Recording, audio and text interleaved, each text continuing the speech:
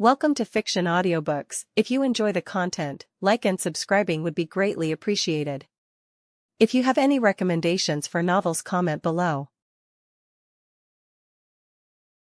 Please join my Patreon at https://www.patreon.com/fictionaudiobook. Chapter 90, The Eve of Departure. That afternoon, the news of Arashi's decision to go to Konoha caused an uproar within the Daimyo manor. Several senior officials rushed to advise him, speaking earnestly.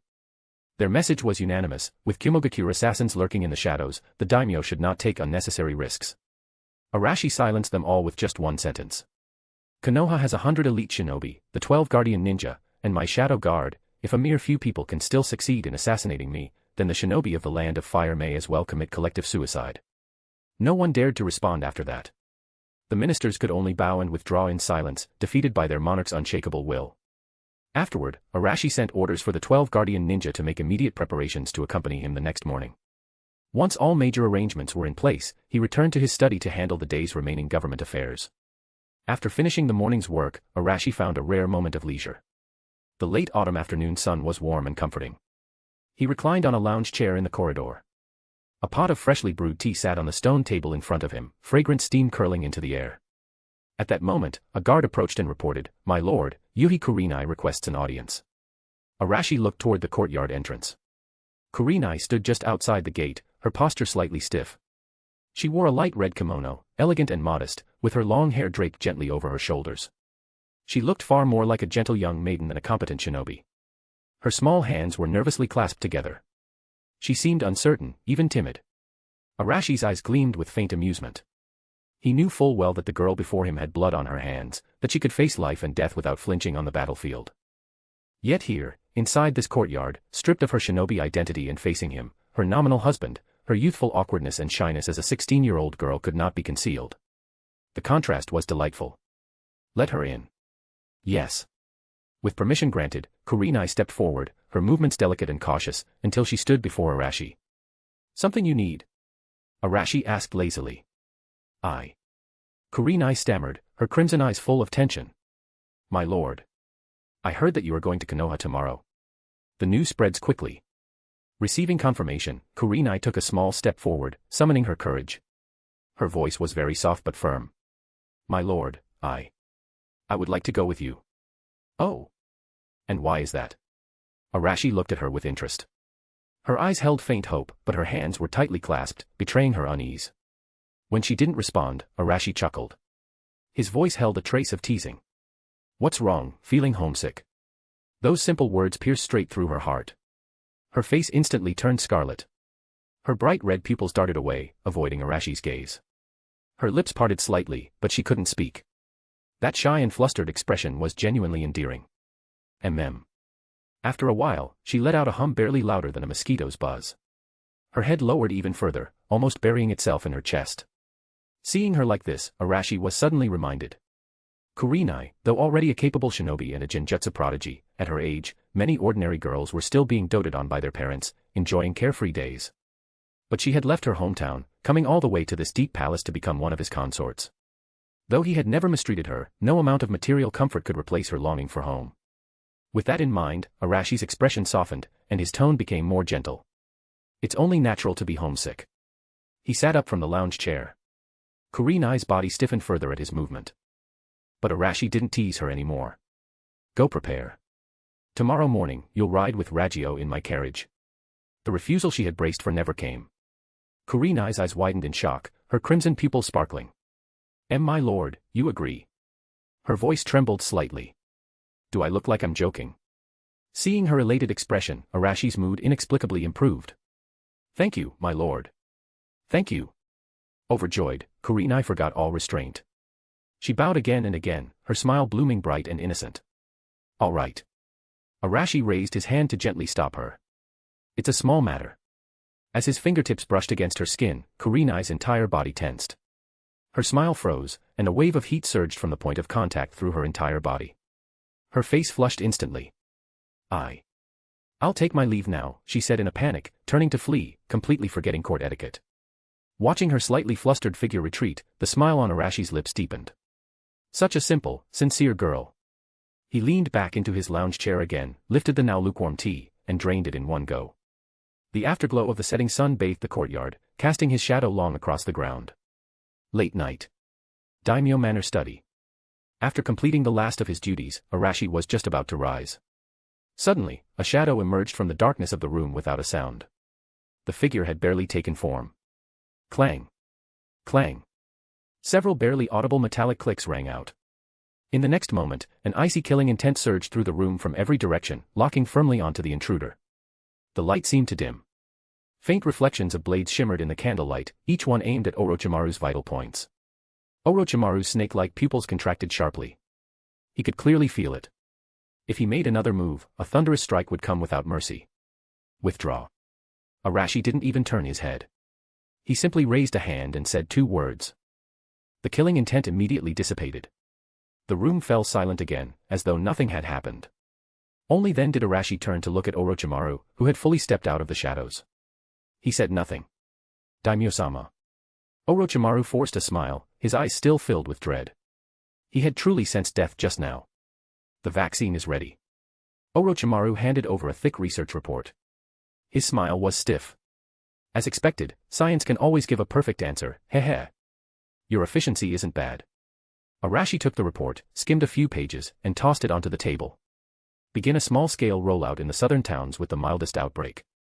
I want to see flawless results before it goes nationwide. Of course. Orochimaru licked his lips, trying to mask his earlier panic. Such a large-scale clinical trial, just thinking about it excites me. I'll personally oversee it.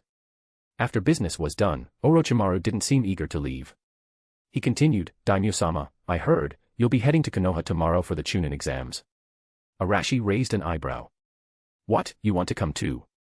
He. Orochimaru chuckled lowly and lowered his head. I have a request. I have some old experimental equipment and data stored in Konoha. I wonder if you might allow me to retrieve those items.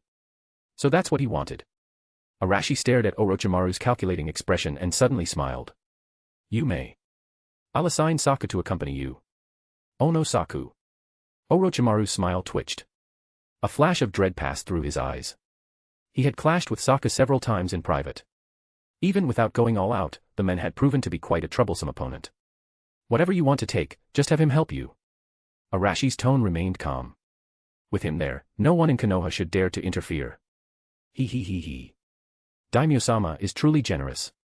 Then I shall not refuse. Orochimaru expressed thanks, though he cursed inwardly. This wasn't assistance. This was surveillance. Go. Arashi waved his hand, dismissing him. This time, Orochimaru didn't dare use the body flicker technique. He bowed respectfully and turned toward the door. But just as he reached it, Arashi's voice sounded again. Orochimaru. His body froze instantly. Just now, my guards already gave you a warning. Arashi's voice was low and icy. This study has a door. As my chief researcher, I suggest you learn some manners. Next time. I'll personally rip out your tongue. To be continued. Chapter 91, The Storm is Coming, bonus. Night fell, and the moon was obscured by clouds. In the western part of the Land of Fire, within a canyon that was little more than a vague mark on the map. The terrain was rugged and treacherous, making it a natural place to hide. 9 figures swept into the depths of the canyon. After confirming there were no pursuers, they finally came to a halt. This is it. A Kumo scout unrolled a map, his voice hoarse from the grueling journey. They had detoured through the Land of Water, then rushed from the eastern Land of Fire all the way to this remote area, crossing more than half the country.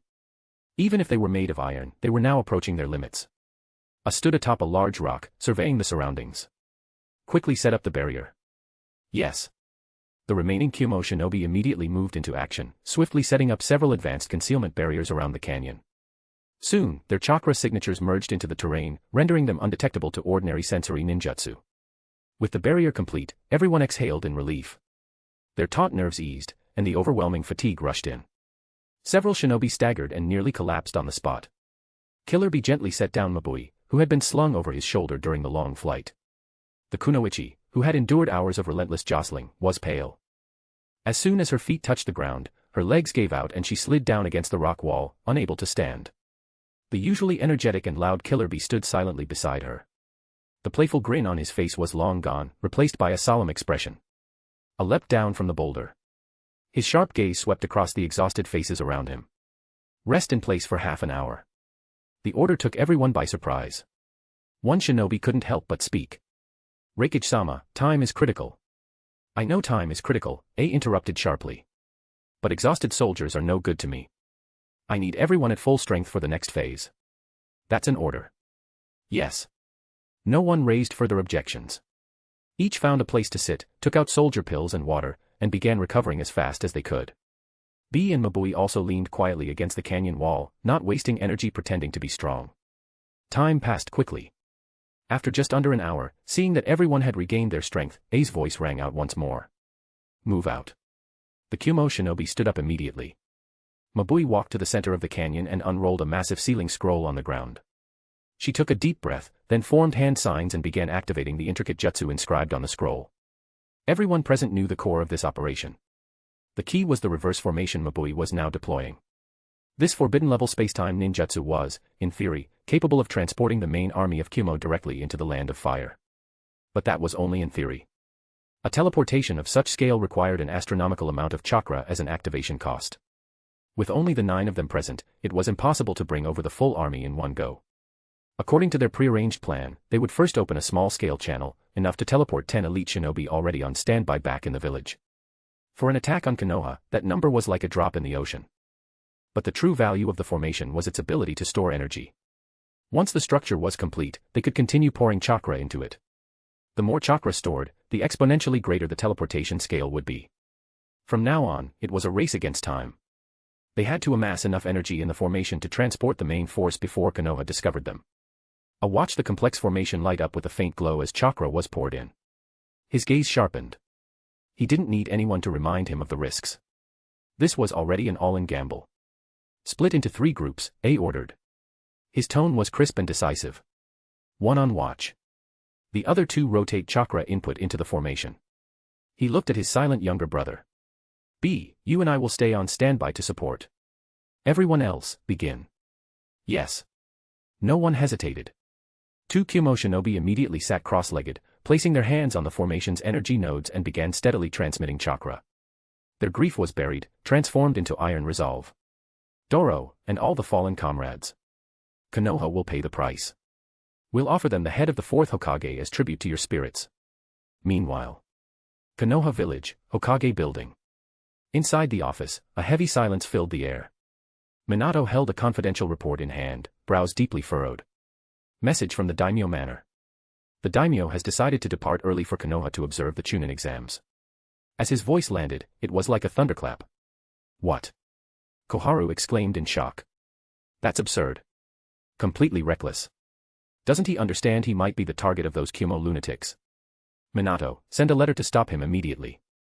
Hamura slammed the table. As Daimyo, to personally place himself in danger is irresponsible to the entire Land of Fire. Despite their outrage, Minato remained composed. Elders, please calm down, he said evenly. The Daimyo is being escorted by all members of the Guardian Ninja 12. And his personal shadow guard. In addition, the 100 elite shinobi we dispatched have joined his entourage and are currently en route. As Minato listed off the escort details, the advisor's expressions froze. They weren't fools. The Guardian Ninja 12. A mysterious unit. Over 100 elite Konoha shinobi. That level of protection was excessive for a daimyo visit, but perhaps not enough considering the potential target on his back. Both Koharu and Hamura exchanged looks. The daimyo is using himself as bait. Hamura's voice trembled. His words pierced like a blade. Shame surged in their hearts. Why would the daimyo do this? Because Konoha, the so-called strongest shinobi village, couldn't even catch a dozen intruders. Because Hyuga Hayashi, with over 100 elites, had his net torn apart by a suicide squad. This was Konoha's failure. Their shame. A slap in the face to the entire leadership. Luring the snake out of its hole. Hamura gritted his teeth. To kill the enemy we couldn't find. The strongest village in the shinobi world.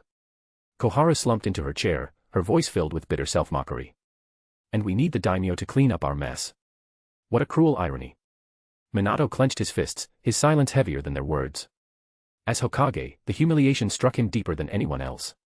The daimyo had not uttered a single word of blame. And that made it worse than any scolding. It was a silent indictment. Konoha, you are incompetent. A moment later, Minato suddenly stood. His voice no longer carried its usual calm. Order. Raise the village's alert level to maximum. Umbu will take full control of the Chunin exams venue. A triple-layered barrier will be deployed. All shinobi on leave are to return to duty immediately. Patrol frequency is to be increased. All suspicious individuals must be investigated thoroughly. He paused, then added. Draft a detailed reception and escort plan for the Daimyo. I will review it personally. His safety during this visit is our top priority. Konoha cannot afford another mistake. As the orders were issued, multiple Umbu instantly disappeared into the village. The Konoha war machine roared to life once again. All for the sake of one visit from the Daimyo. All to preserve the dignity of the strongest village. To be continued. Chapter 92, Chapter 92, Mantis stalks the cicada, unaware of the Obito behind, bonus. Hidden Mist Village. The air was filled with the scent of the sea. Inside the Mizukage building, in the office. The fourth Mizukage, Karatachi Yagura, sat silently in the main seat. His purple pupils were unfocused, staring blankly at the documents in front of him. He looked like a puppet whose soul had been drawn out. In the corner of the office, shadows writhed as the wall softened like a pool of sludge. A pure white figure with a swirling head slowly squeezed through. His movements were comical, but his presence gave off an eerie chill. It was Toby, a special white Zetsu. He peeked around the room, then bounced over to Yagura's desk, greeting him in an exaggerated tone. Yo, Mizukage-sama, still working hard. You're so diligent. Yagura didn't respond. Toby pouted in boredom, then twisted his body and phased directly through the thick back wall of the office. Behind the wall was a hidden chamber. Pitch black. The room was sealed by a powerful barrier that completely cut off all outside perception. Obito, Obito. I found a huge secret. Toby shouted as soon as he arrived. The space in front of him instantly distorted. A swirling black vortex spun open. A tall figure stepped out, and with him came a cold, oppressive aura that filled the room. Uchiha Obito. He wasn't wearing a mask. Half of his face was covered in horrific scars, twisted and grotesque. A crimson Sharingan spun silently within it. The other half was replaced with pale, artificial tissue made of Hashirama cells. Lifeless, yet exuding terrifying pressure. Shut up, Toby. Obito's voice was hoarse and cold, full of irritation. He was in a foul mood. Nagato had grown increasingly unmanageable, and the resistance from Hidden Mist was becoming a constant thorn in his side. He had no patience left for Toby's nonsense. Ah, don't be so cold, Obito. Toby twisted his body in a goofy way. I'm Madara now. Ah, yes, Madara-sama, Madara-sama. I found a huge secret. Speak. Toby leaned in, lowered his voice, and whispered, I found where the Reikage team is hiding. Obito's expression turned even colder, and he snorted. A bunch of strays. Why would I care? To him, this so-called infiltration from Kyumo was nothing more than suicide. No, this time it's different. Toby's voice lowered to a whisper. The fourth Reikage is with them. Guess what they're doing? The Reikage. Obito narrowed his eyes. What are they doing? Toby gestured exaggeratedly. They're setting up a super huge teleportation formation. Obito's Sharingan narrowed sharply and locked onto Toby. Teleportation formation. Yes. Toby nodded furiously. I saw it myself. Just now, swoosh, 10 Kyumo shinobi appeared out of nowhere. And the formation is still glowing, constantly absorbing chakra. Looks like it can send even more people. Obito's heart skipped a beat. Ultra-long range. Sustained activation. Batch teleportation. And the Reikage was personally overseeing it. These pieces fit together in an instant. So that's it. This wasn't just infiltration or assassination. Kyumo wasn't just provoking Konoha. They were planning full-scale annihilation, going all in. They were bypassing all of the Land of Fire's outer defenses, using a spatial technique to directly deploy their forces behind enemy lines. Right in front of Konoha, while most of its forces were still stationed at the borders. Obito's 3-Tomo Sharingan began to spin, then quickly transformed into his Mangekyo. Excitement and cruelty surged within him. Toby. Here. Have the other white Zetsu monitor them closely. Obito's voice was chilling. I want to report every time someone is teleported. How many, and when? There must be no mistakes. Got it. Leave it to me. Toby responded with a salute, then vanished into the wall again. The secret chamber fell into silence once more.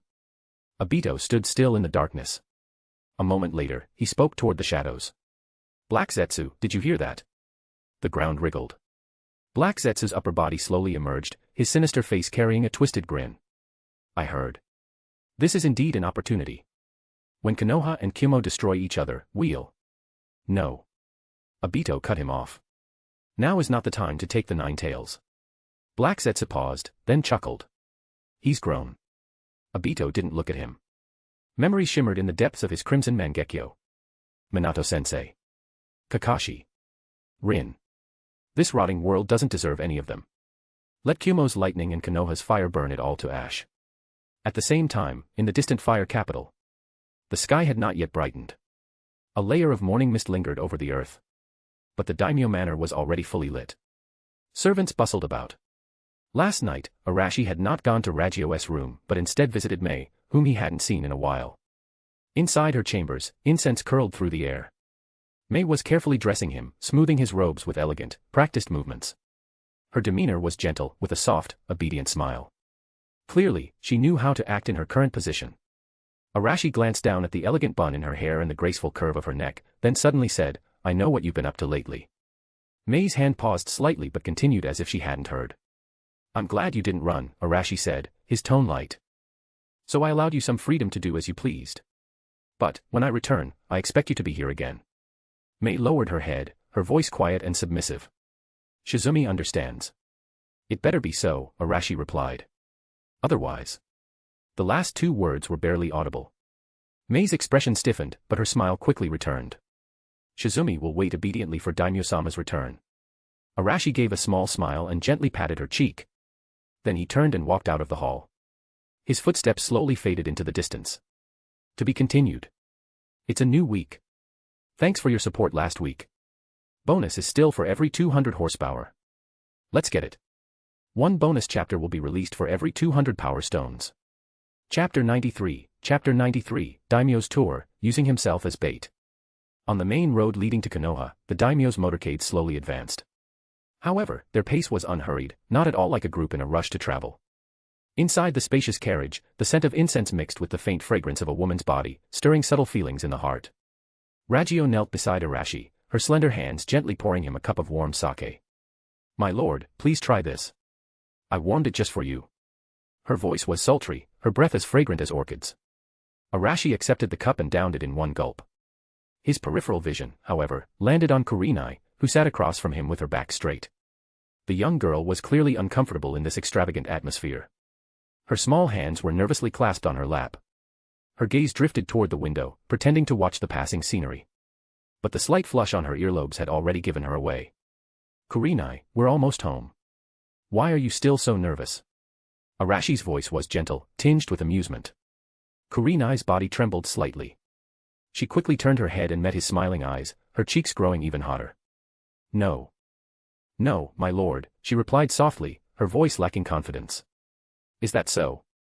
Arashi chuckled, handing the cup back to Ragio. I thought you were already thinking about what you'd say when we return. He still remembered how boldly she had asked to travel with him yesterday. And he remembered the brilliant smile on her face after he agreed. His teasing now was more like a harmless joke. Having her thoughts exposed, Kurenai lowered her head even further. Her voice was so soft it was nearly drowned out by the sound of the carriage wheels. You're teasing me, my lord. What's there to tease? It's only human. Arashi waved his hand casually, toying with Ragio's soft, delicate fingers.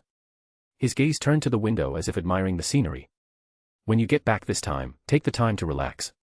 That simple sentence warmed Kurenai's heart, easing the tension in her body. She could feel that this seemingly unreachable daimyo was offering concern in a way she could accept. Yes. Thank you for your concern, my lord. Her voice was still soft, but this time much more sincere. Arashi nodded slightly, then leaned back against the cushion, closing his eyes as if taking a nap. In truth, his perception had already spread out, monitoring everything within several kilometers, every tree and blade of grass. Inside the carriage, silence reigned for a while, broken only by the steady clatter of wheels on the road. Just as Kurenai thought this silence would continue, a cup of fragrant fruit tea was suddenly handed to her. She looked up and met Ragio's smiling, foxy gaze. Kurenai-san, don't be nervous. Have some tea. Ragio's tone was warm, with an easy intimacy. Ah, thank you, Ragio-san. Kurenai accepted the teacup, slightly flustered. Ragio took the opportunity to sit beside her. What are you saying? That's nothing to thank me for. She naturally linked arms with Kurenai and chuckled softly. We're sisters, aren't we? We should support each other. After all, we both came from Konoha. That practically makes us hometown girls. That one line instantly shortened the distance between them.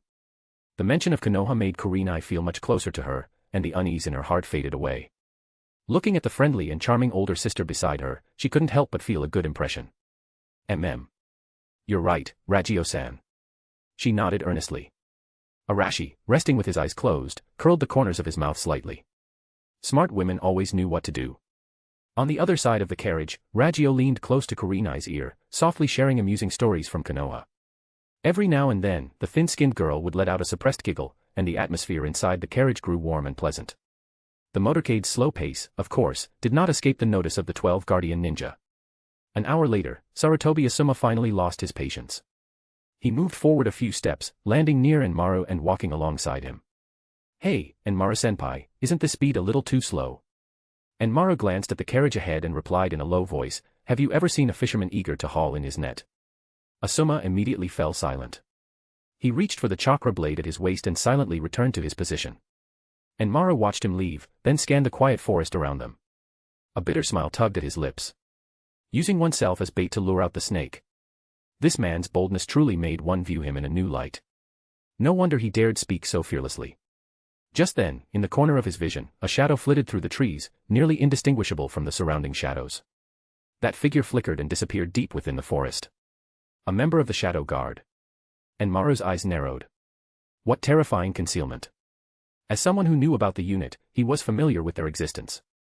But it was only upon seeing them move like ghosts in broad daylight that he truly understood how terrifying they were. On the surface, the Daimyo was protected by the 12 guardian ninja. But secretly, a web of surveillance had already been cast by the Shadow Guard. And the Daimyo himself was the bait, drawing the snakes out. From the start, this was a hunt. At the rear of the procession, Orochimaru extended his tongue to lick his lips, having also sensed the figures moving in the shadows. A faint chuckle escaped his lips, and a playful glint appeared in his eyes. The road ahead would certainly not be dull. The bleak autumn wind stirred fallen leaves across the path. The daimyo's motorcade continued to move forward at a leisurely pace. Konoha, Hokage's office. Minato was discussing the reception arrangements for the daimyo with two of the village's elders. Just then, an umbu appeared and knelt before them. Report. The daimyo's motorcade has departed from the fire capital and is heading toward Konoha. Minato nodded. What about the guards? How many has the daimyo brought? On the surface, only the 12 guardian ninja. I did not dare inquire further about others. Minato realized his question had been careless and quickly followed up, how long until they reach Konoha? At their current speed, at least 2 more days. Minato's brow furrowed. He began pacing. A normal carriage journey from the fire capital to Konoha wouldn't take that long. He knew the daimyo's goal was to fish out hidden enemies. Even so, he couldn't help but feel uneasy. What about the shinobi we dispatched to meet them? He stopped pacing and asked again. They should rendezvous with the motorcade by noon today. Understood. Minato waved his hand. Continue surveillance. I want updates on even the slightest movement along the route. Report every hour. Yes. The umbu's figure turned into a blur and vanished from the office. Only then did Mito Hamura speak up, his tone filled with concern. Minato, the daimyo is shouldering a burden that should be ours. We must ensure his safety. Don't worry, Minato replied calmly.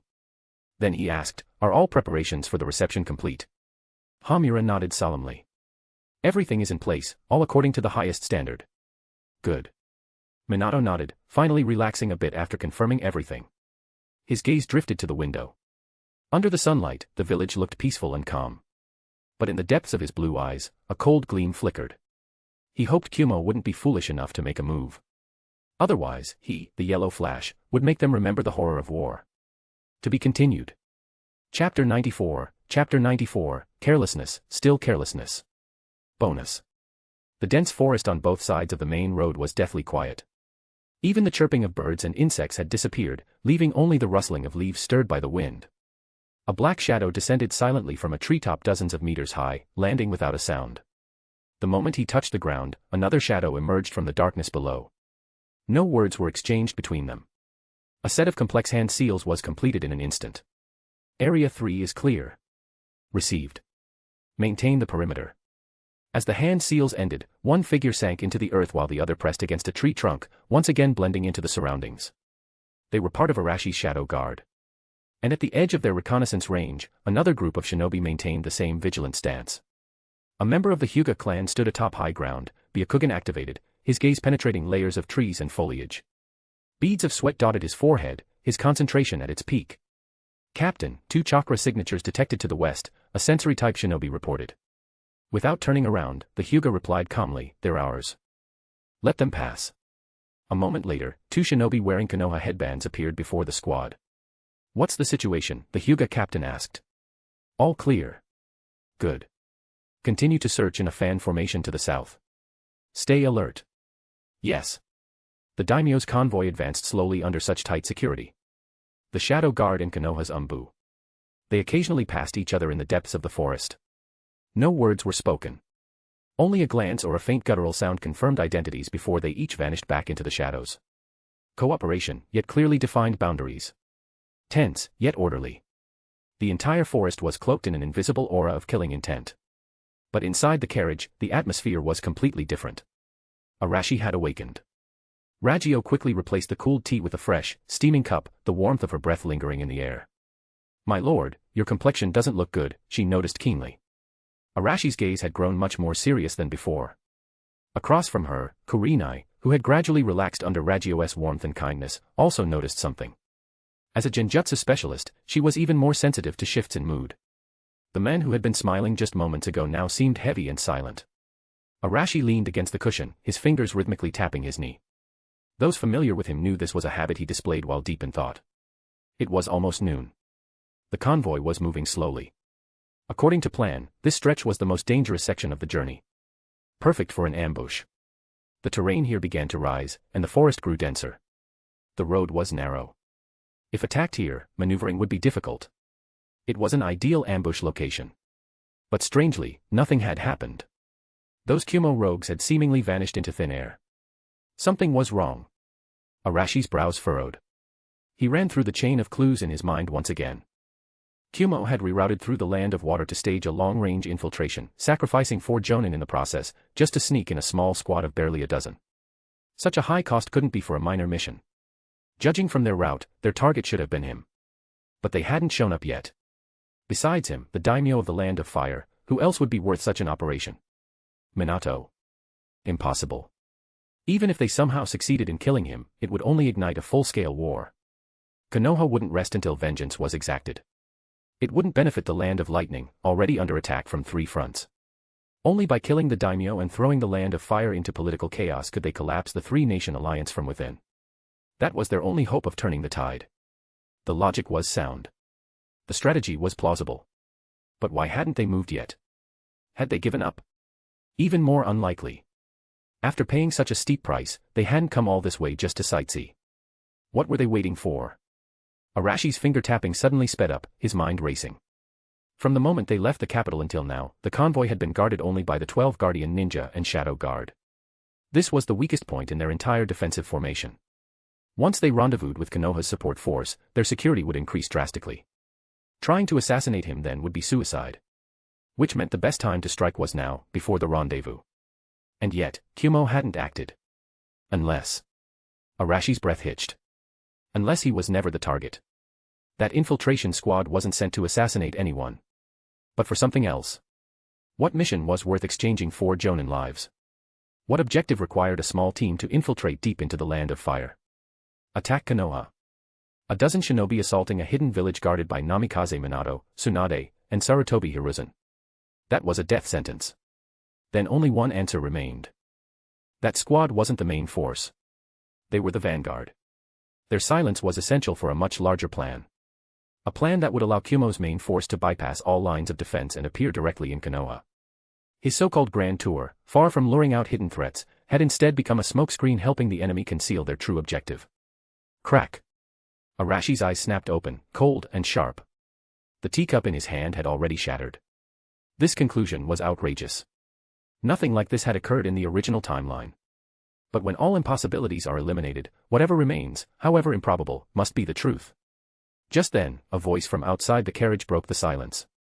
"My lord, Konoha's rendezvous force has appeared ahead." Understood. Arashi's tone was calm, with no visible fluctuation. He lifted the curtain. In the distance, hundreds of Konoha shinobi stood in formation. At the front was Shiranui Ginma, senbon in his mouth, with a laid-back expression.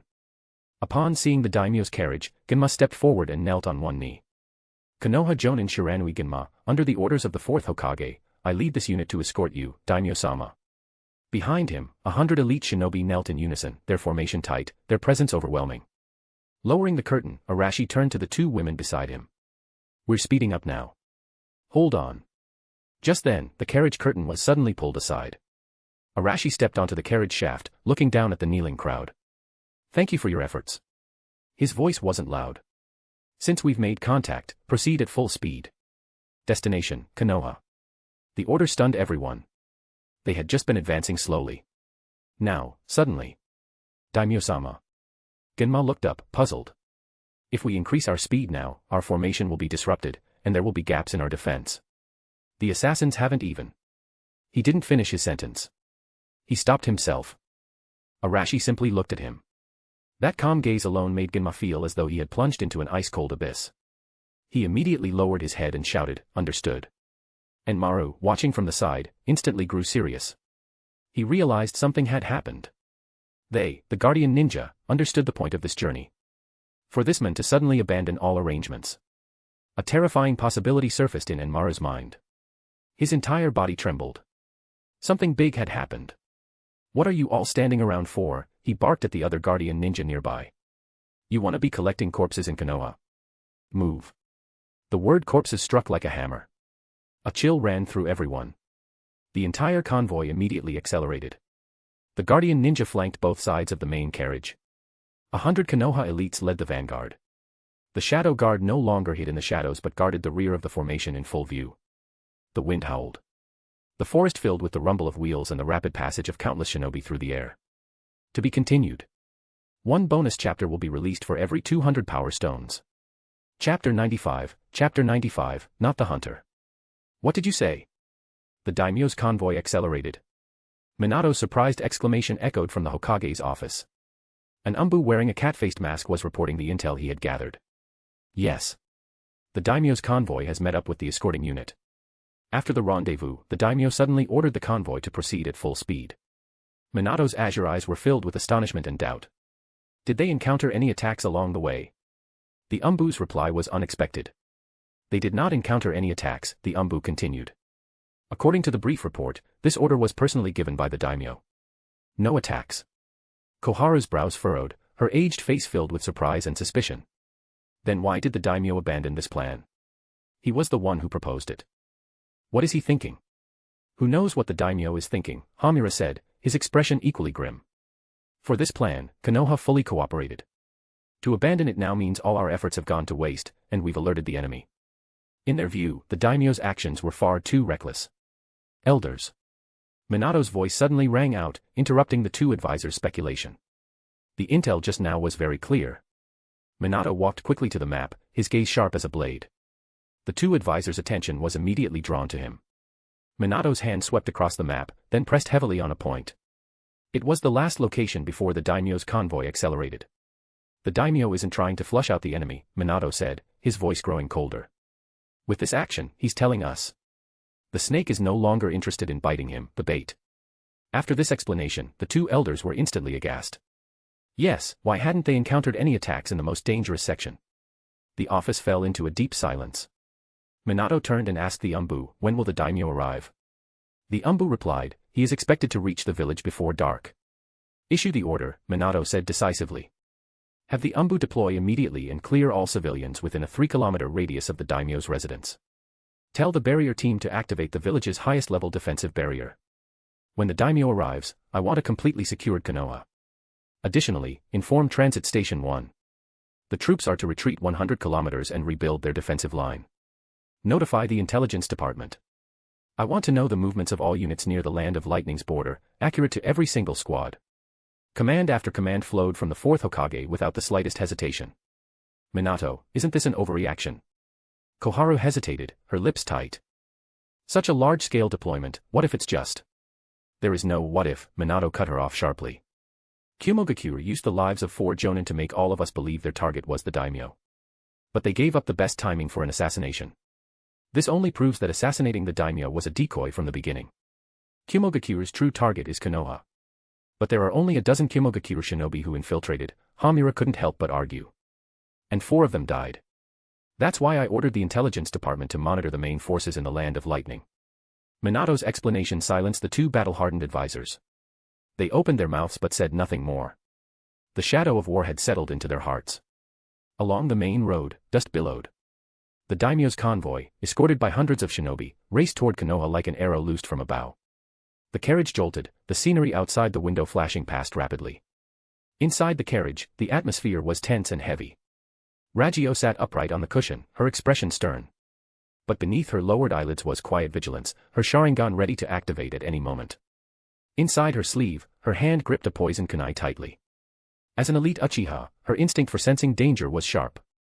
From the moment Arashi crushed the teacup, she knew something serious had occurred. She didn't ask. Her elder sister had taught her never to speak about things she shouldn't question. All she needed to do was, when the moment came, use her life to buy even a fraction of a second for the men beside her. Unlike her calmness, Kurenai appeared flustered. The girl's crimson eyes were filled with worry and confusion. The previously warm and light-hearted atmosphere had suddenly become heavy and strained. Even Ragio, who had been smiling and chatting with her earlier, had gone silent. After much hesitation, perhaps emboldened by Arashi's earlier gentleness, Kurenai finally spoke softly, "Sir, are we in danger?" Arashi's tightly closed eyes slowly opened. The coldness in his gaze softened as it met the girl's anxious expression. He offered a faint smile, his voice calm and gentle as he comforted her. "Don't be afraid. We are not in danger.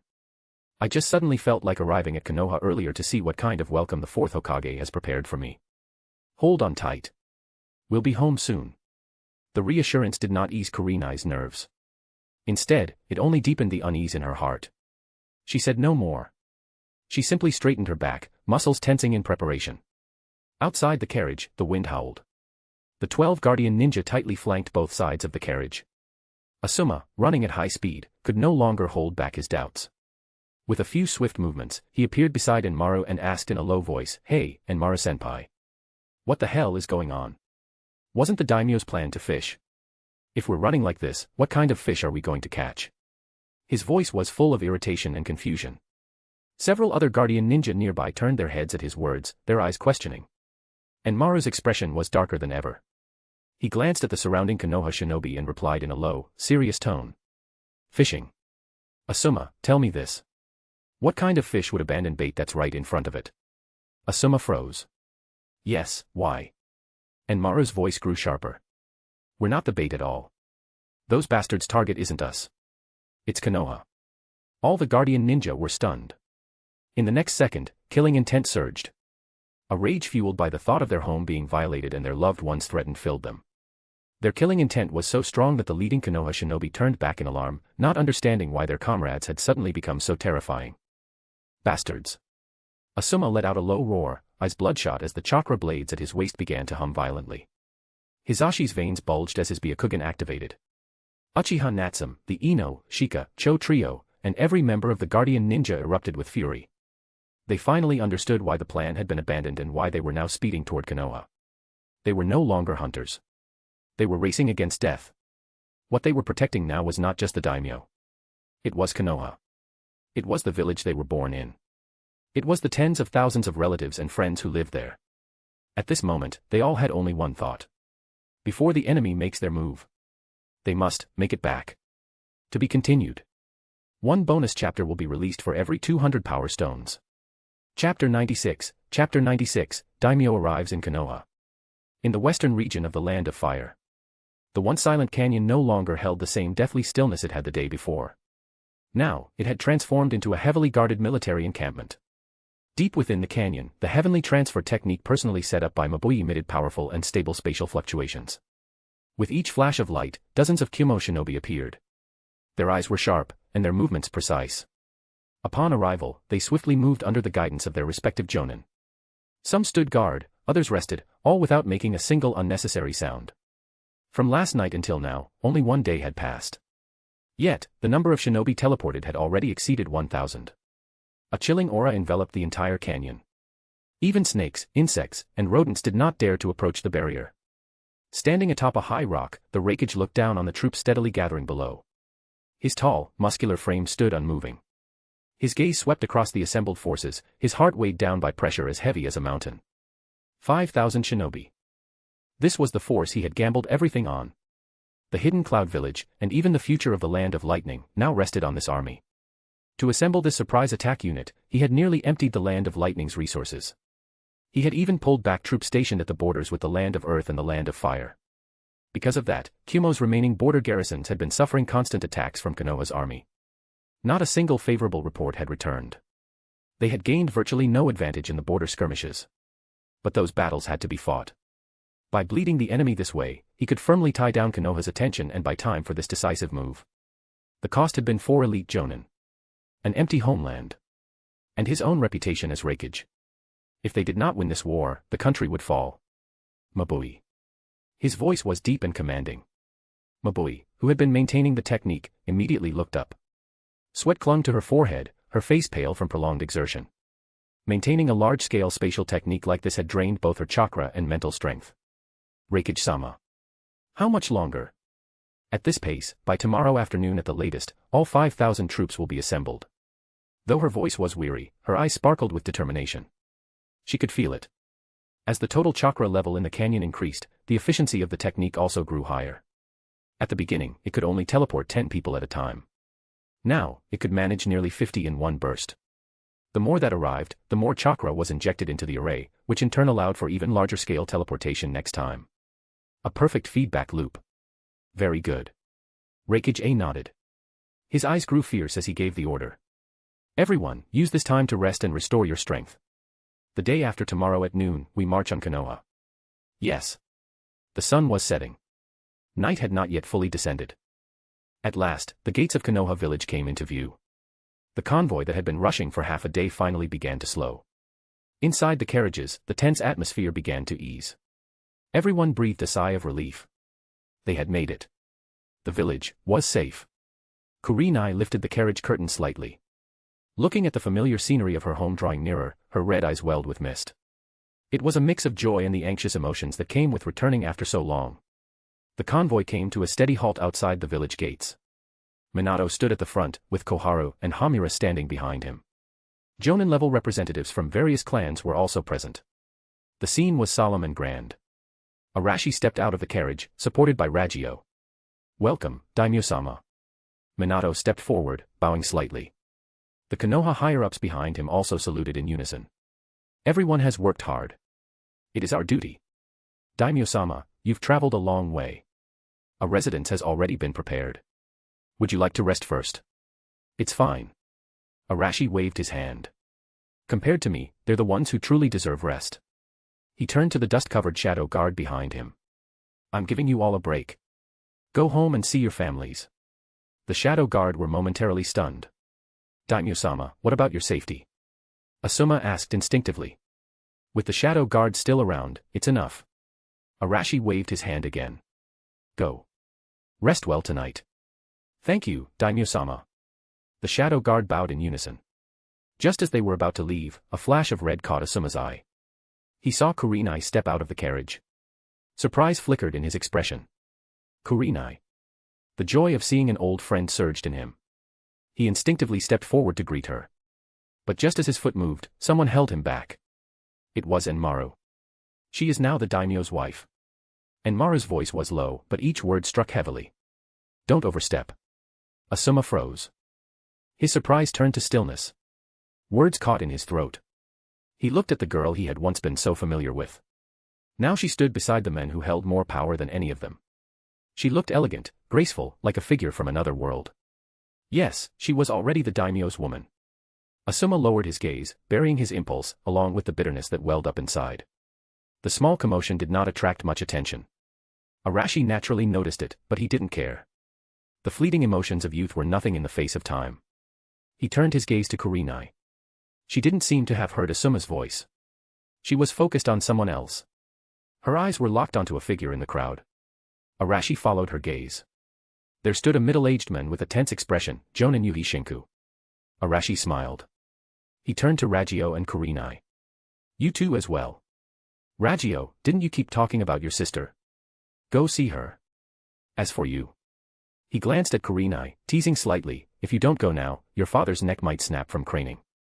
Ragio's heart trembled softly. She bowed respectfully. Thank you, Daimyo-sama. Kurenai's face was already red from embarrassment. She hesitated no longer. Bowing deeply, she said, thank you, Daimyo-sama. Before the words had even fully left her mouth, she lifted her skirts and ran toward her father. Father. That teary cry moved many of the hardened shinobi present. Watching the reunion between father and daughter, Arashi's expression remained soft. After addressing these personal matters, he turned back toward Minato and the Konoha higher-ups. Minato immediately understood. Daimyo-sama, please proceed to the Hokage building. Arashi gave a small nod and stepped forward. Minato followed closely behind, maintaining half a step of distance, the respect of a subordinate clear in every motion. The others followed in silence. Soon, the Hokage building loomed before them. Surrounding Arashi, they moved inside in an orderly fashion. To be continued. Chapter 97, Battle reports can be deceptive, bonus. The welcoming ceremony concluded, and the crowd gradually dispersed. The daimyo, surrounded by the Hokage and other high-ranking Konoha officials, walked toward the Hokage building. Orochimaru was left alone. No one spoke to him, and he didn't care. For him, such occasions were truly boring. He turned and walked home. His steps were unhurried, like a leisurely stroll under the twilight sky. Orochimaru. Just as he rounded the corner of the street, a voice called out to him. His usually indifferent face immediately broke into his characteristic smile. Hiruzen-sensei. It's so late. Aren't you going to sleep, old man? It's only just gotten dark. Sarutobi Hiruzen looked at him and got straight to the point. What kind of person is that daimyo? Sensei, Orochimaru chuckled. Before asking that, shouldn't you first ask what I've been doing these past few days? Hiruzen took a puff from his pipe. Would you tell me? He. Orochimaru's laugh was low and hoarse. You haven't asked. How do you know I wouldn't? Hiruzen fell silent. He looked at the familiar yet distant face in front of him, then spoke again after a pause. Come sit with me at my place. As he spoke, his gaze flickered slightly toward the nearby alley. It was empty. Don't bother looking. Orochimaru's tone carried a trace of mockery. Those are the guards sent by Daimyo-sama to protect me. Very professional. Hiruzen paused. Guards that even Orochimaru admitted were professional. He silently retracted his gaze, then looked back at Orochimaru. Are you coming? Forget it. Orochimaru waved a hand. I still have things to do. Hiruzen did not move. He simply stood and stared at him. No questioning. No pressure. Just a silent gaze. The smile on Orochimaru's face faded slightly. I really do have things to do. Hiruzen remained silent. The embers of his pipe flickered dimly. Orochimaru finally showed a hint of impatience. He knew his teacher well. This kind of silence meant he wouldn't leave until he got what he wanted. Letting out a sigh, Orochimaru tugged at the corner of his mouth. All right, I'll tell you. 2 things. First, to develop a vaccine capable of dealing with large-scale plagues. Second, to research a method that can double food production. Then he added. This daimyo is different from any dignitary we've ever known. With those words, he turned and left. His figure slowly merged into the night. Only a drifting sentence lingered in the air. Smoke less, sensei. Your wrinkles are getting worse. Hiruzen stood silently in place. The evening breeze stirred a few fallen leaves. At some point, his pipe had gone out. Vaccine. Increased food production. These 2 phrases left him dazed for a long time. In the Hokage's office, the lights were bright. Over a dozen elite Jonin-class shinobi gathered around a massive map, discussing in low voices. The map was covered with densely packed markers in different colors. This room had clearly become a temporary war command center. When Arashi entered the office, surrounded by the group, all the busy shinobi stopped what they were doing and stood up to salute. Daimyo-sama. You've all worked hard. Please continue. Arashi waved his hand, his gaze sweeping across the room. Minato followed closely, explaining with initiative. Daimyo-sama, these Jonin-class shinobi are working overnight to analyze the infiltration clues from the Kimo squad. Arashi nodded and continued walking, heading toward one particular corner. There, a man with pineapple-like hair and a slightly weary expression was staring intently at an intelligence scroll on the desk. Arashi walked up beside him and casually picked up the scroll laid out before him. Shikaku immediately looked up. When he saw who it was, he quickly stood and explained. Daimyo-sama, this is a compilation of all the tracking intel we've gathered on the infiltrating Kyumo squad. Minato quickly added. Jonin Shikaku had just returned from escorting supplies to the front line. He jumped straight into intel work without rest and hasn't slept in 2 days. Arashi paused while flipping through the scroll and glanced at Minato. This young fourth Hokage was using this moment to demonstrate Konoha's diligence, showing they had not been negligent. You've worked hard. Arashi closed the scroll and spoke calmly. His eyes left the intel and turned sharp again. Are there any battle reports from the border? Yes. Minato quickly retrieved a scroll from a nearby stack and handed it over. To ensure nothing is missed, intelligence from the Land of Lightning border is reported daily. These are the reports from the past half-month. Arashi opened the scroll. It recorded the results of every minor skirmish along the northeastern border over the last 2 weeks. Victory. Rout. Minor victory. Line after line reflected good news. Based on these reports, Konoha's border forces had seemingly overwhelmed the Kyumo harassment teams. The strength of the largest hidden village in the world was on full display. Arashi nodded slightly in approval. He was just about to say something when he suddenly stopped. His gaze froze on one particular section of the report. Everyone nearby noticed the change in his expression. The once slightly relaxed atmosphere instantly turned heavy. Arashi tapped on the scroll and looked at Minato. This report begins from the day after the Kyumo infiltration squad entered the country. What about before that? Minato hesitated for a moment, answering instinctively. The earlier reports have already been archived. These are the latest. I'll get them. Before Minato could finish, Shikaku spoke up and stepped away. He too had sensed something and immediately moved toward the wall, where scrolls were stacked high. Thank you. As Shikaku searched, Arashi asked again. Jonin Shikaku, you just returned from the front line. How are things there? Very troublesome, Shikaku answered without turning. Those Kyumo shinobi are completely reckless. They fight like they have nothing to lose. We're about even. Neither side is gaining a major advantage. It's been a stalemate. He suddenly stopped talking. Evenly matched. Stalemate. When he left the front lines, that was still the case. But after returning, the reports he saw were all Konoha victories.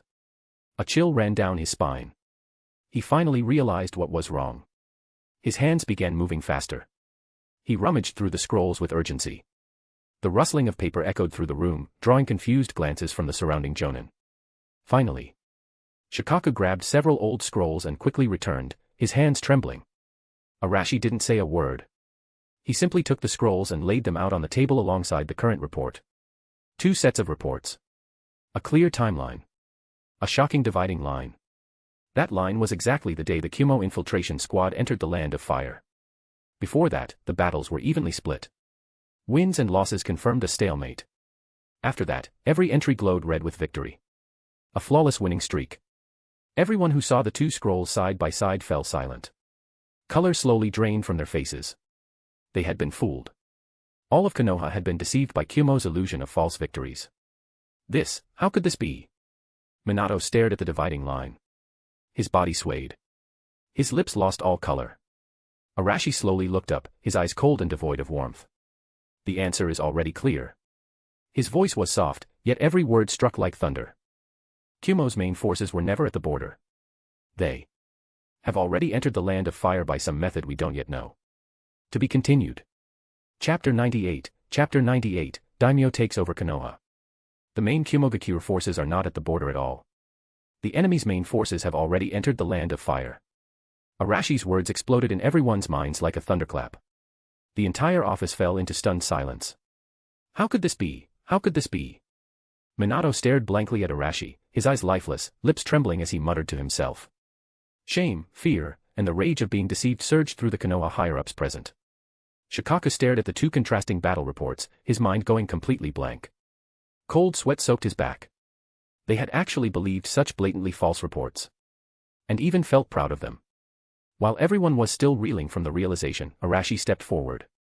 Ignoring their shock, he quickly moved to the large map of the Land of Fire. The sound of his boots tapping against the floor was the only noise in the room.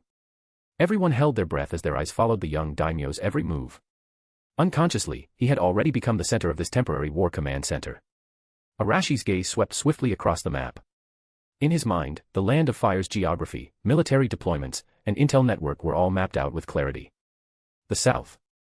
the fire capital. He sneered inwardly. His high-profile departure had been the biggest smokescreen. The enemy wouldn't be foolish enough to attack the capital when the daimyo wasn't there. As long as he remained safe and Konoha was under his control, even if the capital was reduced to rubble, it could be rebuilt. Kumogakure attacking the fire capital would be a waste of effort. Rejected. The north. The supply lines and border troops were tightly integrated, with 2,000 elite shinobi stationed in layers, forming a tight defense. For Kumo's main force to sneak in from here would be a fantasy. The east. It had been thoroughly searched, yet no signs were found. This could only mean the enemy had never been there to begin with.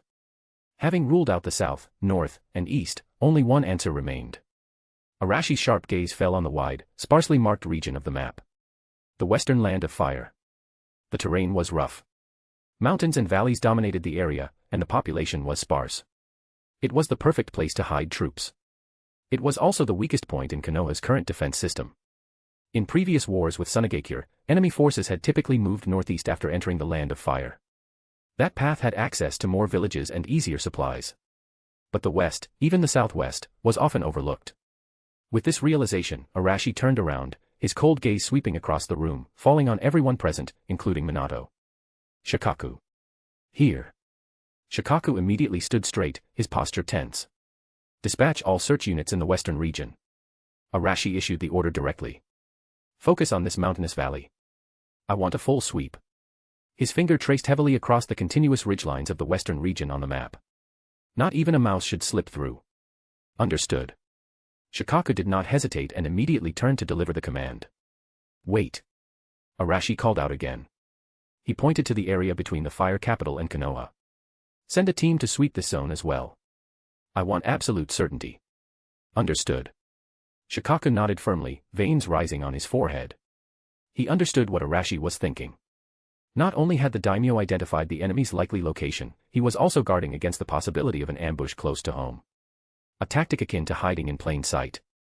Such precise thinking made even Shikaku, proud of his intellect, feel a sense of shame. Minato. My lord. Minato stepped forward solemnly. All his pride as Hokage had faded, replaced by deep concern for the village's safety. From the moment Arashi arrived, to exposing the false battle reports, then calmly locating the enemy's position, only half an hour had passed. In that time, he had done what should have been the Hokage's responsibility. Now was not the time for emotion. Arashi said bluntly, from this moment forward, all intelligence in Konoha is to be reported directly to me. The authority to deploy all units will also be temporarily handed over. His voice was calm but firm. Any objections? Minato knelt down on one knee without hesitation and bowed his head. Konoha will fully comply with Daimyo-sama's command. That kneel marked the formal transfer of the Hokage's authority in this crisis. That kneel also meant the entire village would now follow the command of the young daimyo during this unprecedented threat. The other shinobi in the office, upon seeing the Hokage kneel, also followed in unison. We respectfully obey Daimyo-sama's command. Their voices echoed together in the chamber. But Arashi's face remained composed. He turned back toward the map. Kumogakure's surprise attack had disrupted his original plans. Annexing the daimyo manor. Subduing the 12 guardian ninja. Gradually eroding Konoha's inner power. All of that was meant to be done steadily, with patience. But reality had struck him hard. A sharp, humiliating slap. His knowledge of the future had lulled him into arrogance. He had assumed the world would follow a script. He forgot that every decision he made after arriving in this world was a butterfly flapping its wings, changing everything. He had become too confident. This was a painful reminder. A lesson paid for with the risk of Konoha's annihilation. This world was no longer the anime world he remembered. Where the plot would flow safely toward its destined outcome. Kumogakure. Arashi's eyes narrowed coldly. They had taught him an unforgettable lesson, using a bold and vicious gamble.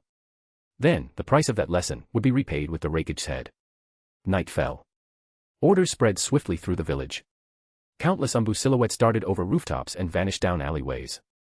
The Uchiha compound, the Hyuga, Sarutobi, Nara, Akimichi, Yamanaka clans, even civilian shinobi spread throughout the village, all received the same order. An order from the daimyo. Yuhi residence. Warm light filled the house. The atmosphere was peaceful. Kurenai sat with her father, happily recounting her experience at the fire capital. Father, the fire capital is so prosperous. Way livelier than Konoha. And the daimyo's manor, you wouldn't believe how magnificent it is. Shinku smiled gently, patiently listening to his daughter's excitement. He was just about to respond when... Thump. Thump. Thump. Heavy, urgent knocks interrupted the moment. Shinku's smile faded. That knock, it was Umbu. He stood up immediately and moved to the door. Outside stood an Umbu in a tanuki mask. Jonin Yuhi Shinku. Shinku frowned. What's happened? The daimyo has issued an order. The Umbu's voice was devoid of emotion. You are to proceed to the Hokage building immediately for a meeting. No delays permitted. Daimyo's order. Shinku's pupils contracted. Understood. He turned and re-entered the house, his expression turning grim. He looked at Kurenai and barked a command. Kurenai, return to Daimyo-sama's side now. Immediately. Go. Without waiting for protest, he donned his gear and pulled his daughter out the door. Tonight, no one in Konoha would sleep. To be continued. One bonus chapter will be released for every 200 power stones. Chapter 99, Chapter 99, Clouds Swallow Konoha. The night was deep, and all was silent. In the vast mountain range of the western land of fire, the chirping of insects and the roaring of beasts had long ceased, leaving only the whisper of wind rustling through the forest. Countless Konoha shinobi moved silently through the canopy and over jagged rock formations.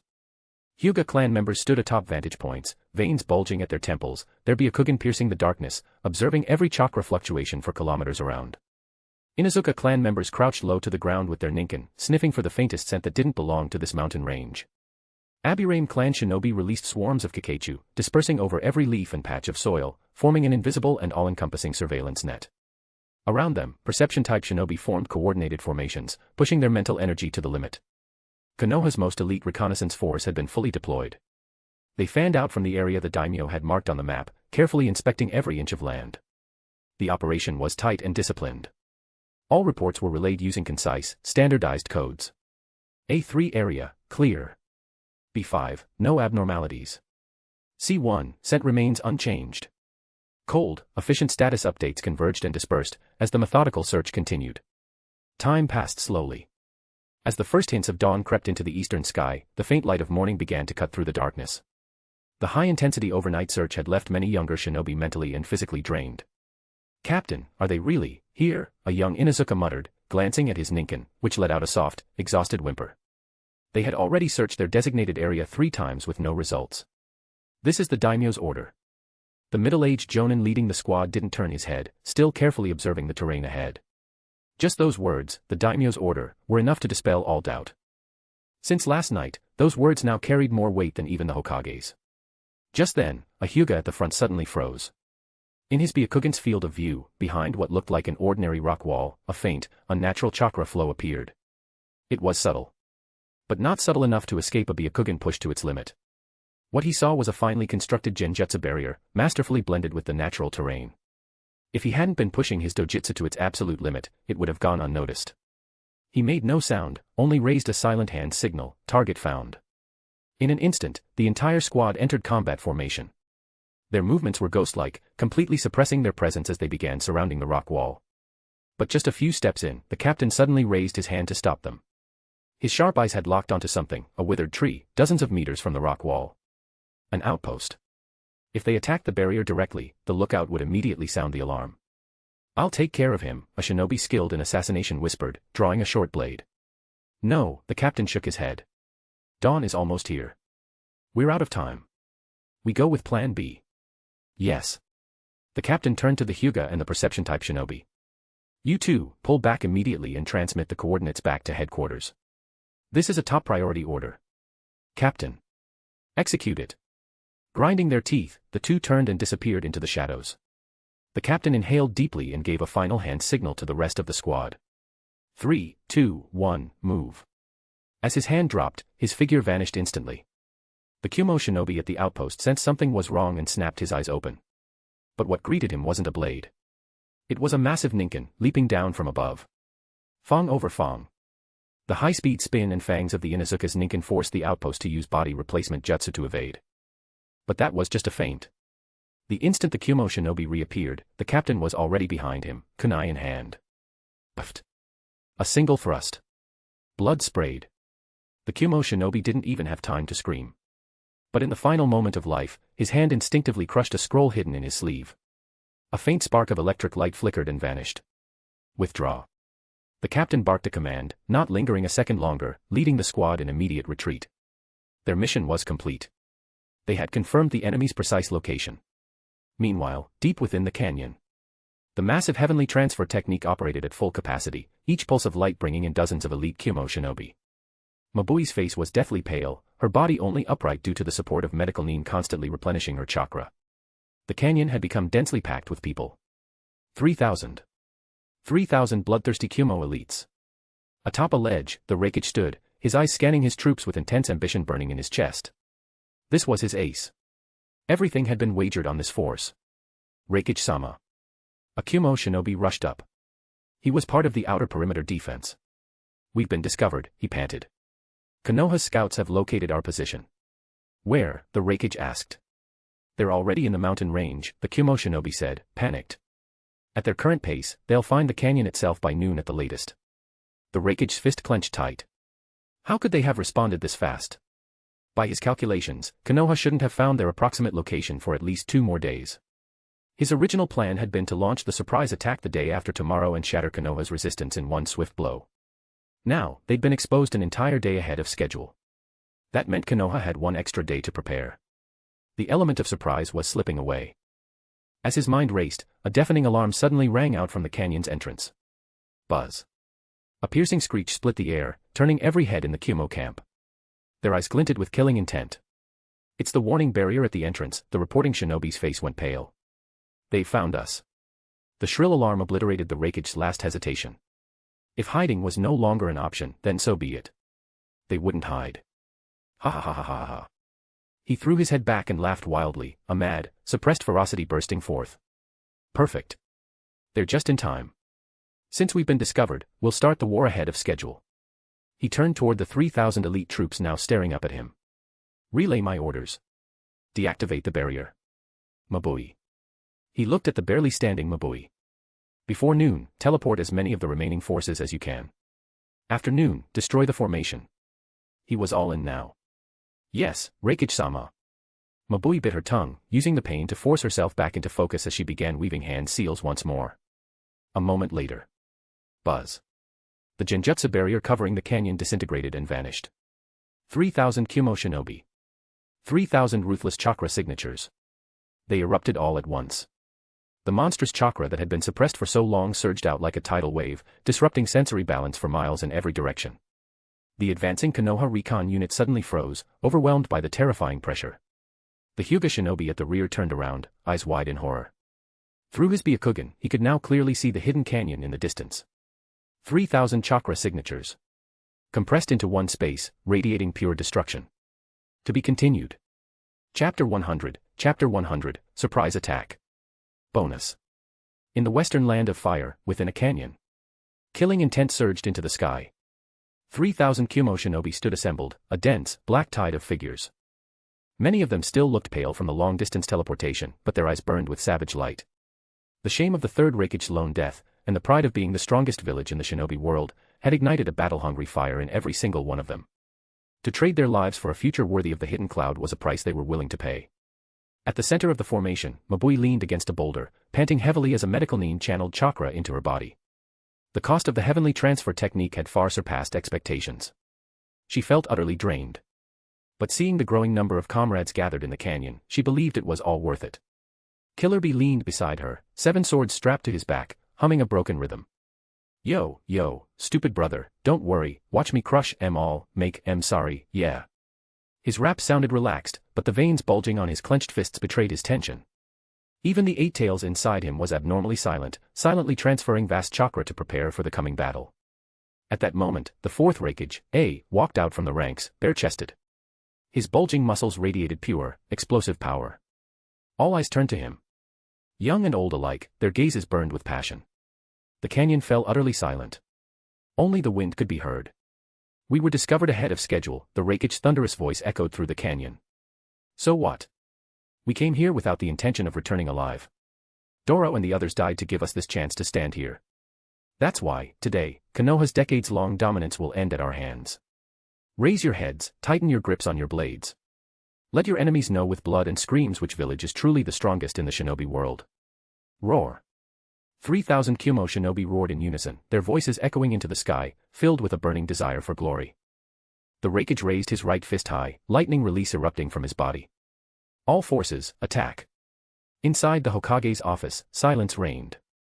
The Hyuga shinobi who had risked his life to return from the front lines had already been taken away to rest, completely drained of chakra and mental strength. But the news he delivered stunned everyone present. 3,000. That number pressed on their chests like a boulder. Panic spread like wildfire. 3,000 Kyumo shinobi, how dare they? A Jonin cried out in alarm, his face draining of color. How did they even do it? We're finished, our main forces are all stationed at the border. We only have maybe 800 left in the village. A 4-to-1 ratio.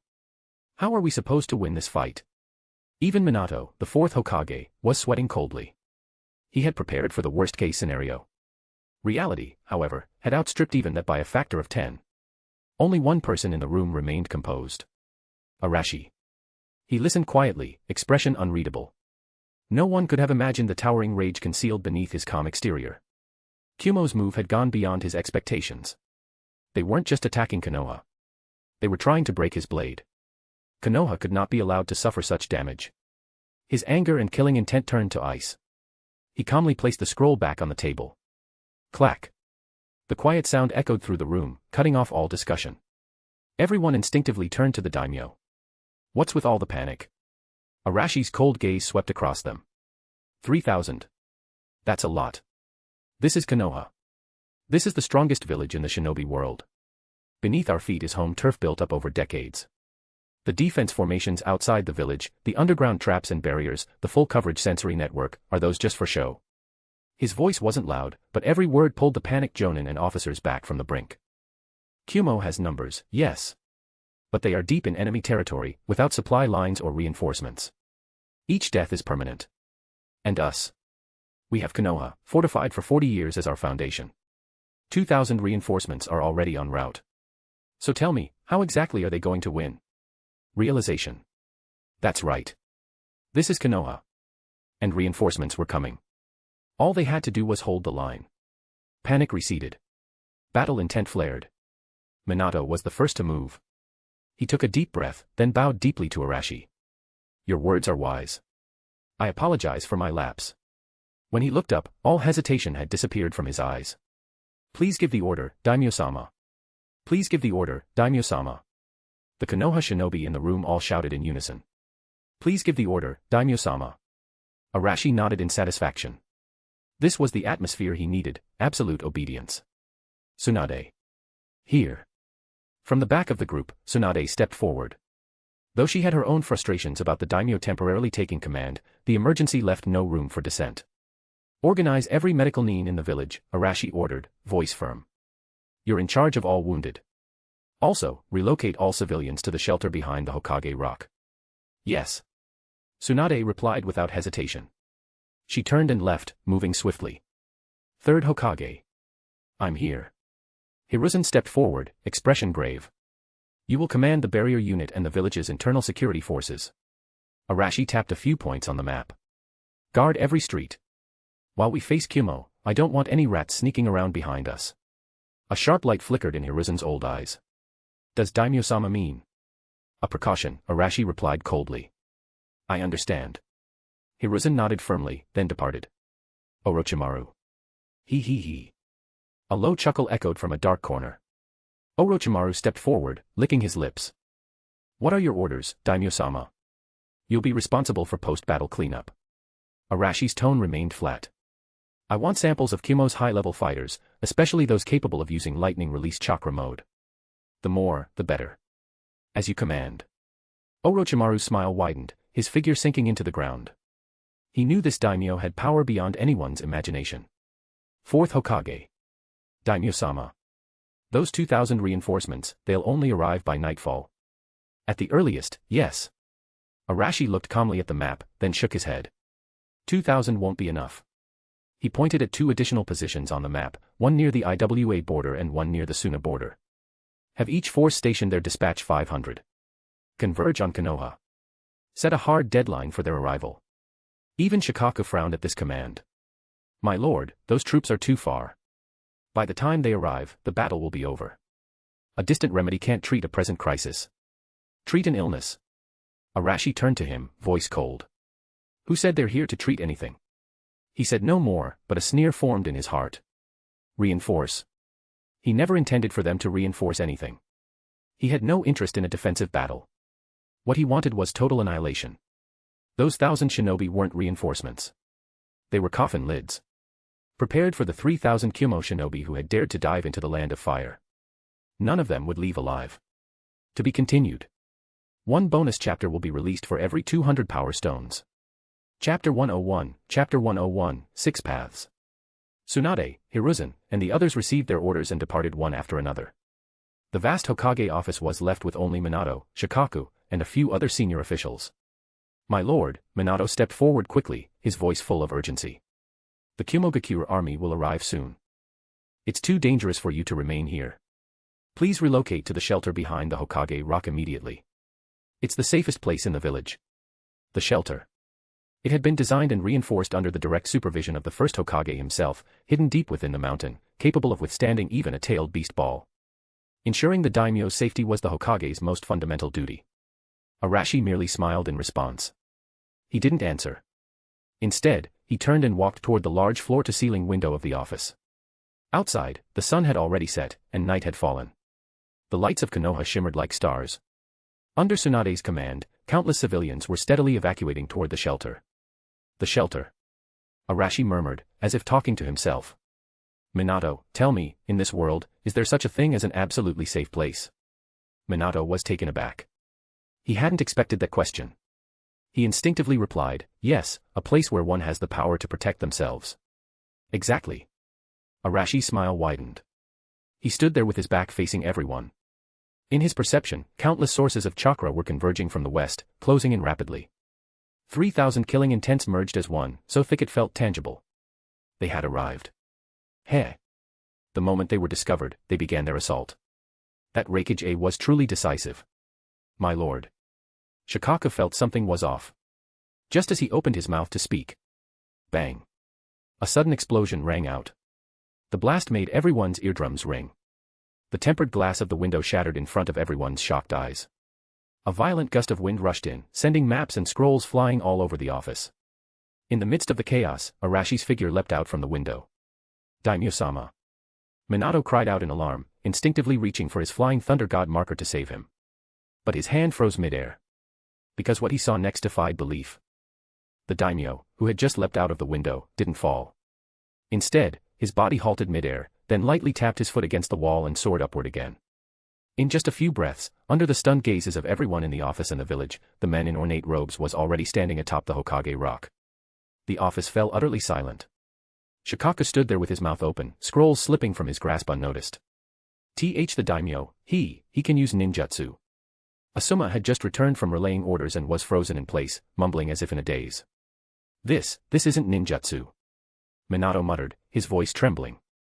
This kind of movement, this level of body control. He couldn't finish the sentence. His gaze remained locked on the figure now standing atop Hokage rock. Even he, without using Flying Thunder God, would have to leap multiple times to reach that place.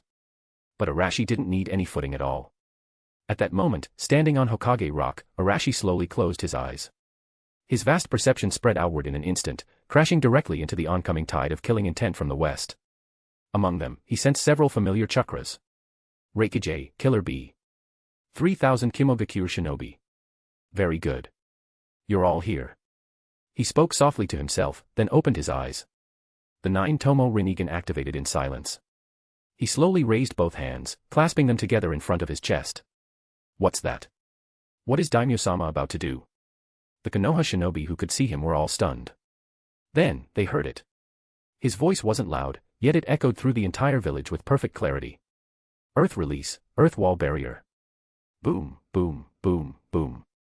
The moment his voice fell, the entire ground began to shake violently. Starting from the base of the Hokage rock, the earth cracked open with a deafening roar. A massive yellow-brown wall surged up from underground. The moment it appeared, it plowed straight through the forests on either side, sending trees and debris flying. Soil and boulders rose like a wave, rapidly expanding outward. 10 meters. 50 meters. 100 meters. The wall continued to grow taller and wider. Metallic luster began to emerge on its surface, covered in countless flowing runes. It extended outward, tracing the perimeter of the village, eventually forming a perfect ring. The two ends met directly in front of Konoha's main gate. They crashed together with a deep rumble, sealing it shut. A towering wall, over 100 meters tall and more than 10 meters thick, had risen in the span of a dozen seconds, encircling the entire village. A fortress wall had formed in an instant. This is Earth release.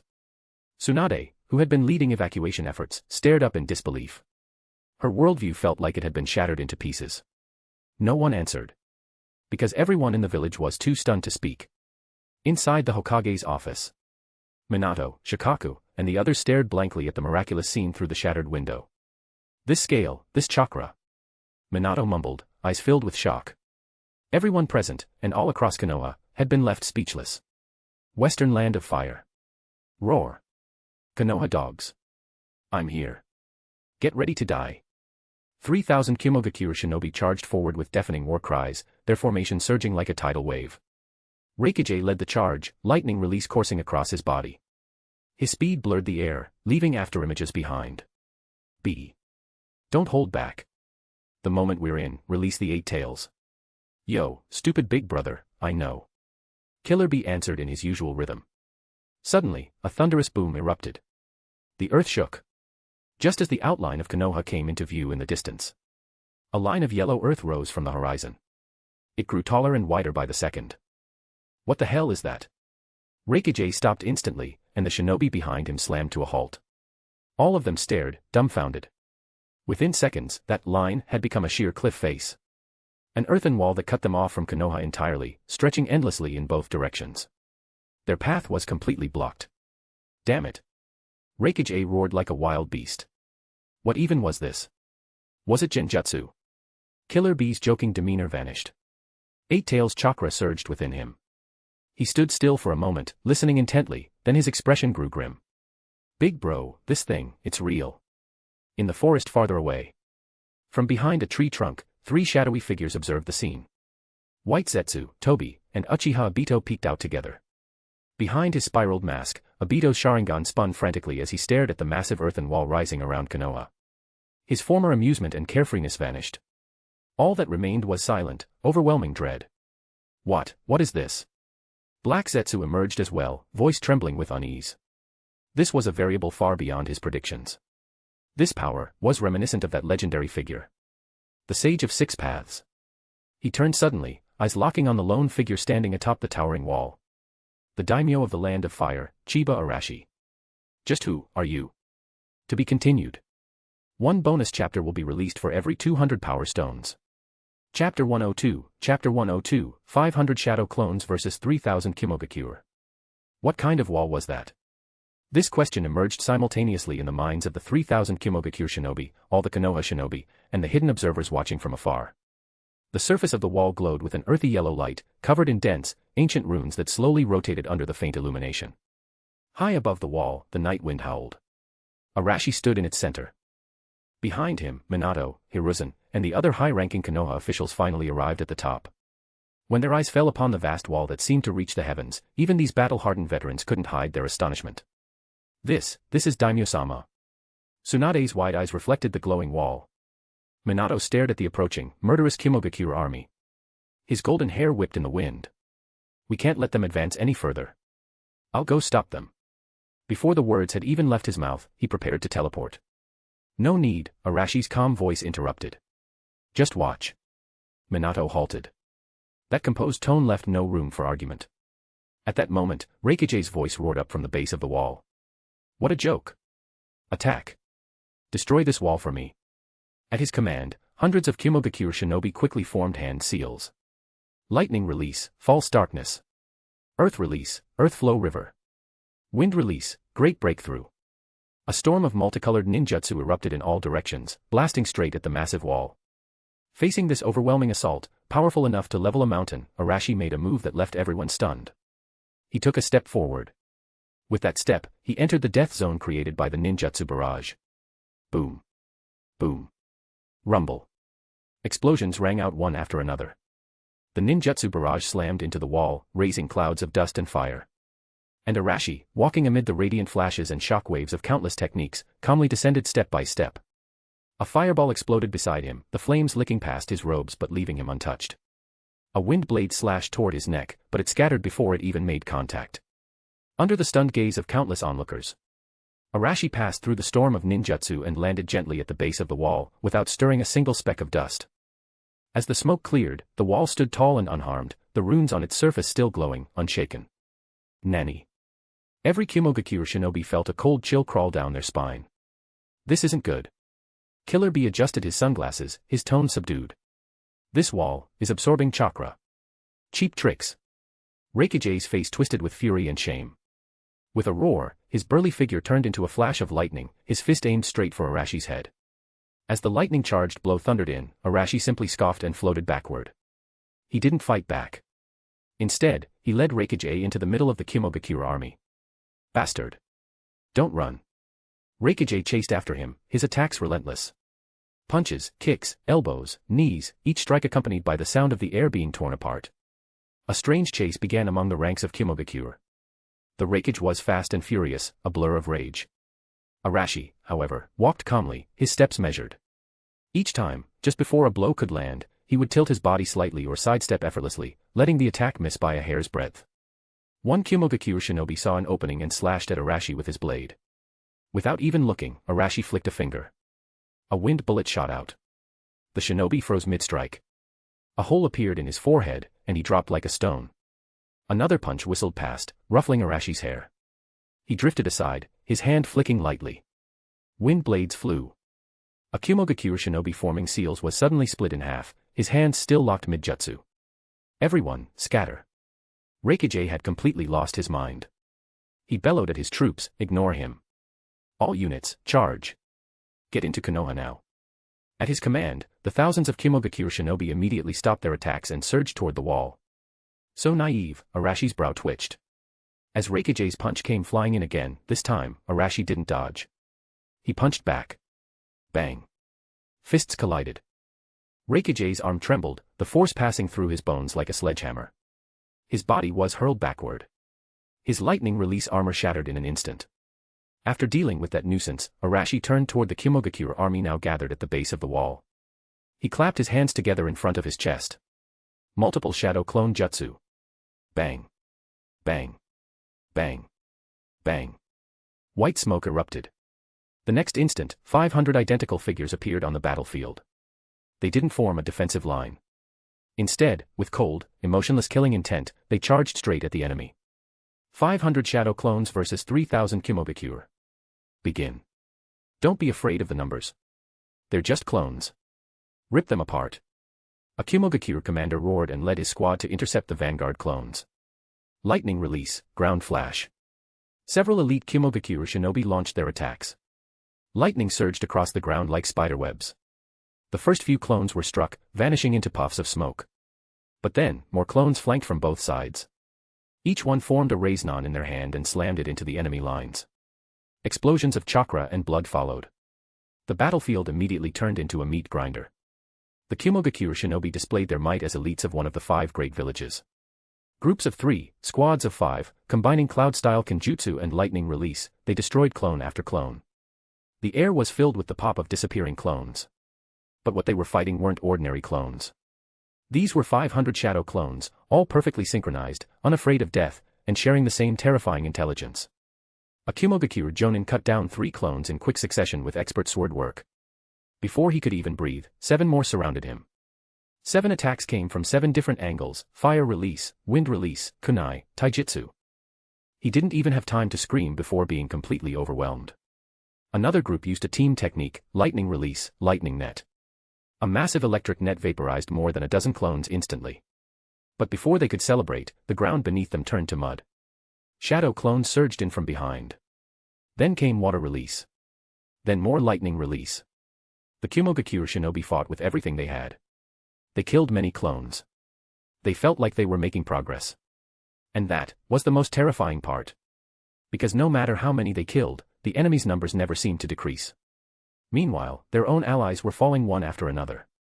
Reikige, who had just pulled himself up from the ground, stared blankly at the battlefield. He watched his proud elite troops being torn apart. Every fallen Kimogakure shinobi took a few clones with them. But those clones never seemed to run out. The exchange rate crushed their advantage in numbers. This wasn't a battle. It was torture.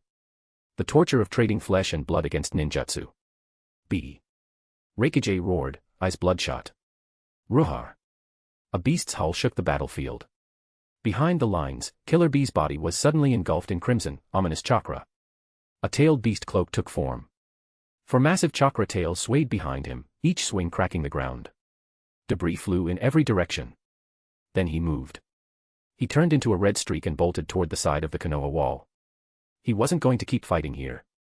He was going to bypass the wall. Break into Konoha. And fully unleash the eight tails within. To be continued. Chapter 103, Chapter 103, AB Combination, Bonus. Above the city wall. Minato's golden hair danced in the wind, his gaze sharp as a blade, instantly locking onto Killer Bee's movements. Don't even think about it, he growled, and his figure vanished. Flying Thunder God technique. The yellow flash arrived first, instantly appearing in Killer Bee's path, firmly blocking his way. As the Hokage, he was the village's final line of defense. Just as Minato was about to intercept, a figure appeared between him and Killer Bee without any warning. No chakra fluctuations. No high-speed afterimages. Even Minato's Flying Thunder God felt slow in comparison at that moment. Arashi stood there, back to Minato, facing the charging Killer Bee. I told you, his indifferent voice clearly reached Minato's ears, just watch. Minato's hand seals froze midair. What? How could he be faster than the Flying Thunder God? The next instant. Under everyone's gaze, Arashi raised his hand and reached directly for Killer Bee. He was being underestimated. Roar. Killer Bee let out a beast-like roar. His eyes narrowed beneath his sunglasses, and the tailed beast's chakra instantly ignited. Four tails erupted at once, transforming into massive, ferocious chakra claws that lunged at Arashi from all directions, intending to shred him to pieces. But that hand ignored distance, ignored the rampaging chakra. It simply landed on his head. Buzz. In that instant, time seemed to freeze. Killer Bee's charge came to an abrupt stop. The four gigantic chakra claws shattered like fragile bubbles before even touching Arashi, dispersing into red motes of light. Wah, what? His pupils contracted sharply behind his glasses. The power pressing down from above prevented him from moving even a finger.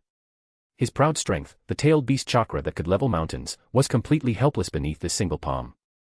He didn't even have the right to struggle. Arashi applied slight pressure with his palm. Boom. In the blink of an eye, Killer Bee was violently slammed into the ground. A deafening tremor. A massive crater, dozens of meters wide, exploded outward as spiderweb-like cracks spread in all directions. The shockwave turned into visible white air currents, sweeping away everything nearby. At the center of the crater, Killer Bee's tailed beast cloak shattered inch by inch, the sound of bones fracturing clearly audible. His entire body lay embedded in the earth, limbs splayed, blood spreading beneath him. His fate unknown. One palm. Suppressing the eight tails Jinchuriki. On the city wall, all the Konoha high-ranking officials stood in stunned silence. That was a perfect Jinchuriki. That was the eight tails, someone who could confront even the fourth Hokage head-on. And he was, crushed with one palm. Watch closely. Arashi turned his head slightly and smiled at Minato. This is my stage now. Minato was speechless. B. A pained roar pulled everyone back to their senses. A's bloodshot eyes were wide with madness, blood vessels popping as fury consumed him. His younger brother, his only family, had just been smashed into the ground by that man in the most humiliating and degrading way. Humiliation. Rage. An endless killing intent instantly took over his reason. Damn you. Lightning exploded. He activated his lightning release chakra mode to the maximum. The blue lightning around him nearly became tangible. His entire figure transformed into a bolt of blue lightning, radiating an aura of destruction, as he charged straight at Arashi. Lightning release, lariat. Oh. Watching A's berserk form, Arashi smiled. So you want to dance too? At the same time. In the deep crater, Killer Bee struggled to get up, coughing violently and spitting blood. If the eight tails hadn't protected his heart at the last second, that palm would have taken his life. Seeing his brother charging forward without hesitation, he pulled two swords from his back without a second thought. Big brother. With a roar, Killer Bee squeezed out the last of his strength and transformed into a red bolt of lightning. The two brothers, hearts as one. In this moment, they staked everything, Kimogakure's honor, their bond as brothers, everything. Blue and red lightning intertwined in the air. Lariat. The strongest combined technique. Terrifying energy turned into a beam of destruction, aiming straight at Arashi's neck. Brothers dancing together. Facing this earth-shattering blow, Arashi's smile widened. He didn't dodge. He simply raised his hand. Clang. A sound like metal colliding. That lariat, capable of tearing through anything, was firmly blocked by just 2 fingers. The rampant lightning release chakra was completely extinguished at his fingertips. The destructive force was reduced to nothing. Time froze. A and B remained frozen in their charging posture, faces full of disbelief. Their strongest, all-out combination attack, had been blocked with just 2 fingers. In the distant forest, Obito's Sharingan spun wildly under his mask, almost bleeding. Impossible. Absolutely impossible. His voice trembled with disbelief. This kind of power. Obito, hurry and go. Black Zetsu's voice rang out, filled with unmistakable fear. This man is an anomaly. He's not someone who should exist in this world. Go, Obito. The Eye of the Moon plan can't afford any setbacks. We must retreat now and plan for the long term. For the first time in centuries, Black Zetsu felt a crisis that chilled him to the bone. If they didn't leave now, even he might not survive. But Obito ignored him. His gaze was locked onto the golden figure standing on the distant city wall. Minato. His teacher. At this moment, Minato's entire attention was focused on the daimyo's power. He had no time for anything else. This was the chance. A once-in-a-lifetime opportunity. Plan. Obito's voice was hoarse, edged with madness. Compared to that, I'd rather make this hypocritical world feel pain ahead of schedule. His body began to distort, space swirling into a vortex that swallowed him whole. Obito. You're insane. Black Zetsu's shrill cry echoed through the empty forest, but no response came. In Konoha, along the evacuation route, the crowd was retreating in an orderly manner under the organization of Konoha shinobi. Rumble. A loud explosion rang from the direction of the city wall, making many civilians pale with fear. Panic spread quickly, and everyone instinctively sped up. Kushina and Mikoto moved along with the crowd, helping to guide the elderly and children. Both wore loose civilian clothes, though their slightly swollen bellies still showed they were pregnant. Kushina, don't worry, Mikoto gently comforted her friend, noticing her unease. Minato is the Hokage, and Daimyo-sama is here. Everything will be fine. I know.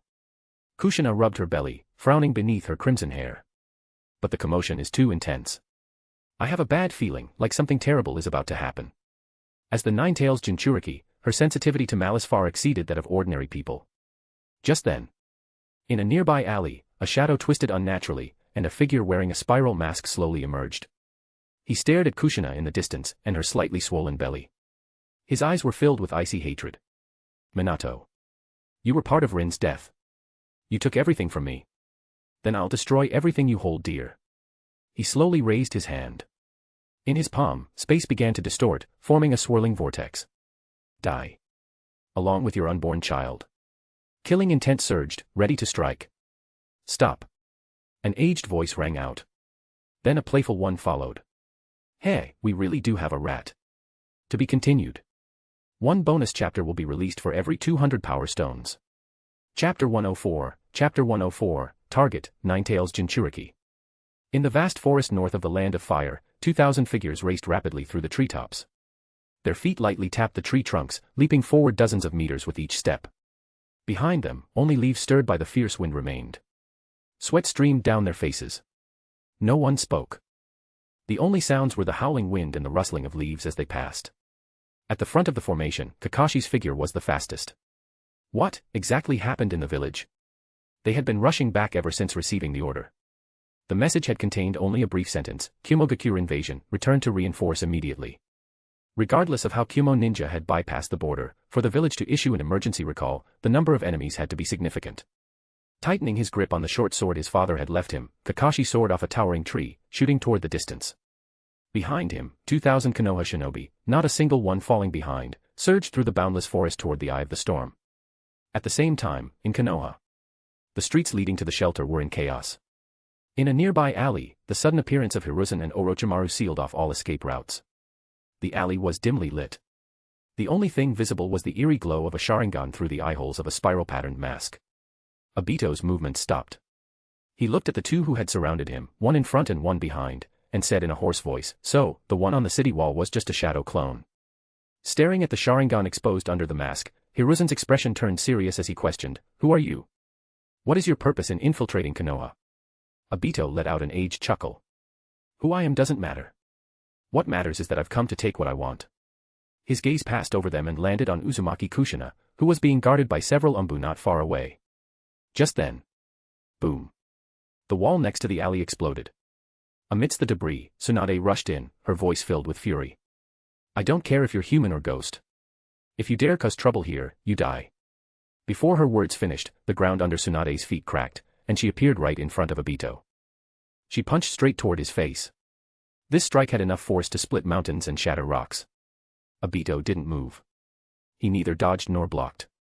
Just as the punch was about to land, a bizarre scene occurred. Tsunade's fist passed straight through Obito's head and crashed into the wall behind him. Rumble. The entire wall crumbled into dust. What? Tsunade's eyes widened in disbelief. She missed. No, her punch had gone right through him. Genjutsu. Hiruzen made a quick judgment and formed hand seals. Release. But the masked man in front of him remained unchanged. It wasn't Genjutsu. Interesting. Orochimaru's vertical pupils gleamed with curiosity. A space-time ninjutsu that makes the body intangible. What a fascinating jutsu. Roar. With a deep roar, Enma appeared. Hiruzen didn't hesitate, summoning his old partner. The adamantine staff instantly extended, sweeping across. This time, Obito moved. His body turned intangible again, letting the staff pass through. The next moment, he reappeared like a ghost in the middle of the chaotic street. This is bad. Hiruzen's expression changed instantly, realizing the target's objective. Obito kicked over a burning barbecue stall. Crash. The charcoal and hot oil scattered, igniting the wooden structure instantly. Flames shot up, smoke billowing high with the help of the wind. Ah. Nearby civilians screamed in terror and scattered in panic. Bastard. Save the civilians first. Tsunade shouted, giving up the pursuit and rushing toward the blazing area. With a swing of her arms, she pushed the flames to one side, grabbing a panicked child and tossing him toward a safe zone. Orochimaru also threw out several long snakes, wrapping around the fallen villagers and dragging them out of the fire. Just as the trio's attention was drawn to saving civilians, Obito's figure disappeared from his original position. On the other side, Kushina stood surrounded by Umbu, one hand protecting her belly, the other gripping a kunai tightly as she kept her eyes on her surroundings. The moment Obito vanished, she felt a spatial fluctuation behind her. Without hesitation, she turned and stabbed backward with the kunai. To capture her, Obito had to exit his intangible state. At the moment he materialized, the kunai was already at his face. Umph. Obito snorted coldly, raising his left hand to deflect the kunai with the back of his hand. His right hand turned into a claw, spatial distortion swirling in his palm as it reached for Kushina's shoulder, ready to pull her into the Kamui dimension. Kushina's pupils shrank. Her movements were slightly slower due to pregnancy. In this close encounter, she was at a clear disadvantage and couldn't dodge. It looked like he was about to succeed. Now. Hiruzen shouted. Years of battle experience allowed him to seize the perfect moment instantly. Whoosh. The adamantine staff shot forward like lightning, arriving late but landing first, striking straight at Obito's ribs. Fast. Precise. Ruthless. This strike sealed off Obito's retreat path. Obito's expression shifted. Now he had to choose, take the hit to capture the Nine-Tails Jinchuriki, or give up and phase through. The strike was nearly upon him. No time to think. His right hand, already touching Kushina, instantly pulled back as his body became intangible again. The adamantine staff passed right through his form and hit nothing. Kushina, meanwhile, was blown back by the force of the strike's shockwave but was caught safely by an Umbu using body flicker. She had escaped danger by a hair's breadth.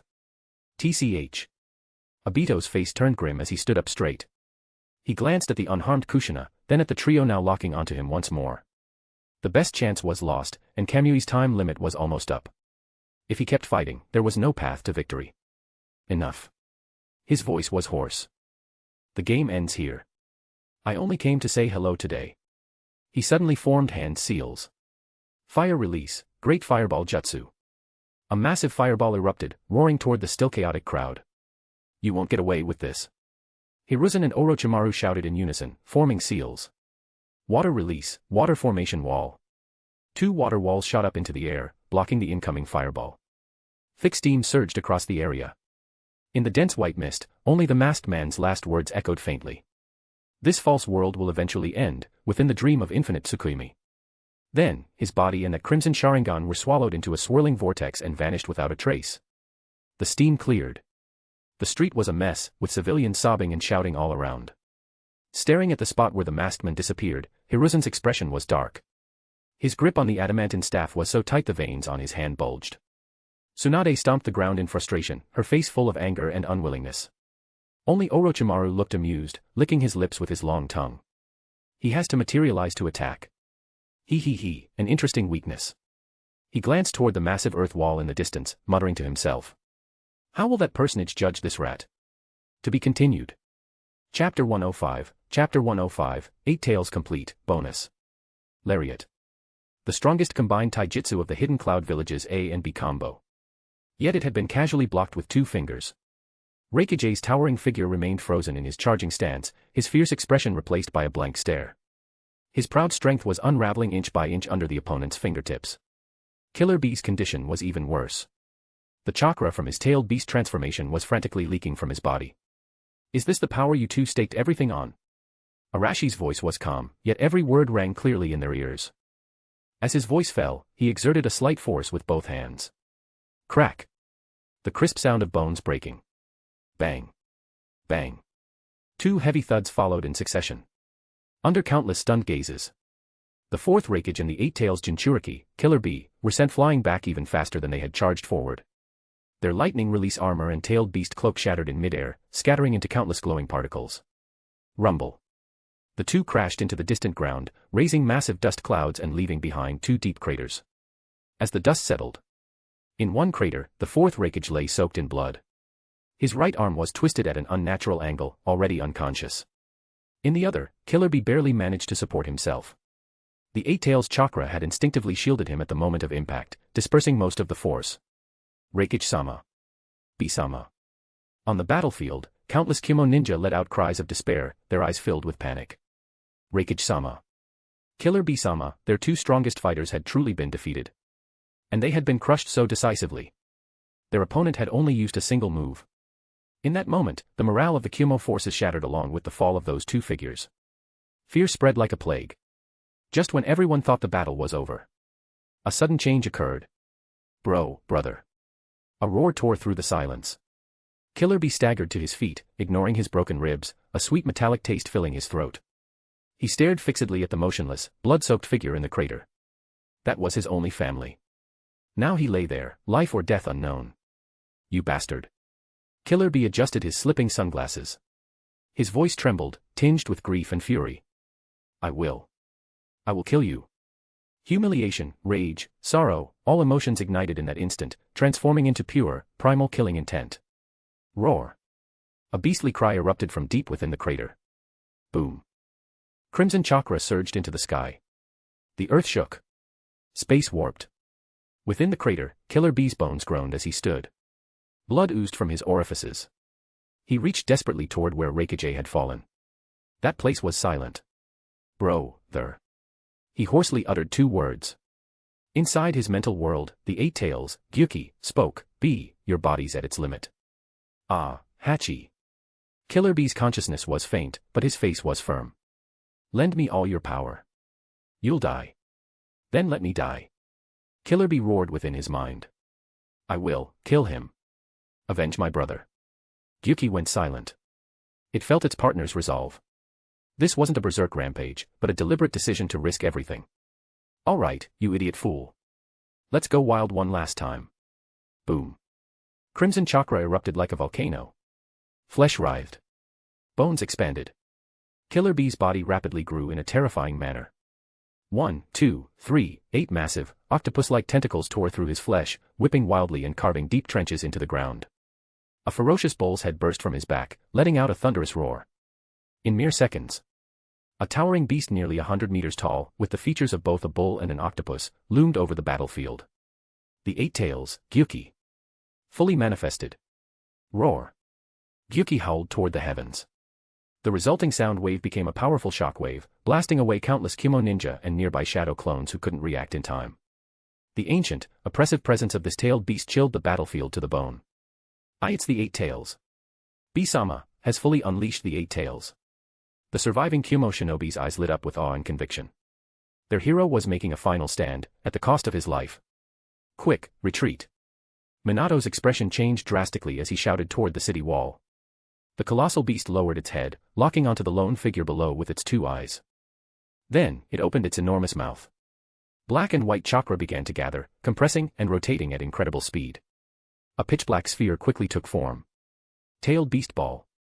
Die.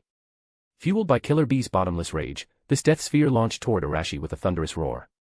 The space along its path wailed in distortion. The ground beneath it was scorched black from the escaping energy. This was a strike capable of erasing all of Konoha. Dodge it. Tsunade screamed, instinctively about to leap down. Arashi, however, didn't move. He simply stood there, looking up at the tailed beast ball rapidly expanding in his vision. This power is rather interesting. He even found the time to comment. Then, under countless stunned gazes, he slowly raised his right hand. No hand seals. No chakra fluctuations. He simply opened his 5 fingers and, as the tailed beast ball approached, gently made a fist. Buzz. The roaring tailed beast ball, still meters away from his palm, abruptly stopped in midair. No matter how it spun or how violently its chakra distorted the air, it could not advance another inch. What? Gyuki's beastly eyes widened in shock. Impossible. And the next scene would be forever etched into its memory. Arashi's 5 fingers slowly curled closed. Crack, crack. A series of crisp cracks rang out. On the surface of the pitch-black tailed beast ball, countless fine fissures appeared. The next moment. Bang. A muffled boom. That pitch-black energy sphere, like a balloon, was crushed by bare hands. The immense energy within instantly went berserk, erupting outward in all directions like a hurricane. Everyone struggled to resist. However, as these violent chakra winds approached Arashi's body, they parted around him on their own, only slightly rustling the hem of his clothes. The storm faded. Arashi still stood where he was, untouched and unharmed. To be continued. Chapter 106, Myojinman, bonus. Crushing a tailed beast ball with his bare hands. That scene was etched into the battlefield like an eternal imprint. The aftershocks of the storm gradually faded, sweeping across the silent battlefield. Arashi still stood in place, his clothes fluttering in the wind, not even a speck of dust on him. As if what he had just crushed wasn't a tailed beast ball, but a fragile glass orb. In that moment, time itself seemed to freeze. The surviving Kumo ninja on the battlefield, the Konoha higher-ups on the city wall, and even the dark figure lurking in the distance, everyone's thoughts came to a standstill. Gulp. A swallowing sound echoed from the massive throat of the 8 tails, Gyuki. Its enormous beast eyes stared at the tiny human figure below, filled with fear and confusion.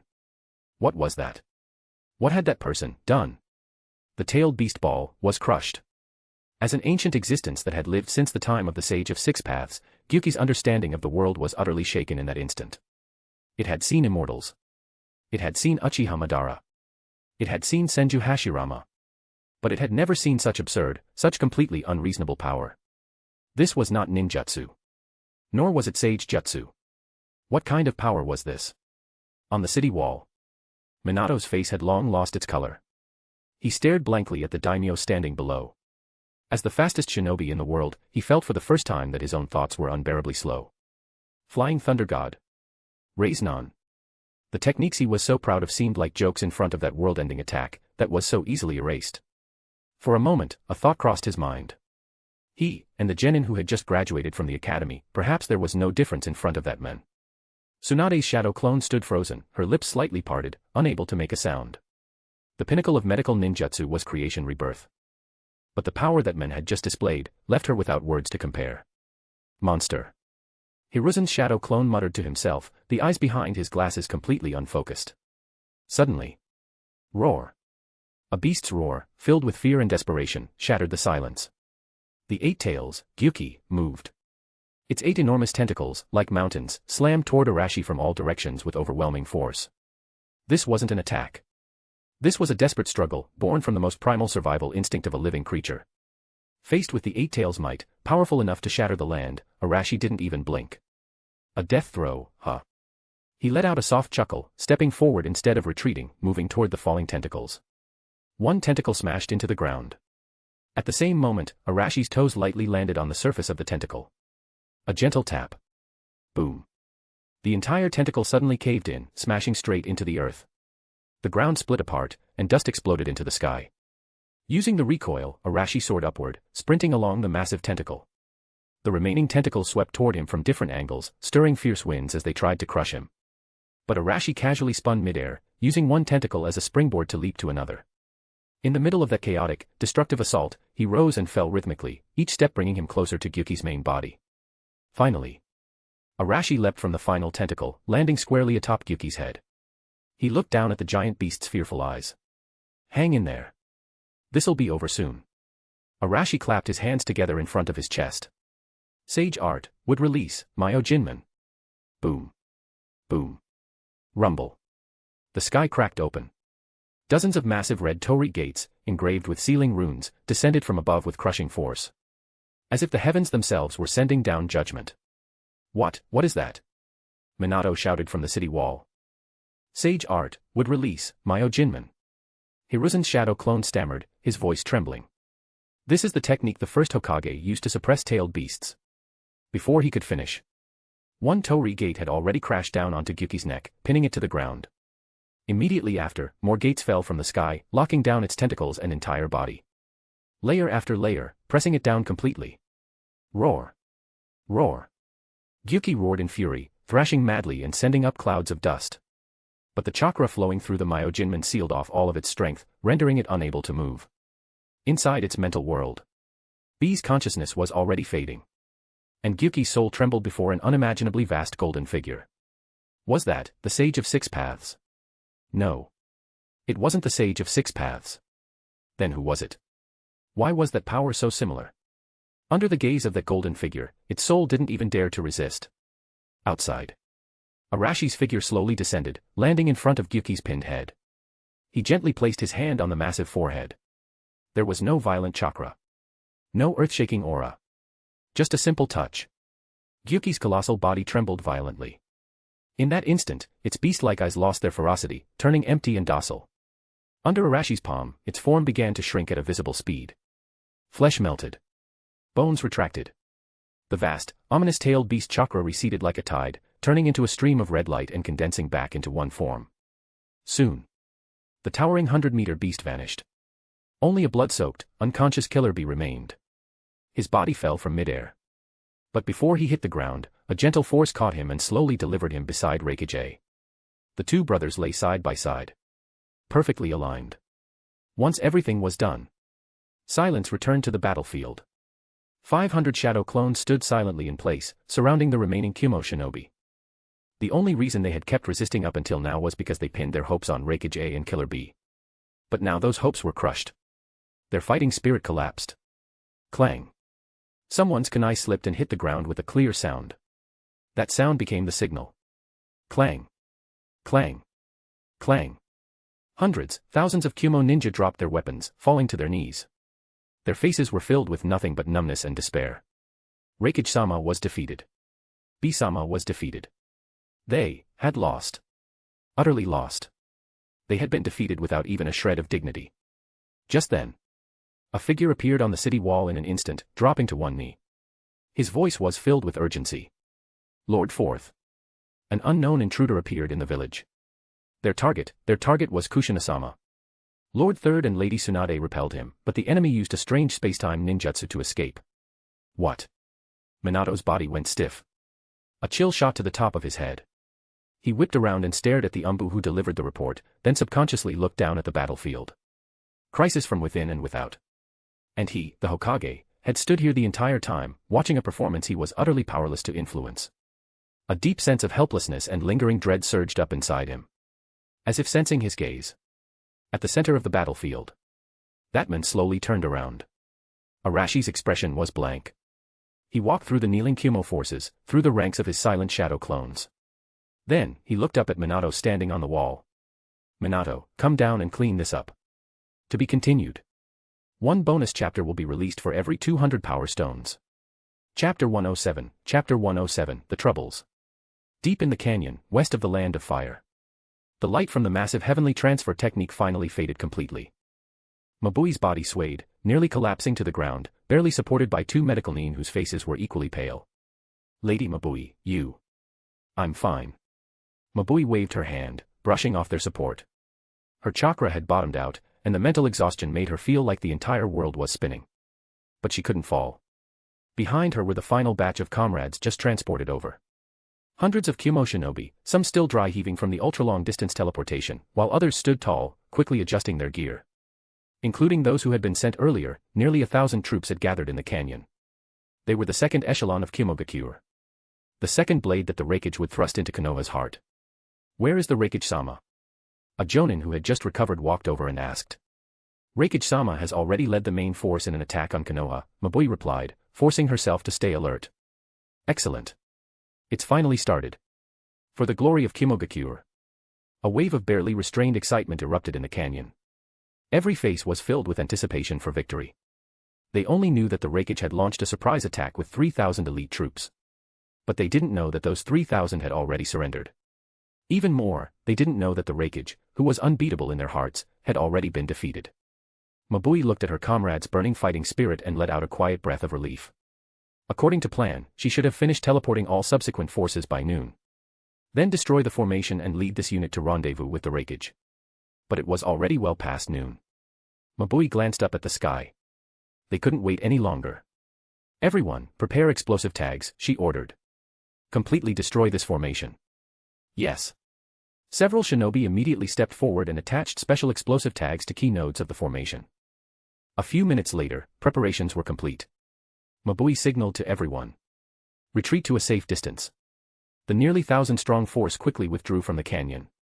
After confirming that everyone had evacuated, Mabui formed hand seals. "Detonate." Boom.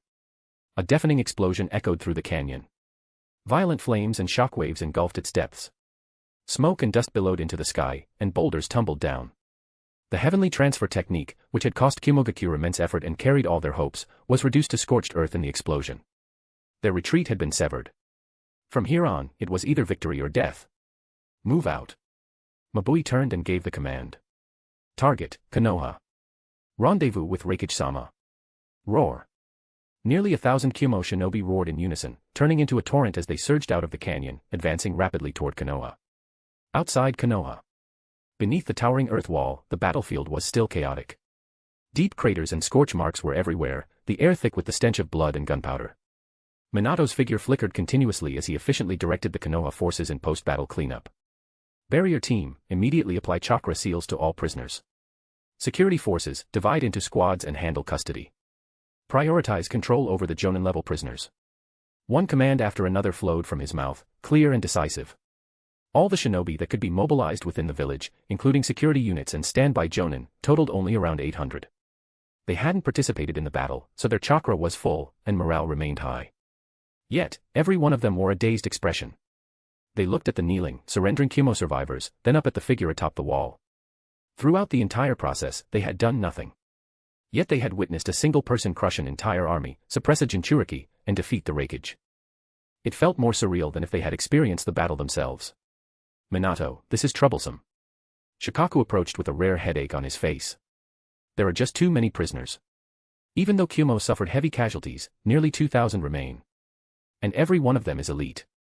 Our village prison can't hold them all. Guarding them will require a huge number of personnel." This was a good problem to have. "For now, detain them all at the temporary camp," Minato said seriously. "As for what comes next, we'll consult with the Daimyo first." "Understood."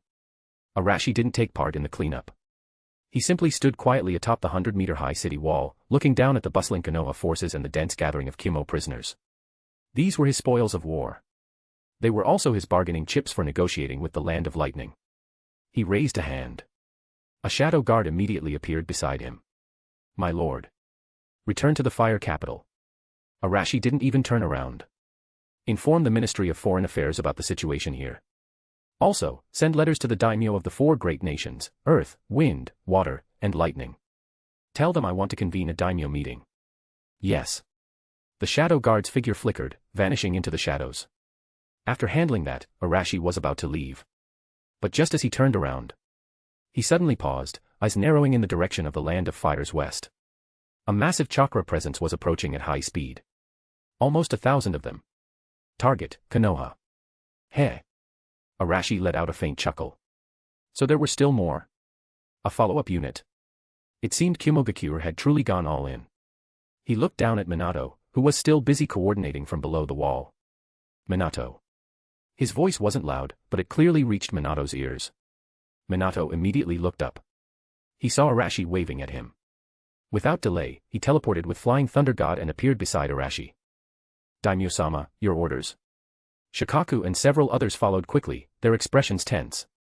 Arashi pointed westward, speaking casually as if discussing something trivial. Over there, another unit is approaching. From Kimogakure. About 1,000. At their current speed, they'll arrive within an hour. What? Minato's composed expression instantly faltered. Shikaku felt a buzzing in his mind. Another 1,000. They weren't afraid of fighting.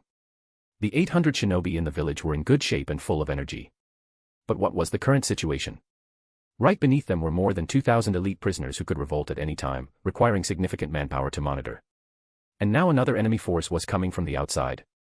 They simply didn't have enough shinobi to manage it all. If a battle started and the prisoners took the opportunity to riot, wouldn't that just trouble Daimyo-sama again? Unthinkable.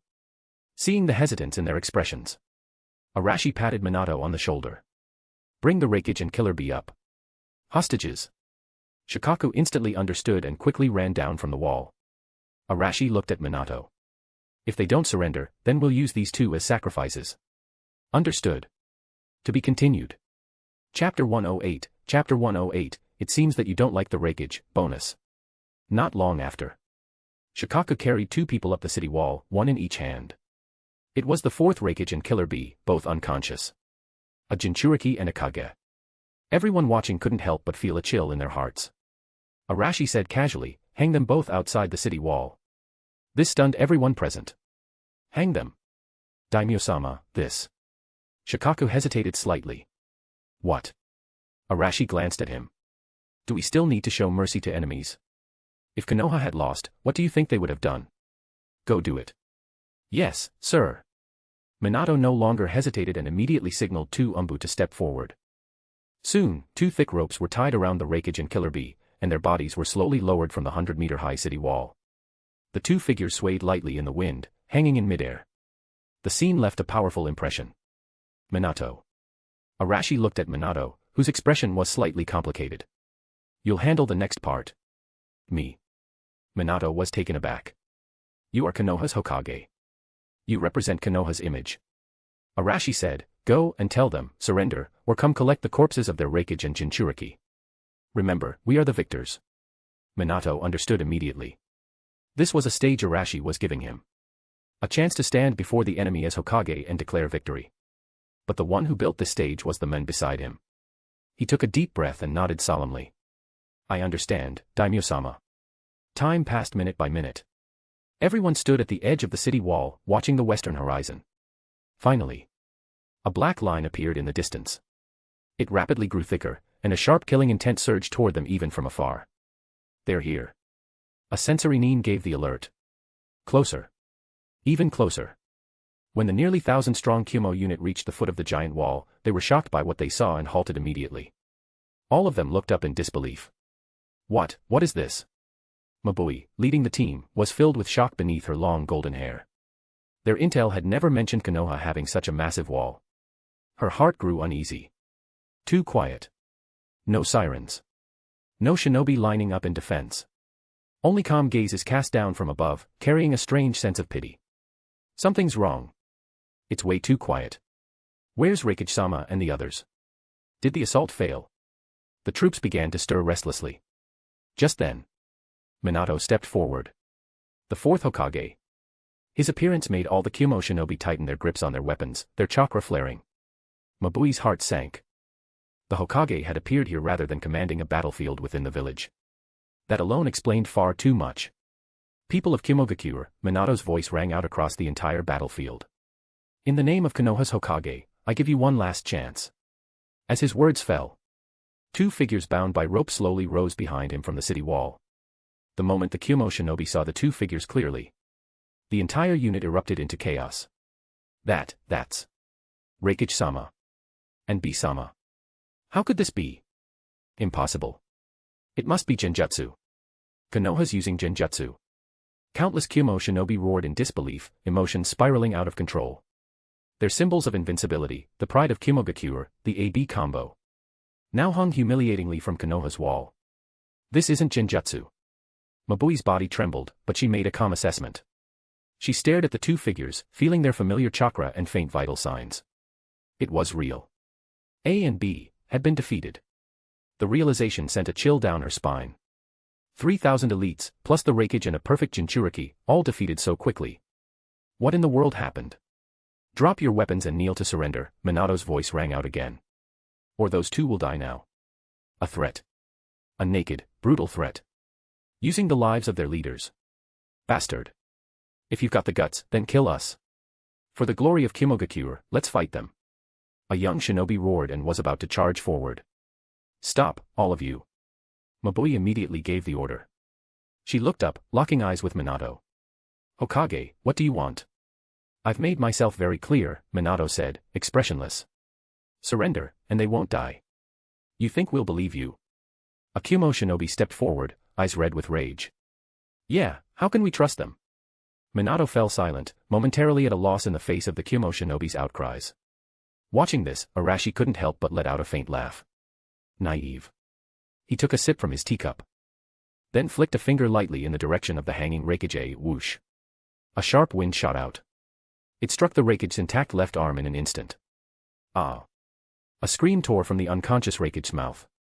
He suddenly jerked awake, the intense pain making him struggle wildly in midair. The scream silenced the entire Kumo unit. They saw it clearly, A's left arm was now hanging limply. It was broken. Who was that? Who did it? Mabui demanded, panicked, only to see Minato looking just as shocked. On the city wall, Arashi slowly put down his teacup and took 2 steps forward, entering the Kumo shinobi's field of vision. He looked at Minato, his tone disappointed. I gave you a chance. You failed. Without sparing another glance at the ashamed Minato, he turned his gaze toward the Kumo forces. Looks like you didn't like the earlier proposal. In that case, I'll change my approach. I'll count to 3. After 3, for every person still standing, I'll remove a bone from the Reikage's body. Starting from the foot. 1. The entire field fell into dead silence. The Kumo shinobi could only feel surging rage. Who was this man? 2. Arashi's voice held no emotion. Time seemed to stretch. Mabui's heart was in turmoil. Surrender? It would be the greatest humiliation to Kimogakure. But if she didn't, the Reikage and B would be executed on the spot. The shinobi behind her were waiting. Waiting for her decision. 3. The final count was spoken. Seems like your Reikage isn't very cherished, Arashi said calmly. His hand moved once more. Another gust of wind. Crack. The clear sound of bone breaking echoed. Reikage A, suspended in midair, arched his body violently, then screamed in agony again. Ah! His left leg twisted unnaturally. Clearly broken. This sight was the final straw that broke them. To be continued. 1 bonus chapter will be released for every 200 power stones. Chapter 109, Chapter 109, The Surrender. Reikage's scream made Mabui tremble, and all her struggles and hesitation shattered completely. A devil. Put down your weapons. She gritted out, her voice dry and hoarse, as if being dragged from her throat. Her ninja tool pouch fell to the ground with a dull thud. The other Kumo shinobi, faces full of humiliation and anguish, began to lay down their weapons as well. Pick it up. An angry roar suddenly exploded. It was the Reikage. Suspended in midair, watching the shinobi below one after another dropping their weapons, his eyes looked like they were about to split open from rage. All of you, pick up your weapons. His voice was full of grief and fury. You are not allowed to kneel. He struggled violently, the pain from his broken limbs stabbing through him like blades, but he didn't care. His village. The pride of Kimogakure. It was being crushed right before his eyes. Kill me. Mabui. I order you, kill me. Use my death, to reclaim Kimogakure's dignity. A's roar was like a blade, stabbing into the hearts of every Kumo shinobi. They looked at the men hanging in the air. The men who, in their eyes, had always been unbeatable. Now, he was begging them to end his life. A young Kumo shinobi could no longer hold back. Tears streamed down his face. He let go of the kunai in his hand, letting it fall to the ground. Then, under A's disbelieving gaze, he knelt heavily. His forehead pressed tightly against the cold earth as despair filled his chest. I'm sorry. Reikage-sama. Please, no matter what, you must live. This act, like a domino, triggered the collapse of the entire Kumo force. The dull thuds of weapons falling to the ground rang out one after another until it became a collective silence. All of Kumogakure's shinobi knelt. "Don't kneel." A roared, tears of blood flowing down his face. The shinobi lowered their heads even further, as if trying to carve this shame and sorrow deep into the earth itself. Above the city wall, Shikaka looked at the nearly 3,000 prisoners below, feeling his temples throb. "Minato, this is really troublesome now." He leaned toward Minato, lowering his voice. "There are too many of them. Should we?" He didn't finish the sentence, but the meaning was clear. The 800 Konoha shinobi currently on guard, even with returning reinforcements, wouldn't be enough to manage all the prisoners. The victory was so complete that it became a burden. Minato's expression was also tense. Of course he understood what Shikaka meant. If it were just a few dozen, or even a few hundred, for the sake of the village's safety, he could steel his heart and execute them. But now, there were 3,000 living shinobi. If he truly gave the order to massacre them, Konoha's reputation in the ninja world would be utterly destroyed. They would be forever branded as bloody Konoha. And more importantly, Arashi had yet to speak. Minato scratched his head, clearly distressed. "Use barriers to separate them into groups first. We'll figure out what to do afterward." "That's all we can do for now," Shikaka sighed. Arashi heard their conversation clearly. He stood calmly atop the city wall, overlooking the grand scene he had orchestrated with his own hands. A satisfied smile lingered on his lips. To him, these kneeling people weren't 3,000 problems. They were 3,000 precious heads. This was the first great gift he planned to give this chaotic era. As for now, Arashi restrained his killing intent and watched the scene like a spectator at a play. He wanted to see how these Konoha higher-ups, trapped in their naive compassion, would handle the mess before them. Just then, an Umbu who had been holding back could no longer stay silent and urgently spoke up, "Lord Forth. It's about Kushina." "Kushina." Minato's entire body tensed. The color drained from his face. "That's right. Kushina. And that masked man." Panic surged in his heart. He wanted to activate Flying Thunder God immediately and return to his beloved, to confirm her safety. But, below the wall was a sea of prisoners, and beside him were companions all watching solemnly. As Hokage of Konoha, how could he abandon the village for personal feelings when the war wasn't yet completely over, and this enormous hidden danger hadn't been resolved? He couldn't do it. "I understand." Minato clenched his fists, forcing himself to calm down. His voice trembled slightly. The intruder was already repelled, wasn't he? But Kushina, she. "No buts. That's an order. Retreat." Minato coldly cut him off. He couldn't allow himself to hear more. He was afraid he'd lose control. He believed Kushina would understand. "Yes." The Umbu responded and retreated. Just then, Hiruzen's shadow clones all dispersed in clouds of smoke. The real bodies had arrived atop the city wall. When they saw the vast number of Kumo shinobi kneeling below, and the Raikage brothers still hanging, even though they had been informed earlier by clones, they were speechless. This is... Hiruzen bit his pipe and couldn't finish a sentence for a long time. Orochimaru's vertical pupils gleamed with rare brilliance. "Daimyo-sama." Hiruzen quickly composed himself and stepped forward to report. "The village is safe. It's just that the intruder used a strange space-time ninjutsu and escaped." Tsunade added, "His body can become intangible, immune to all physical attacks. Very tricky to deal with." "Intangible." Arashi repeated the word. "Kamui, huh? Obito, you still couldn't help but show yourself." "A rat that hides from the light," Arashi scoffed. "Compared to that, don't you think there's something more important?" 3,000 from Kimogakure, Arashi clasped his hands behind his back, his fingers tapping lightly. His gaze turned to the scene below. "They bypassed our border defenses and marched straight here, laying siege to the village. They didn't appear until they were at Konoha's gates. Don't you think we should first figure out how they got into our home?" Those words exploded in the Konoha shinobi's ears like thunder. That's right. They'd been so overwhelmed by the sudden victory and how to deal with the prisoners.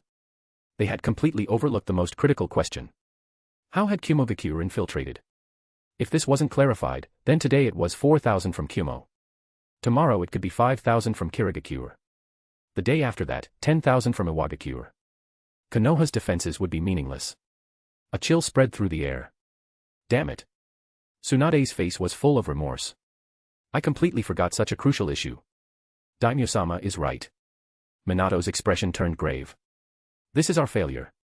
He suddenly turned around and shouted toward the Umbu behind him, take all captain-level Kumo prisoners to the interrogation department. Tell Ibiki and his team to report immediately. I don't care what methods you use, even if you have to crack open their skulls, get them to talk. I want a full report on the routes and methods they used to enter the land of fire. Not a single detail can be overlooked. And that Mabui the Rakage mentioned, Arashi's gaze fell again. She must know something. Yes. Several umbu vanished instantly. The atmosphere atop the wall grew cold and tense. Until this hidden danger was dealt with, no one could rest easy. To be continued. Chapter 110, Interrogation. Twilight. The setting sun dyed the sky in shades of orange and red. Above the sea of trees, 2,000 figures moved swiftly. After nearly a full day of forced marching, exhaustion weighed heavily on this elite unit. But the urgent news of Kimogakure's invasion kept them moving forward without pause. Yet the closer they got to Konoha, the more a strange unease settled over them. It was too quiet. There was no sound of battle. No flames rising into the sky. They couldn't even sense any chakra fluctuations from combat.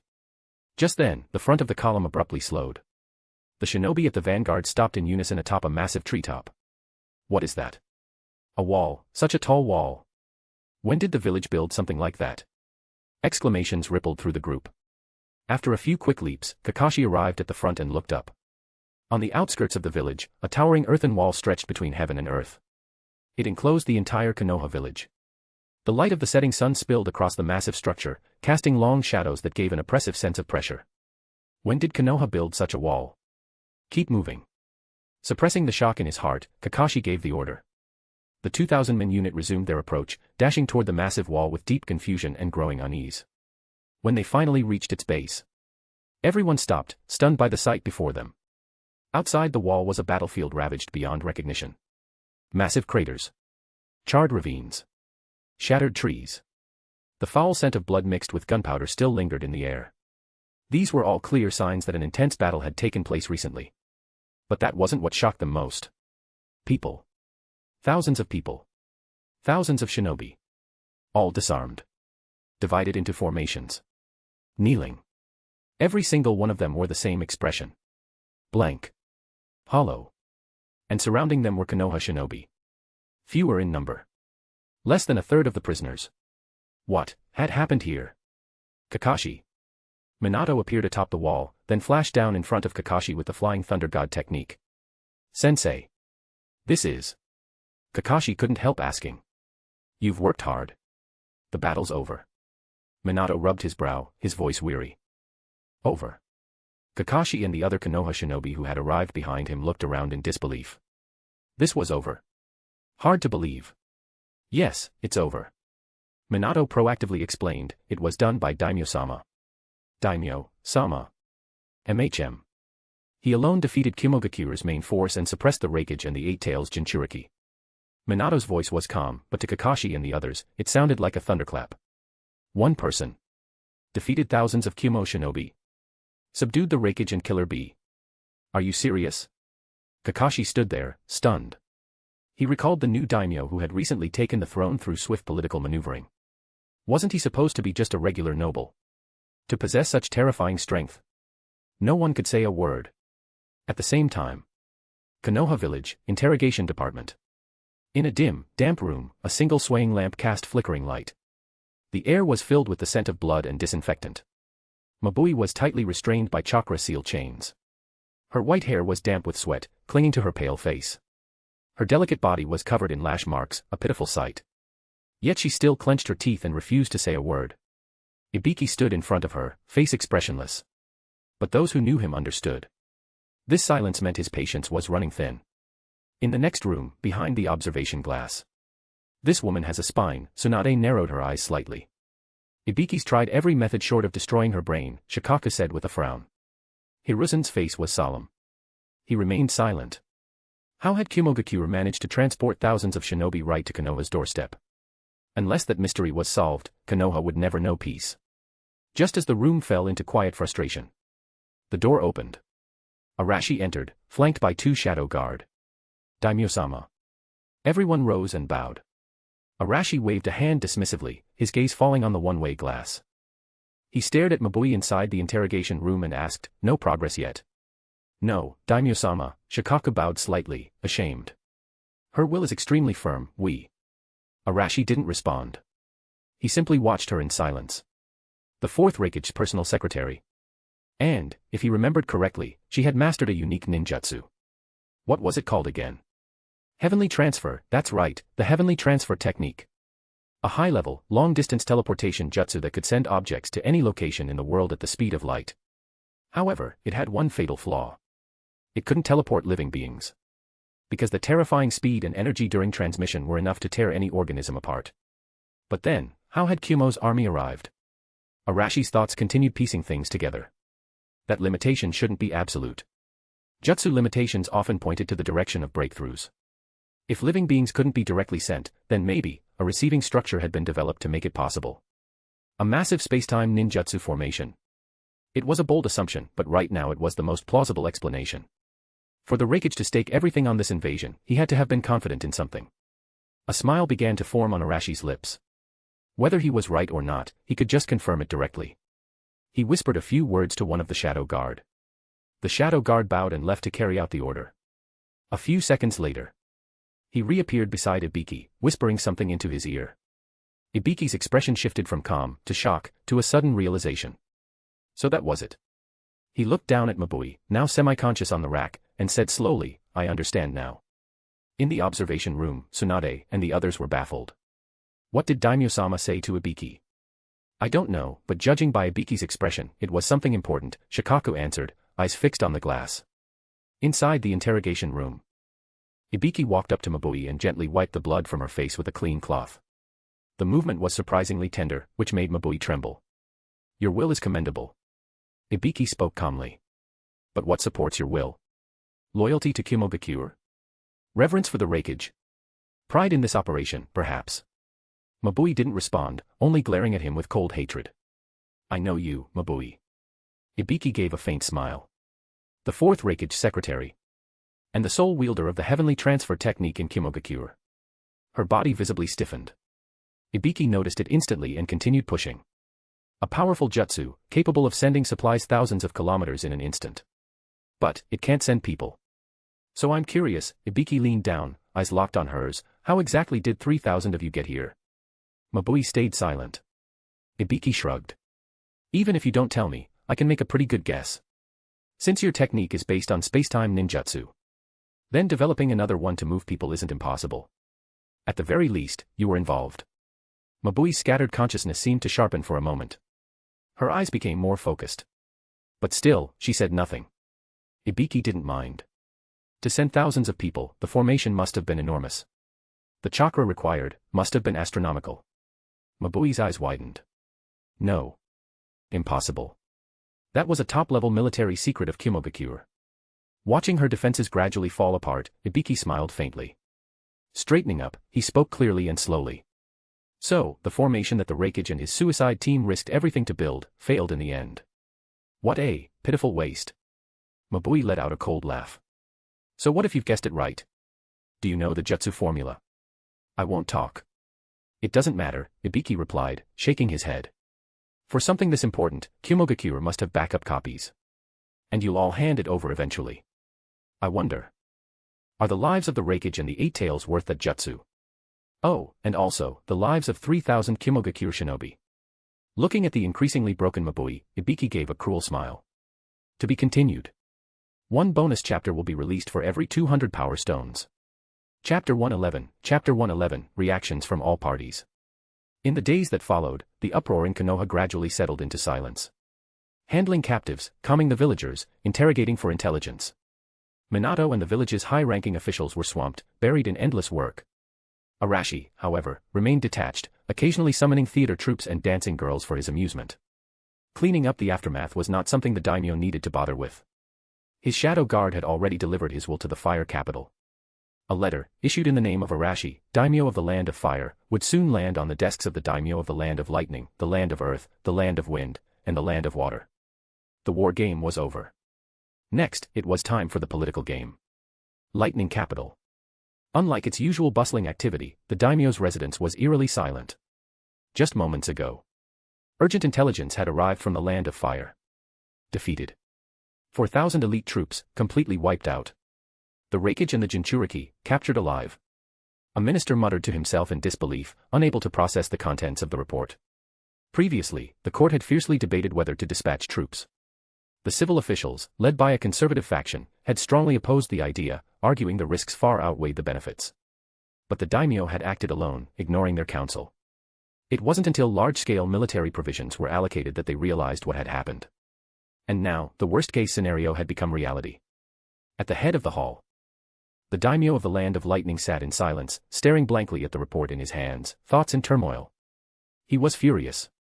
And terrified. A Kumo official in uniform stepped forward, grief and rage on his face. Your Highness. I request to fight. Mobilize the full power of our nation and battle the Land of Fire to the death. Avenge the wreckage. That's right. Wash away this humiliation with blood. The Kumo faction immediately rallied behind him, and battle cries rang out again. Fight to the death. A voice echoed in the chamber, dripping with sarcasm. A civil official stepped forward and scolded, I told you from the beginning, this plan was reckless. Now, our most elite forces have fallen, and both the wreckage and the Jinchuriki are prisoners. With what exactly do you plan to fight? His words instantly silenced the room. The official glanced at the speechless daimyo, then turned toward another court minister. The wreckage is unmatched in battle. Those 4,000 troops were hardened elites. Why did they lose so quickly? So completely? I'd like to ask the Ministry of Finance. Were the military provisions you delivered to Kimogakure sufficient? Did someone embezzle frontline supplies and cause the entire army's collapse? His harsh accusations quickly shifted the court's focus. The Minister of Finance, suddenly singled out, dropped to his knees with a thud, his forehead drenched in sweat. I've been wronged, Daimyo-sama. Every single provision is accounted for. I would never dare touch military funds. Records. Records can be forged. That's right. You must have embezzled funds and doomed the wreckage-sama. The court erupted into chaos once more. The civil officials, having initially opposed the war, had now found an outlet for their anger. They couldn't accuse the daimyo directly, so they pointed the blame at the logistics department, using them as scapegoats. Enough. The daimyo of the Land of Lightning slammed the table, roaring. The entire chamber fell into dead silence. Our nation is on the brink. Our elite troops have fallen. And yet here you are, arguing like fools. He wanted to say more, but in the end, he held back. Court dismissed. With a flick of his sleeves, he turned and left the hall, leaving the officials exchanging nervous glances. No one knew what he was thinking. As he walked the long corridor toward his personal chambers, his steps felt heavier than ever. The setting sun stretched his shadow behind him. Thinking of the failed invasion, and everything he would soon have to face. Shame. Rage. Helplessness. Fear. All of it surged together. He had walked this path countless times, but today it felt endless. He wanted to lock himself away, hide in the darkness and lick his wounds. But reason told him that retreat wouldn't solve anything. This military failure pressed down on him like a mountain. Just as he reached a fork in the path, he suddenly stopped. To the left was his bedchamber, a temporary place of comfort. To the right led to a quiet, secluded courtyard he rarely visited. A sudden thought rose from deep within. Maybe, she could help him. With that thought, he turned decisively and walked right. At the same time, news of the Land of Lightning's failed surprise attack spread rapidly throughout the ninja world. Iwagakure. Tsuchikage's office. Bang. What did you say? 4,000 Kumo shinobi, along with the 4th Reikage and the 8 Tails Jinchuriki, were defeated at Konoha. The elderly 3rd Tsuchikage, Anoki, slammed his fist on the desk, cracking the solid stone. An overwhelming pressure radiated from his short figure. Yes, Tsuchikage-sama. Hearing confirmation, Anoki's beard bristled in disbelief. Even Kitsuchi, standing nearby, was stunned. Anoki pressed on, why was there no intel about such a large-scale movement from Kumo? This. Unable to answer, the Iwa Nin looked away. Anoki's fury burned hotter. This was a massive oversight. Kumo had suddenly appeared at Konoha's doorstep, and no one in Iwa had known. This broke every established rule of war in the ninja world. If Kumo could appear in Konoha without warning today, who was to say they wouldn't appear in Iwagakure tomorrow? What was the point of border defenses then? The thought made cold sweat drip down his back. Something was very wrong with this world. Just then, another shinobi rushed into the room. Tsuchikage-sama. An urgent message from the daimyo's residence. Anoki snatched the letter and quickly opened it. The contents were simple. The daimyo of the Land of Fire had invited the daimyo of the Land of Earth to a conference. The daimyo requested that Anoki accompany him. Father, what do we do? Kitsuchi asked. Go. Of course we go. Anoki slapped the letter on the desk. We have to figure out how Kumogakure pulled this off. Sunagakure. The Kazakage's office was filled with an even heavier atmosphere. Having recently suffered a defeat and a budget cut by their own daimyo, Suna was already a mess. Now, Kumo's disastrous defeat only deepened the gloom. The fourth Kazakage, Raza, sat in his chair, a dark expression on his face. The gold dust in his hand gathered and dispersed rhythmically, reflecting his unrest. Land of Fire. Daimyo Chiba Arashi. He repeated the name over and over. An existence that could suppress the Eight Tails Jinchuriki with ease. Did that not mean he could suppress Shikaku just as easily? And how had Kumo even reached Konoha? Just thinking about it gave him chills. Raza, a letter from the daimyo's office. Ebizo handed over the same invitation. Raza read it in silence. Then, after a long pause, he gave his order. Prepare. I'll meet with the daimyo. The same decision as the Tsuchikage. This meeting must be attended. The future of Sunagakure might very well depend on it. Kirigakure. Compared to the shock and swift responses from Iwa and Suna, the mood in the far-off land of water was far more eerie. The Bloody Mist Village. On the Mizukage seat sat the fourth Mizukage, Yagura Karatachi, expressionless as he listened to his subordinates' reports. To him, Kumogakure's disastrous defeat and the capture of the Reikage seemed no more than trivial news. Understood. You may leave. Once the Umbu exited, Yagura sat alone. Moments later, three figures appeared in the chamber.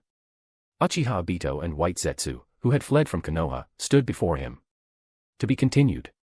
Chapter 112, Parading. Outside Konoha village, atop the 100-meter-high wall. Inside a temporary wooden pavilion, a shogi board sat at the center. Arashi leaned back lazily, a cup of warm tea at his side. He casually picked up a piece, glanced at the board, then turned to gaze at Hokage Rock, his eyes filled with thought. After a moment, he placed the piece. Clack. The crisp sound snapped Hiruzen back to his senses from across the board.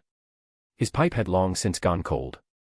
Staring at the shogi board, what had once been a manageable situation had, with that one move, been completely locked down. Checkmate. Hiruzen stared silently for a long while, then smiled bitterly and set down his piece.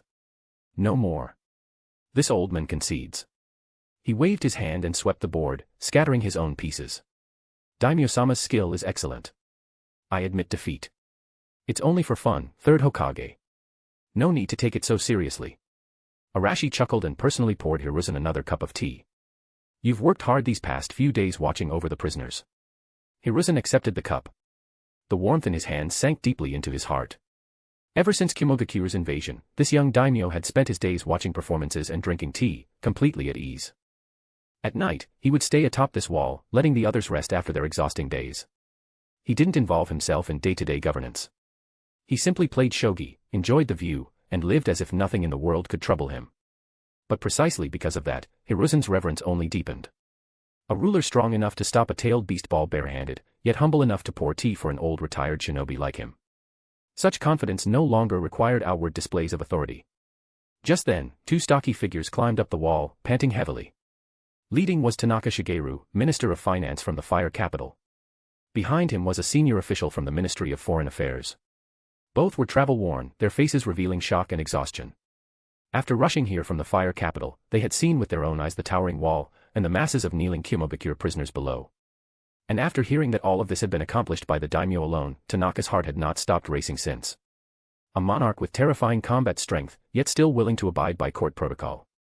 It instilled in all the ministers, including Tanaka, an overwhelming sense of awe. Daimyo-sama. Tanaka bowed respectfully, holding up a scroll. The Ministry of Foreign Affairs has sent letters to the daimyo of the Land of Earth, Land of Wind, Land of Water, and Land of Lightning. The daimyo of the Land of Earth, Land of Wind, and Land of Water have all responded. They agree to hold a daimyo conference in the Land of Hot Water 10 days from now. As for the Land of Lightning, there's been no reply yet. As expected. Arashi wasn't surprised. He'll come. The conference would be held in the Land of Hot Water, which bordered the Land of Lightning. Even if that daimyo wanted to bury his head in the sand, he would still need the courage to back it up. The Land of Lightning must be in absolute chaos by now. That daimyo was probably busy putting out fires and losing sleep. Arashi took the scroll and slowly unrolled it. This is the list of accompanying personnel from each daimyo manor, Tanaka added. Arashi scanned through the list. Land of Earth, accompanying guard, 3rd Tsuchikage Inoki. Hey, that old man couldn't sit still after all. Land of Wind, accompanying guard, 4th Kazakage Raza. Seems the capture of the Eight Tails was enough to leave him sleepless. Then, Arashi's gaze fell on the Land of Water. Land of Water, accompanying guard, elite Jonin unit from Kirigakure. Mizukage, absent. Arashi tapped his fingers lightly, letting out a cold snort inwardly. Obito, still hiding like a rat. Kamui was troublesome. But only to ordinary shinobi. In front of his overwhelming power, all spacetime ninjutsu were nothing but cheap tricks. Clearly, being forced to flee from Konoha last time had shaken Obito enough that he didn't dare show himself again. Well done. Arashi rolled up the scroll and handed it back to Tanaka. He then turned to Hiruzen. 3rd Hokage. Eh? Yes, Daimyo-sama. Hiruzen, who had been pretending to admire the view, turned around as if he hadn't overheard a word. Clever old man. Would you like to accompany me to the Land of Hot Water? Arashi asked. You've been cooped up in Konoha too long. Time to get out a bit. And witness the dawn of a new era. Hiruzen's heart skipped a beat. Looking at the daimyo's deep eyes, he knew he couldn't refuse. He wanted to see it too. To see what kind of new world this daimyo would create.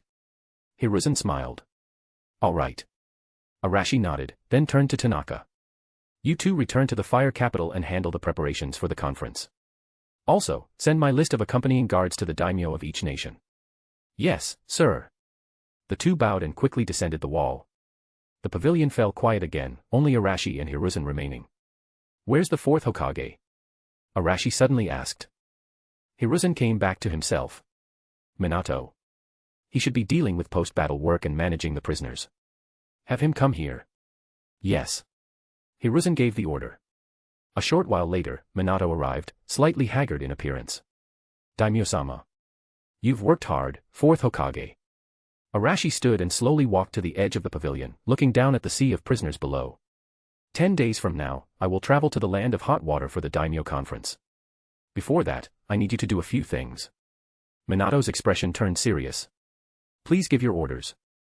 First, Konoha's defenses cannot relax. Kumogakure's infiltration was a bloody lesson. Second. Arashi paused. In 3 days, the 3rd Hokage will personally escort these 3,000 Kumo prisoners to the Land of Hot Water. What? Escort 3,000 prisoners? The 3rd Hokage leading the team. Minato and Hiruzen were both stunned. To escort thousands of prisoners across the continent to the neutral Land of Hot Water. Why was the 3rd Hokage personally leading the mission? Daimyo-sama, I'm afraid that's not suitable, Minato hesitated.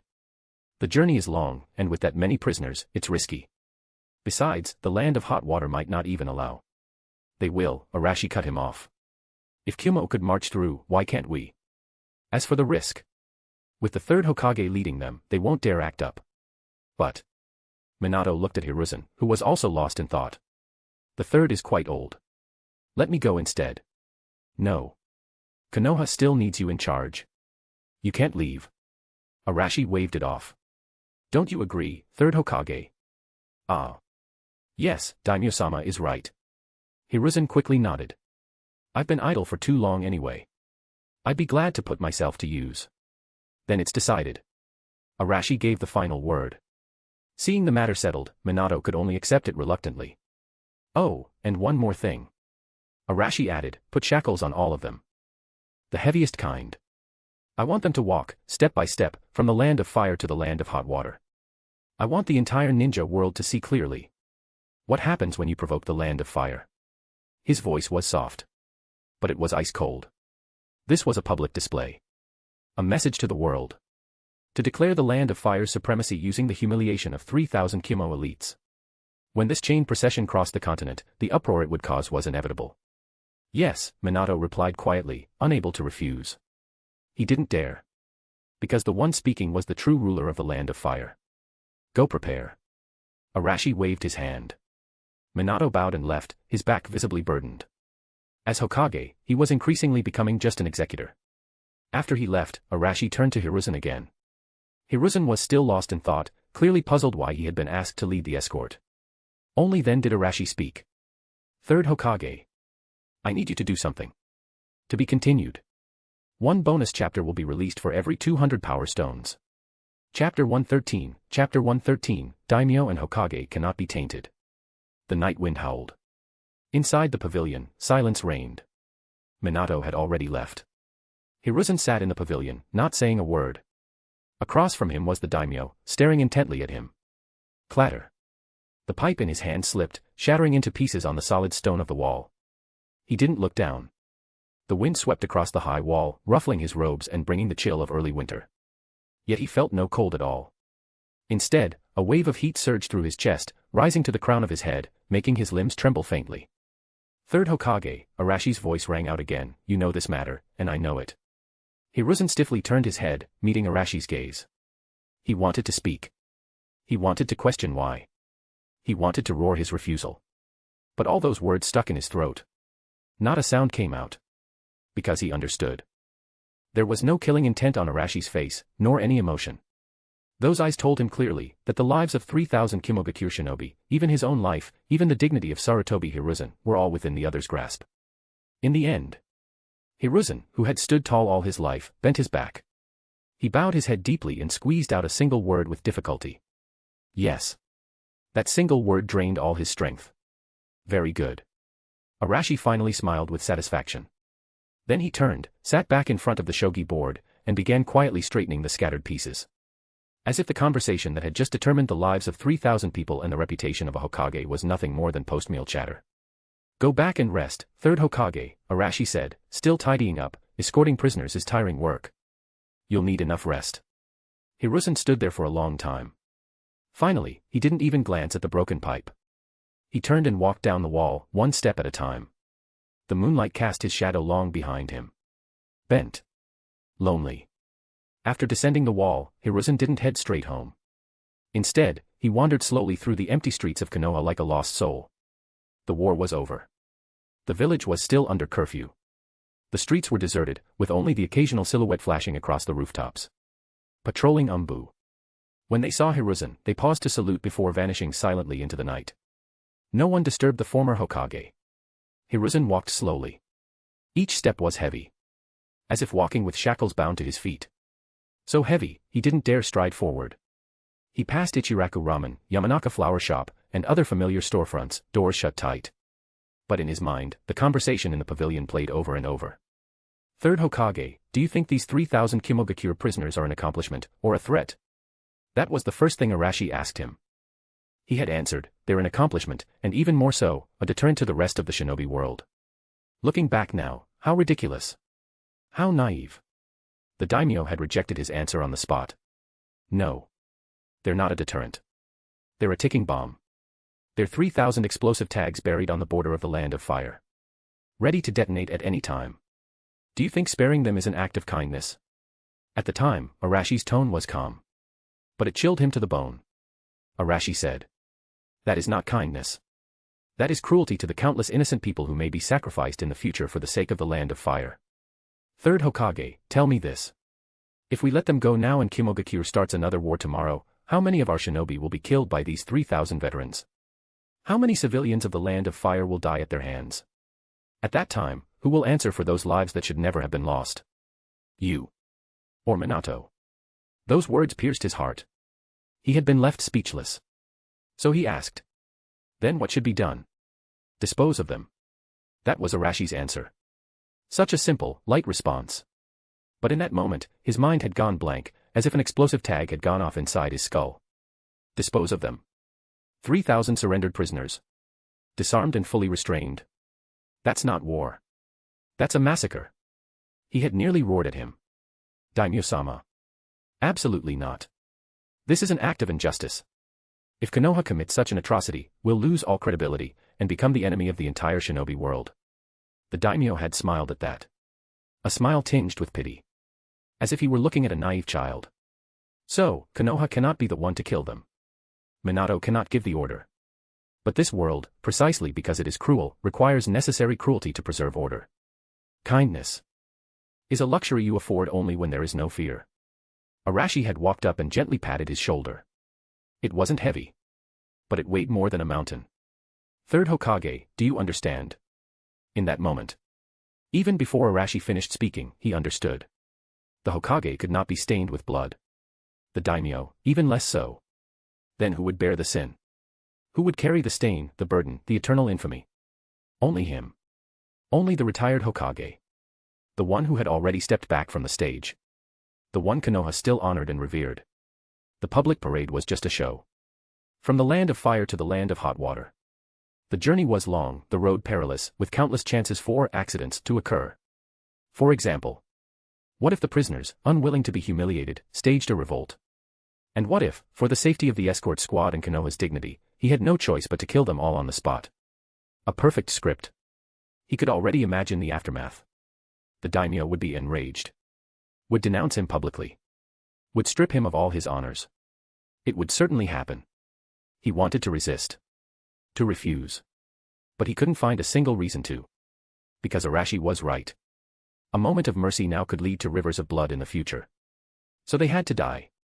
And they had to die in a way that kept both Konoha and the daimyo clean. This matter, only you and I will ever know. I won't know what you did. Minato won't know. No one in Konoha will know. The world will only know one thing. That the third Hokage, Sarutobi Hiruzen, underwent a drastic change in character, and personally slaughtered 3,000 Kimogakure prisoners on the road. You will become the sinner reviled by the shinobi world. But the land of fire will gain lasting peace from your sin. Your sacrifice, your reputation. I will remember it. Heh. On the empty street, Hiruzen let out a low, bitter laugh. Sacrifice. In his life, for Konoha, he had sacrificed his teacher. Sacrificed his students. Sacrificed his family. Now, even the last shred of his reputation had to be sacrificed. Sacrificed to that young monarch. Sacrificed to the new era he could no longer understand. The era that monarch spoke of. Before he knew it, he had walked to the gates of the Sarutobi clan compound. He looked up at the familiar crest. But it felt unfamiliar to him now. Sarutobi. This surname would be sullied because of him. He pushed open the gate. The courtyard was quiet. Only a single lantern burned under the eaves of the main hall. His wife sat under that light, quietly waiting for him to return. To be continued. One bonus chapter will be released for every 200 power stones. Chapter 114, The Masked Ninja Hero. You're back. Seeing her husband return, Biwako stood up to greet him, her voice as gentle as ever. But when the light illuminated his ashen face, the smile on her lips vanished. What's wrong? What happened? She stepped forward and took his arm. His touch was icy cold. Nothing, Hiruzen shook his head and forced an awkward smile. Just chatted a bit longer with the daimyo. Is that so? Biwako didn't press further. Having been married for many years, she understood her husband well. His current expression clearly meant something major had happened, just like the time when the budget was cut. I'll go warm up your food, she said softly and turned to leave. Biwako, Hiruzen suddenly called out. Tomorrow, organize all the clan's account books, his voice was dry and strained. Also, inventory everything in the storeroom. What should be distributed, give it to the younger members of the clan. Biwako froze, then abruptly turned back, staring at her husband. Are you making final arrangements? Hiruzen avoided her gaze and said calmly, what are you thinking? I'm just going on a long trip. To the land of hot water, to escort those prisoners. It's a long journey, so I want to get things at home sorted first, to save you from doing it alone. The explanation was painfully flimsy. Escorting prisoners. Biwako stepped closer, her hand gently touching his cheek. Does something like this require a retired old man like you to go personally? Is Minato dead? Are all the people in the village dead? Faced with her sharp questions, Hiruzen remained silent. The daimyo ordered it, didn't he? Her voice turned cold. He's the one sending you. He's making you bear another burden for him, isn't he? Answer me, Hiruzen. What sin is that man trying to push onto you this time? Don't talk nonsense. Hiruzen's body trembled, his voice sharp yet hollow. Biwako gave a desolate laugh. I'm talking nonsense. Hiruzen, I've lived with you for half my life. Every time you wear that expression, something big is about to happen. From the day you became Hokage, you stopped being just mine. You were Konoha's Hokage. You carried the burden of the entire village. I accepted that. But now you're retired, why are they still making you carry things you shouldn't have to bear? What benefit did he promise you? Or did he threaten you with something? Looking at his wife's tear-reddened eyes, Hiruzen felt his chest tighten.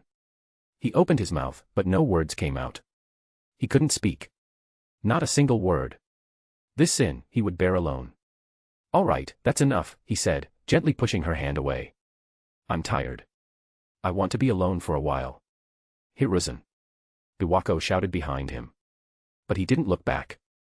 He was afraid that if he did, all the resolve he had gathered would crumble in an instant. He entered the study and closed the door. Her voice was cut off. Hiruzen leaned against the door, slowly sliding down until he sat weakly on the floor. In the dark study, he buried his head and closed his eyes. After a long while, he lifted his head again. The usual kindness in his eyes was gone. Only cold determination remained.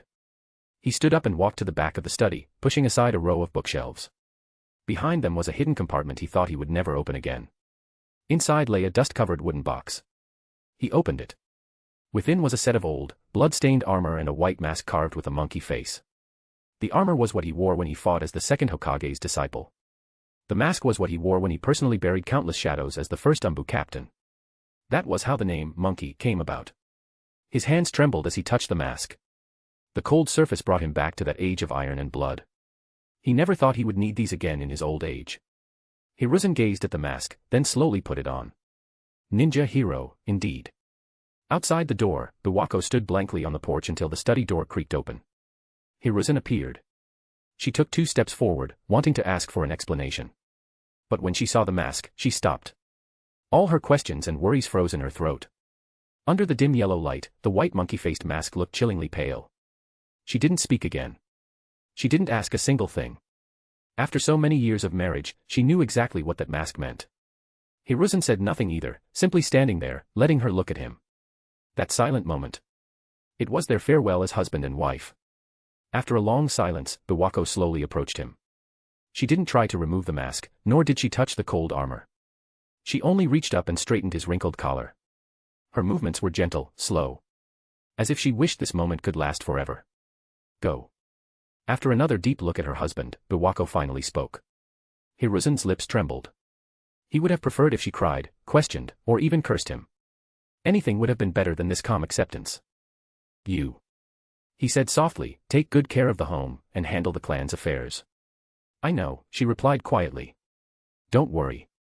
Hiruzen nodded, took one last look at his wife, then turned away. His steps were heavy. Behind him, there was no sound. Biwako stood under the flickering lamp, watching his back disappear into the night. Until he was gone. The door was left open. The wind blew in, making the lamplight flicker. The Hokage building was still brightly lit. Minato was swamped with work when a knock came at his office door. Come in. The door opened. When he saw who it was, Minato instantly stood, his hand instinctively reaching for the kunai under his desk. The person wore old armor and a monkey-faced mask, radiating a chilling aura. Third Hokage. Sir? Minato asked uncertainly. Ha ha ha. Hiruzen removed the mask, revealing his familiar face, and laughed. What, you don't recognize this old man anymore? The familiar smile made Minato sigh in relief. He glanced at him up and down. Third Hokage-sama, you are. Oh, this. Hiruzen patted his armor, chuckling. Don't you think it's intimidating?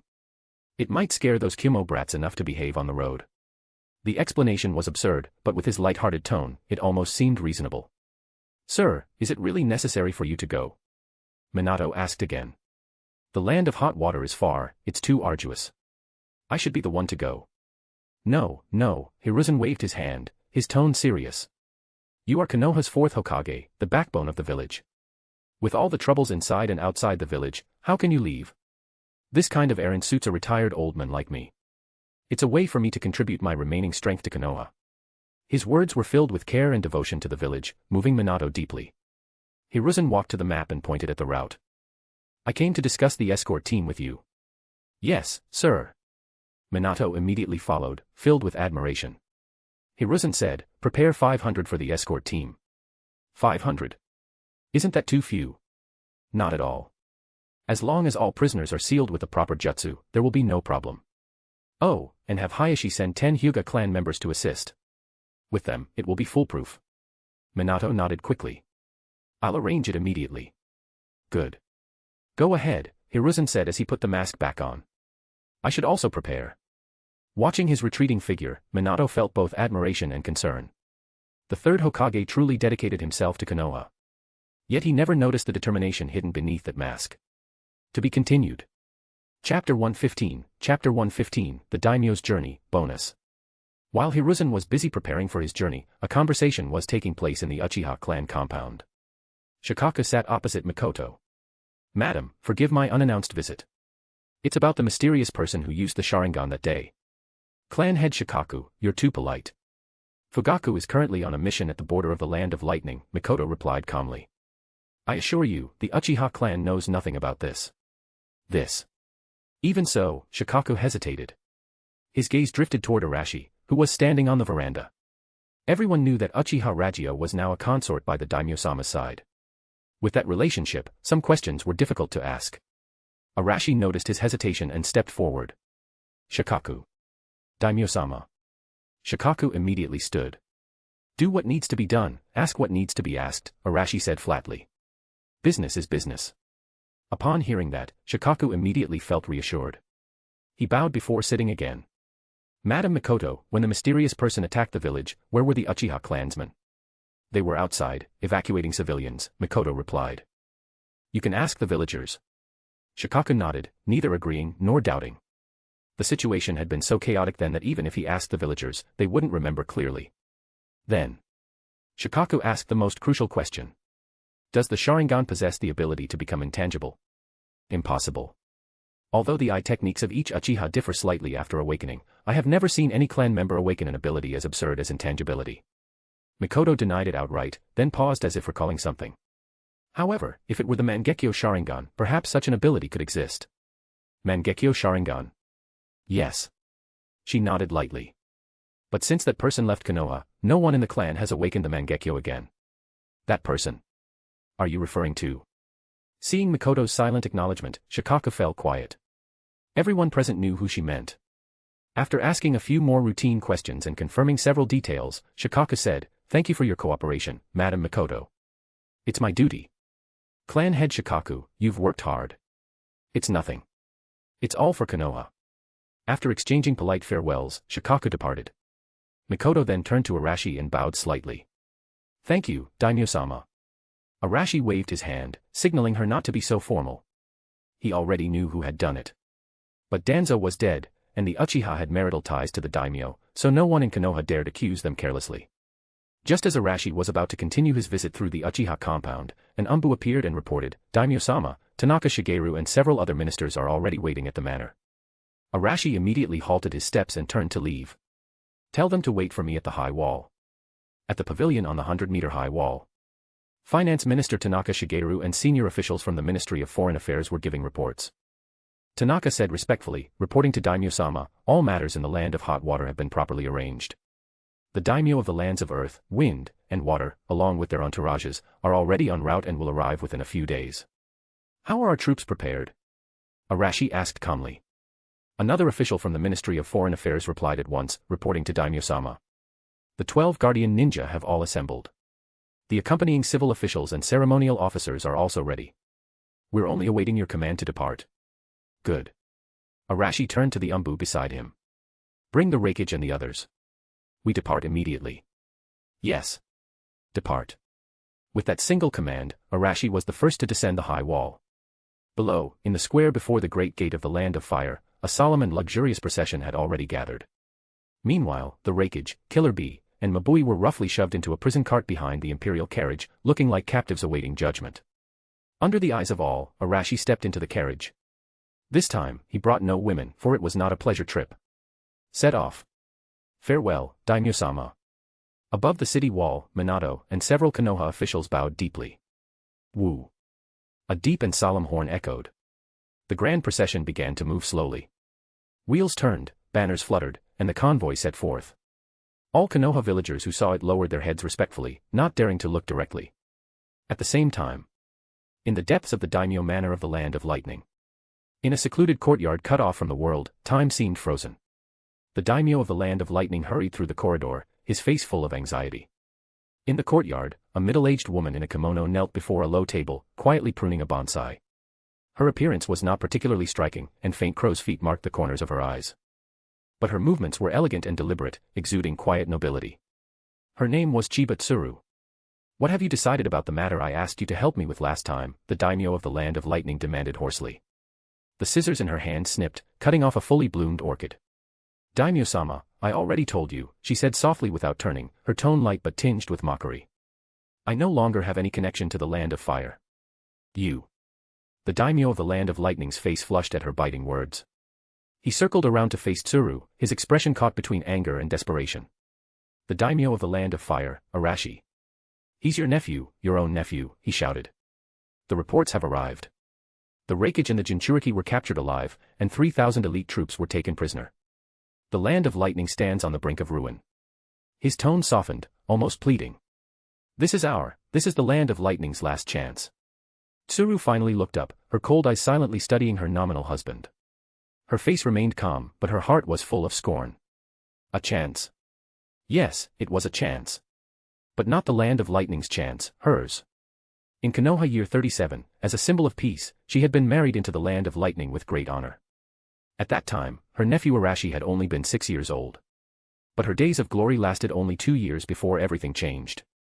In Konoha year 39, the Third Ninja World War broke out.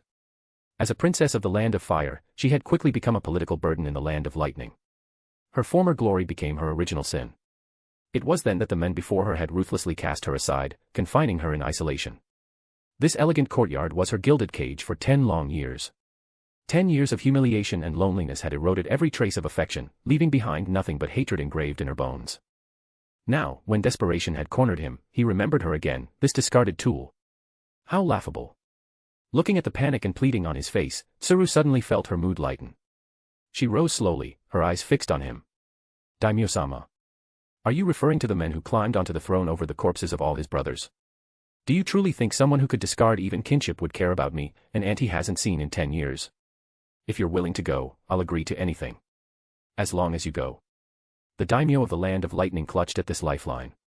If you can persuade the land of fire to withdraw its troops, I'll immediately annul our marriage and restore your status as a princess of the land of fire. I'll send an honor guard, prepare rich gifts, and personally escort you back to apologize to the land of fire. I'll give you whatever you want. Tsuru sneered inwardly. Freedom. I don't need you to give it to me. I'll take it back with my own hands, along with the 10 years you owe me, 100-fold, 1,000-fold. On her face, however, she showed only a weary expression. She remained silent for a long time, so long that the daimyo thought she had refused. Then, a faint sigh broke the silence. I understand. I'll go with you. But daimyo-sama, do not harbor any hope. Hearing this, the daimyo's face lit up with joy. Good. Good. We'll depart immediately. He hurried off to arrange the trip. The courtyard fell silent once more. Tsuru looked down at the cut orchid on the ground. She walked over and crushed it beneath her foot. When she lifted her gaze toward the land of fire, there was no weakness in her eyes. To be continued. One bonus chapter will be released for every 200 power stones. Chapter 116, Chapter 116, The Conspiracy on the Carriage. On the main road leading to the land of hot water, the daimyo's carriage moved steadily forward. The wheels rolled, kicking up plumes of dust. Inside the carriage, thin trails of incense smoke curled upward, carrying a calm and soothing scent. Arashi leaned back against the soft couch, his gaze drifting through the window toward the retreating scenery outside. The scale of this journey was similar to his previous trip to Konoha, though this time, a few more officials accompanied him. Just then, the voice of his confidant, Asaba Toru, came from outside the carriage. Daimyo-sama. Come in. The curtain was lifted, and the young Asaba entered, kneeling respectfully on the floor. Greetings, Daimyo-sama. Rise. Thank you, Daimyo-sama. How have things progressed? Reporting, Daimyo-sama, Asaba said. His youthful voice had grown steadier over time. As per your instructions, we have established contact with several nobles from the lands of earth and wind. In particular, some officials from the ministries of finance in both nations have shown great interest in our cooperation proposal. Very good. Arashi nodded, satisfied. What they called interest was simply another form of greed. As long as there was desire, there would be leverage. On the side of the land of water, progress is slower due to the sea's separation, but several trade routes are already under negotiation. Asaba continued, as for the land of lightning, due to the war, there has been no progress yet. No rush. Arashi tapped his fingers lightly on the table. The land of lightning will soon open its doors to welcome us in. Once this daimyo conference concluded, once those 3,000 heads fell, and once the land of lightning's vitality was severely damaged, that would be the perfect time to harvest. His strategy had never been merely about trade. Through business came profit, and profit was the bait that the greedy could never resist. Once their clans and factions became deeply entangled with the land of fire's interests, they would become tools in his hands. And their purpose would be simple, ensuring that their nations would not interfere when the land of Earth was to be dealt with later. In fact, they would even have to help restrain the land of Earth. He intended to forge a new world order with wealth. Thinking of this, Arashi said, bribery and infiltration are merely low-level tactics. Relying solely on financial ties is unstable. This subordinate understands. Asaba nodded quickly. No, you don't understand yet. Arashi shook his head. When their appetites are satisfied, when they become completely dependent on us. Remember, the deeper the financial ties, the more you must secure evidence that could take their heads. Embezzlement, collusion with foreign nations, assassinations of political rivals. Arashi's tone turned amused. If such things don't exist, then help them create some. They must understand that once they board our ship, there is no getting off. The only way they can live is to pray that my ship never sinks. The air inside the carriage instantly turned heavy. Cold sweat beaded on Asaba's forehead, his breathing caught for a moment. You can handle the finer details yourself, Arashi said as he leaned back again. I only want results. Yes, Daimyo-sama. I will not fail your trust. Asaba knelt again, bowing low, hiding both his shock and awe. You may go. Yes. Asaba bowed and exited. The curtain fell back into place, only to be lifted again moments later. Tanaka and several senior officials from the Ministry of Foreign Affairs entered, bowing in unison. Daimyo-sama.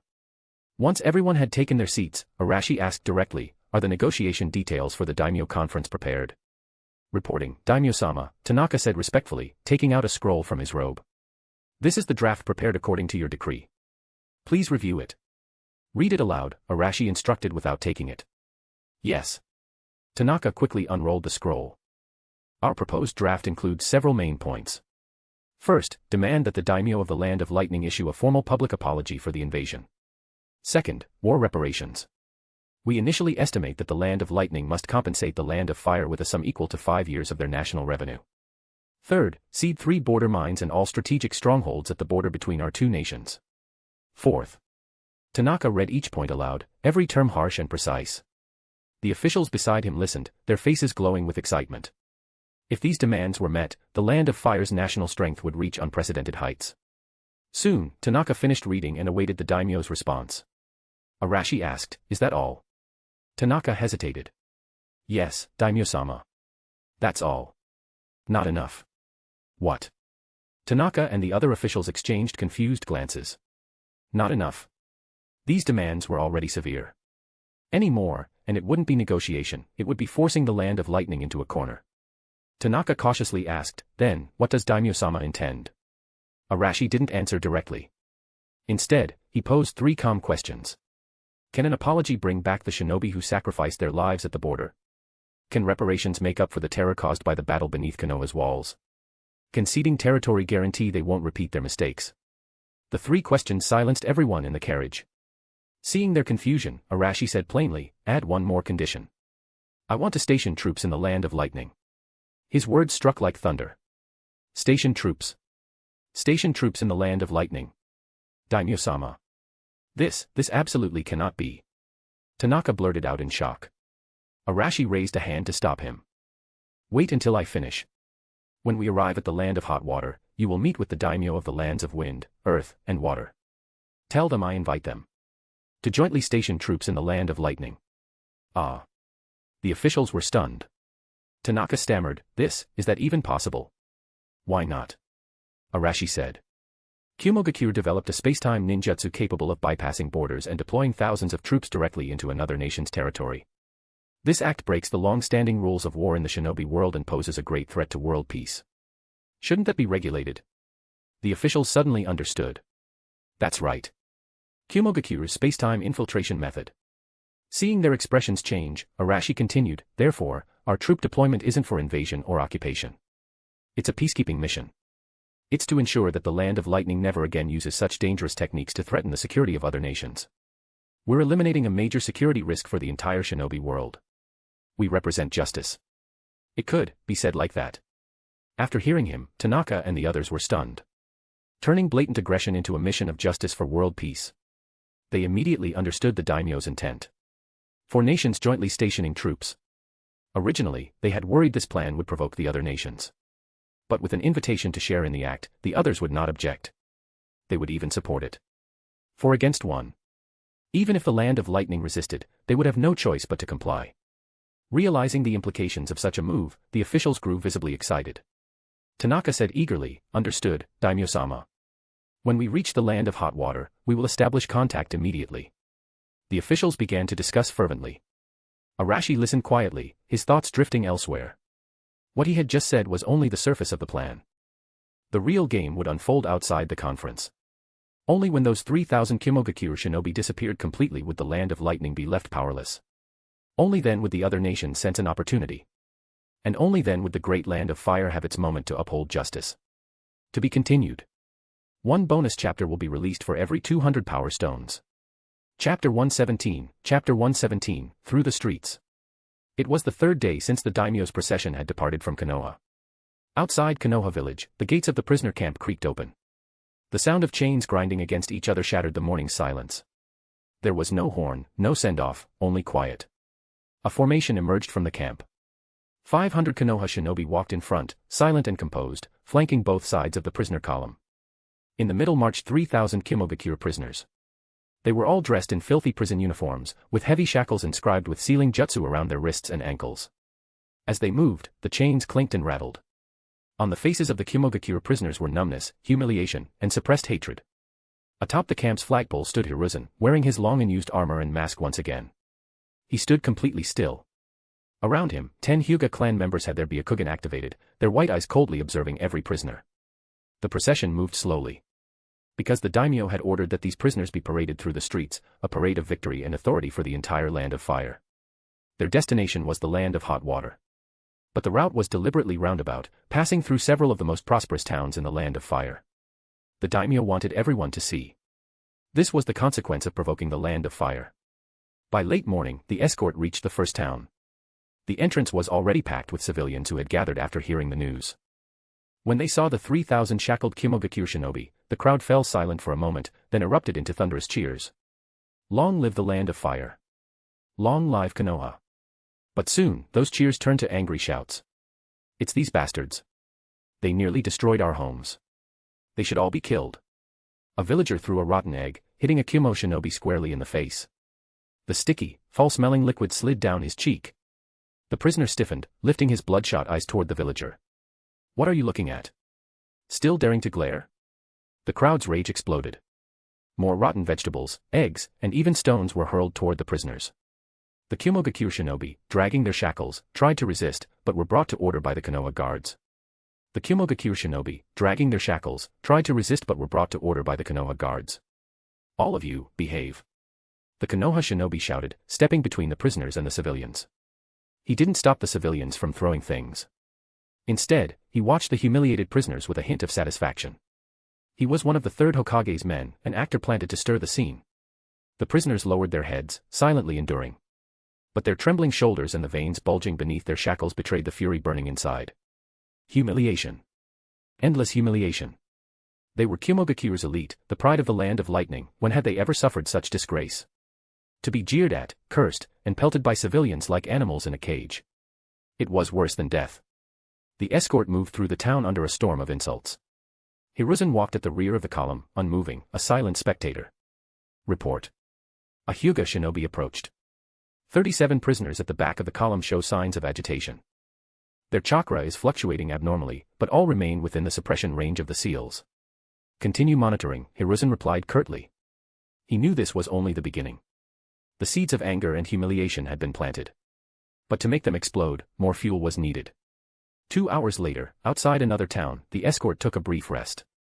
Once again, the prisoners had endured the same treatment as before. Byakugan. At the command, 10 Hyuga clan members activated their eyes simultaneously, the flow of chakra across the 3,000 prisoners becoming visible. Every seal, every flicker of chakra activity was laid bare before them. First formation, chakra flow stable, seals intact. Second formation, stable, normal. Reports came one after another to Hiruzen's ears. This was routine procedure. Every 2 hours, the Hyuga would sweep the entire group to ensure nothing was amiss. Passing through these towns was also part of the daimyo's design. It was essential that civilians along the way witnessed it all. That way, when something happened later, no one would suspect Konoha. They would simply believe the Kimogakure prisoners had rioted out of humiliation, forcing Konoha to retaliate. The break ended, and the column moved again. The parade of shame continued. The third town. The fourth town. Each stop was the same, furious crowds, curses, garbage raining down. The nerves of the Kimogakure prisoners stretched tighter with every step. Some of the younger shinobi were already close to breaking. They began to lash out at the guards. But each time, they were met with harsher suppression and deeper humiliation. Some of the Konoha shinobi assigned to provoke them even threw food on the ground when distributing rations, forcing the prisoners to snatch at it like dogs. Anger kept building. Killing intent festered within every Kimogakure heart. They no longer hid their hatred for the Konoha shinobi. By dusk, the procession arrived at the designated camp, a small village. The villagers here were even more hostile than before. Perhaps because it was near the former battlefield, their hatred for Kimogakure burned stronger. Stones rained down again. One prisoner was struck on the forehead, blood streaming down his face. With a muffled roar, he suddenly struggled. Behave. A nearby Konoha shinobi, one already briefed, rushed forward and kicked the prisoner to the ground. In the chaos, the shinobi's hand brushed over the seal on the prisoner's lower back, leaving no trace. A fleeting hand sign flashed and vanished. A faint surge of chakra slipped into a node within the sealing rune. The entire process took only a second. Even the other Konoha guards nearby noticed nothing unusual. After finishing, the shinobi stomped on the prisoner twice more, cursing as he dragged him back into the line. Move again and you'll be killed on the spot. The beaten prisoner collapsed, trembling from pain and fury. He didn't realize that his supposedly indestructible seal had already begun to loosen. Through his mask, Hiruzen remained silent and cold. His gaze lingered on the subordinate who had acted. Another seed had been planted. Soon, the rage of 3,000 Kimogakure shinobi would ignite. Suddenly, a Hyuga shinobi beside him turned sharply. Third Hokage-sama. His Byakugan was still active, his eyes locked on the cloud prisoner who had just been kicked down. That one's chakra, the seal. Before he could finish, a Konoha shinobi beside him pulled him aside. The Hyuga looked up in confusion, only to hear a low whisper. You didn't see anything. See wa, The Hyuga froze mid-sentence, his body stiffening as realization struck. He slowly turned his gaze toward the third Hokage. Hiruzen ignored the look, standing silent and unmoved. The Hyuga said nothing more. His head lowered, his lips trembling. To be continued.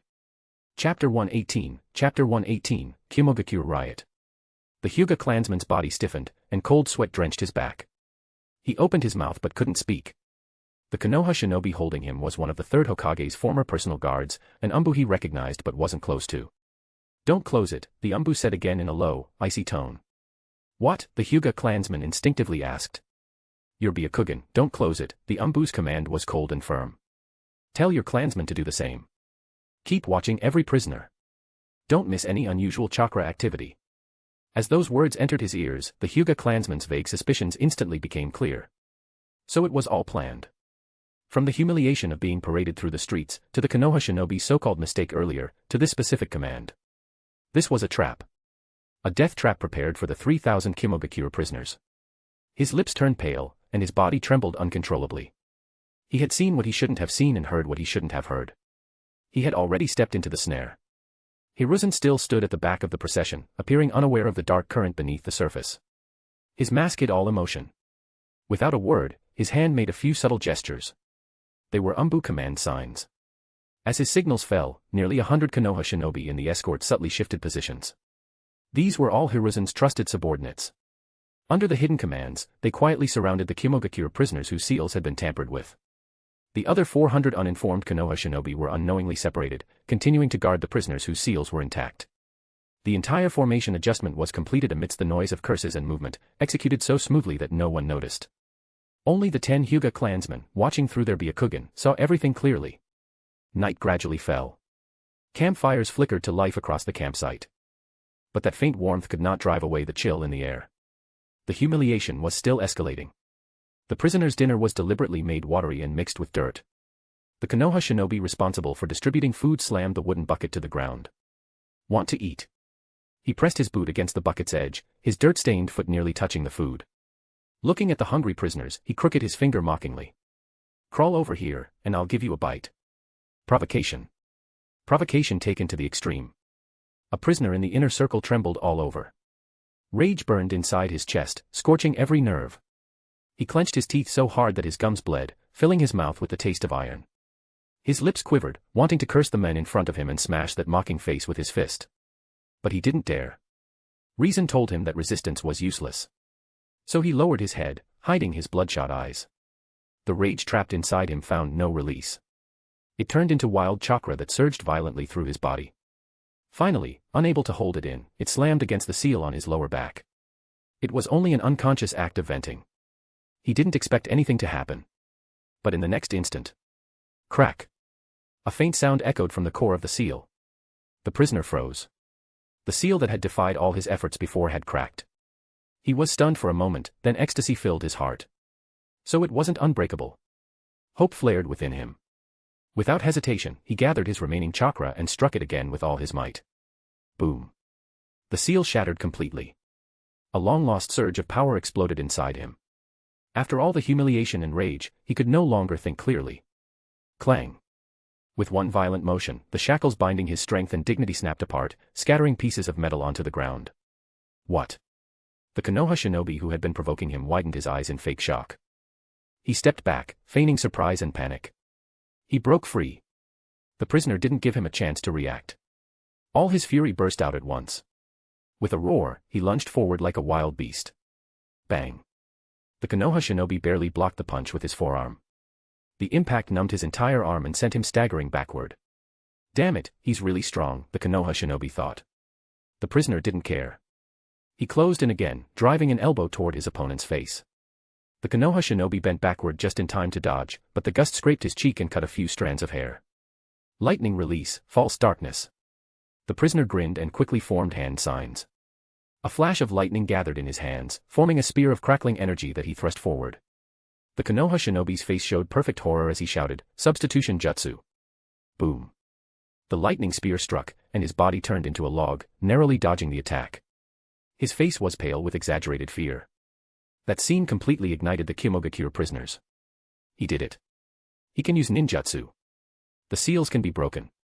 Brothers, charge. For the glory of Kimogakure. After a heartbeat of silence, a thunderous roar erupted. Crack. Crack. Crack. The sound of seals breaking spread through the camp.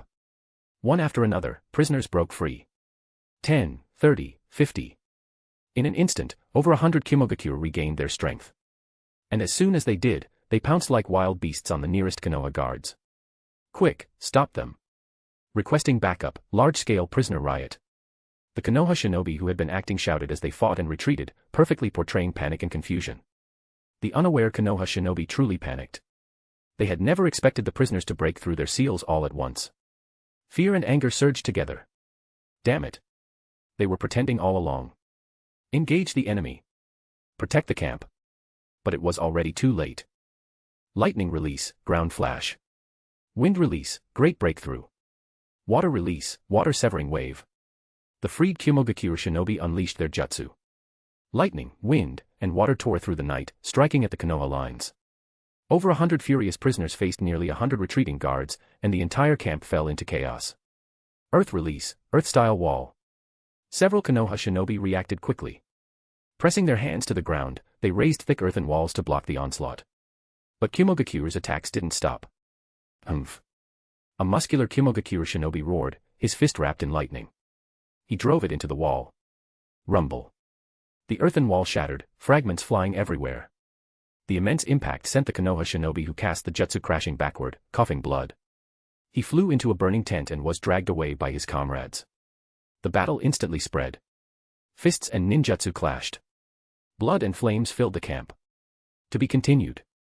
One bonus chapter will be released for every 200 power stones. Chapter 119, Without Mercy. The battle between Konoha and Kimogakure erupted into full chaos. A Konoha shinobi was surrounded from both sides by two Kimogakure captives who had broken free from their restraints. He barely dodged a whip kick, but before he could react, another kunai pierced his back, leaving him defenseless. At that critical moment, a shadow dropped from above. Konoha Hurricane. A fierce kick struck the attacker's temple, sending the Kimogakure shinobi flying. Another spinning kick followed, forcing back the second one. The newcomer quickly dragged his injured comrade behind him. Can you still move? Cough, cough, not dead yet. Damn it, don't overact. I was careless, that's all. Their exchange was quiet, almost drowned out by the chaos of the battlefield. All units, counterattack. Hold the line. A Konoha Jonin wearing glasses barked orders. An Inuzuka clan shinobi beside him had already charged forward with his Rinnegan. Fong over Fong. Man and beast spun into twin tornadoes, crashing into the Kimogakure ranks and tearing two captives apart. But a thick lightning whip lashed out, striking the Rinnegan on its back, and it let out a heart-wrenching cry. Bastard. The Inuzuka's eyes turned blood-red with fury. He elbowed his attacker away but was immediately kicked in the stomach by another captive, rolling across the dirt. Shadow imitation jutsu. At the last second, a shadow stretched out, freezing two Kimogakure captives in place. Well done. An Akimichi clan shinobi roared, his body expanding instantly as he activated human bullet tank, crushing the immobilized captives into pulp. But more prisoners had already broken through the defensive line. A Hyuga clansman's veins bulged around his eyes, his Byakugan scanning every movement on the battlefield. While striking a captive's chakra points with gentle fist, he shouted, "Left flank." 3 targets with strong chakra signatures. Before he finished speaking, a comrade behind him had already completed his hand seals. Fire release, Great Dragon Fire Jutsu. Water release, Water Wall. A massive fire dragon roared forward, only to be blocked by a water wall raised by 3 Kimogakure shinobi. The high temperature instantly vaporized the water, shrouding the battlefield in dense fog. Oh no, be careful. From within the mist, several lightning-charged kunai shot out silently. Puff. Puff. A few Konoha shinobi failed to dodge in time, their thighs and shoulders pierced as they groaned in pain. A medical ninja rushed forward, green light glowing in his palms as he tried to stop the bleeding. But before he could finish, a figure burst from the fog, heading straight for him. Another Kimogakure captive who hadn't broken his seal went berserk, throwing himself forward as a human shield, using his shackles as a weapon. He tackled the medic, sacrificing himself to open a path for his freed comrade. The medic narrowly avoided a fatal wind blade, but his legs were suddenly grabbed by the shackled captive. The Kimogakure shinobi from the fog was already upon him, lightning flashing in his hand as he aimed for the medic's heart. You won't succeed. A kunai flew from the side, colliding with the lightning glow. The blade gleamed coldly, slicing through the enemy's chest, leaving a deep, bone-deep wound. The fight had entered its most brutal stage. Watching their freed comrades battle fiercely against Konoha, the remaining 2,000 Kimogakure prisoners went mad with desperation. They struck their seals over and over, but no matter how hard they tried, the curse symbols wouldn't budge. They watched helplessly as the few who had broken free were quickly overwhelmed by reinforcements. One captive was pinned by 3 Konoha shinobi and, after a brief struggle, was pierced by a kunai through the chest. His dying scream cut through the night. That cry tore through the hearts of all the prisoners. They couldn't wait any longer. So what if we don't have chakra? A tall Kimogakure shinobi roared like a beast, dragging his chains as he lunged at the nearest Konoha guard. We still have our fists. We still have our teeth. Before he could finish, a great fireball exploded in his face. His body turned to ash before it hit the ground. His death drove the rest into madness. They dragged their shackles, grabbed stones, sticks, anything they could find, and charged like wild beasts toward Konoha's defensive line. A brutal, chaotic, blood-soaked riot erupted in full force. From above, Hiruzen watched calmly. Everything was unfolding exactly as planned. Now, it was his turn. The Kimogakure captives, unrepentant. Hiruzen's voice rang across the camp, filled with grief and authority. For the safety of the land of fire, to prevent further harm to innocent civilians. In the name of the 3rd Hokage, I order. His tone hardened, dripping with killing intent. All captives are to be executed on sight. Leave none alive. Yes. Thousands of voices roared in unison, morale surging like wildfire. Hiruzen's hands blurred through seals. His movements were so fast that only afterimages remained. Earth release, swamp of the underworld. He slammed his palm onto the ground. The solid earth instantly turned into a vast swamp. Dozens of Kimogakure prisoners at the front sank instantly, the suction pinning them in place. Fire release, great fire annihilation. His chest expanded as he inhaled deeply, then he exhaled a sea of flames that spread across the entire front line. A towering wall of fire surged forward, burning everything in its path. Lightning clashed with flame, exploding into a storm of light and sound. But Hiruzen's fire was stronger, devouring the lightning completely. The flames consumed the dozen Kimogakure trapped in front, reducing them to nothing but blackened, twisted corpses. A Kimogakure jonin with bloodshot eyes screamed in rage. Lightning release, lightning dragon jutsu. A thunderous dragon burst forward, striking toward Hiruzen. Water release, great waterfall jutsu. Hiruzen's voice was calm as he countered. Torrents of water roared from his palms, forming a massive waterfall that crashed against the lightning dragon. For a brief moment, lightning flared within the waves, then disappeared completely under the surge of water. The flood didn't stop. It swept the Kimogakure Jonin and a dozen others away, smashing them into a distant cliffside. The sound of breaking bones echoed. When the water receded, only a smear of blood remained on the rocks. Wind release, continuous violent waves. Emerging from the rising steam, Hiruzen opened his mouth and unleashed several spinning wind blades. They moved silently, slicing through the throats of several Kimogakure trying to ambush him. Lightning release, Black Panther. He pressed one hand to the ground, summoning a black lightning panther that leapt from his palm. The creature dashed across the battlefield at blinding speed, every pounce leaving another burnt corpse behind. Large-scale jutsu of 5 different elements alternated seamlessly in his hands. Every move was a killing strike, displaying the terrifying mastery of the professor of ninjutsu. Hiruzen's display of power ignited the Konoha forces. Their attacks grew fiercer. And the Kimogakure resistance crumbled completely. To be continued. Check out my new book, All Football Abilities Are Mine. Chapter 120, Prisoners Are Dead. Fear had taken root in the village next to the camp. Every household had their doors and windows tightly shut, lights extinguished, as if darkness alone could shield them from the slaughter. Yet behind a dozen shuttered windows, countless eyes stared at the distant flames and blood. Just half an hour ago, they were still delivering hot meals, grateful for the Konoha shinobi stationed there. Who would have thought the Kumo prisoners would suddenly rebel? If not for the 3 Konoha Chunin who had risked their lives to escort them back, they'd likely be dead by now. They couldn't see what was happening in the camp, only hear the roars and screams, and the sound of ninjutsu tearing through the night. Their hearts were filled with anxiety for the Konoha shinobi locked in battle. And with deep hatred toward the prisoners. Now, the battle at the camp was reaching its end, the sounds of combat fading significantly. I surrender. I surrender. A young Kimogakure shinobi, whose chakra had already been sealed, broke down as he watched his comrades fall one by one. He threw away the stone in his hand, knelt on the ground, and raised both hands in surrender. What greeted him, however, was a cold kunai. Puffed. A Konoha shinobi, his eyes bloodshot from the killing, stabbed him in the head with a single strike, his face twisted with rage. Surrender now. Too late. Once the killing began, it was hard to stop. More and more Kimogakure shinobi began giving up, trying to kneel and beg for mercy. But the Konoha shinobi no longer listened. Except for those who had deliberately incited the Kumo uprising, the rest were all filled with fury. Hiruzen stood in silence, watching it all unfold, and did not intervene. He needed this massacre. Because this was the order of the Daimyo. The killing continued. Cries and pleas for mercy gradually faded. The thick stench of blood permeated the night air. At last, when the final Kumo shinobi was pinned to the ground with several kunai, the entire camp fell silent. 3,000 prisoners. Not a single one survived. Hiruzen stood amidst the mountain of corpses and sea of blood, gasping for breath. It wasn't due to fatigue. It was an internal struggle. He slowly removed his mask, his aged face filled with grief and resolve. Clean this place up. His voice was heavy with exhaustion as he instructed an umbu, report to the daimyo. All Kimogakure prisoners rebelled, and we have completely annihilated them. Understood. The umbu nodded and disappeared into the night with a few quick leaps. Hiruzen looked up, his gaze toward the direction of the land of hot water. This is my answer. Are you satisfied? Land of hot water.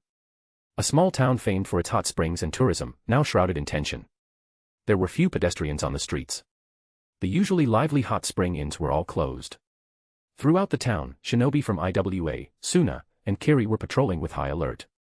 An oppressive atmosphere blanketed the entire area. The daimyo of the 5 great nations were scheduled to hold a summit here. A top-tier inn had been fully cleared out to serve as the venue for the meeting. Outside, security was tight. Guards stationed every 3 steps. Sentries posted every 5. Did you hear? The daimyo of the land of earth and the land of wind have already arrived. Not just them, the daimyo of the land of water is here too. Amaterasu above, something big must be happening. The townspeople peeked from behind closed windows, whispering anxiously. In a lavish reception hall inside the inn. The short-statured 3rd Tsuchikage, Anoki, hovered midair with his arms crossed, expression solemn. Next to him, the daimyo of the land of earth sipped tea with a calm demeanor. The daimyo of the land of fire is acting quite arrogant, the daimyo of the land of water couldn't help but complain. He called for this meeting, yet makes us all wait for him. The daimyo of the land of earth calmly set his teacup down. He's the victor now. He has the right to be arrogant. Humph. The daimyo of the land of water snorted, falling silent. Anoki quietly observed the conversation, a calculating light flickering in his aged eyes. Kumogakure's infiltration tactics and the strength of the Land of Fire's daimyo weighed heavily on his mind. Meanwhile, the fourth Kazekage, Raza, sat upright, his expression unreadable. Beside him, the daimyo of the Land of Wind fanned himself lazily, his eyes wandering, lost in thought. Raza felt conflicted.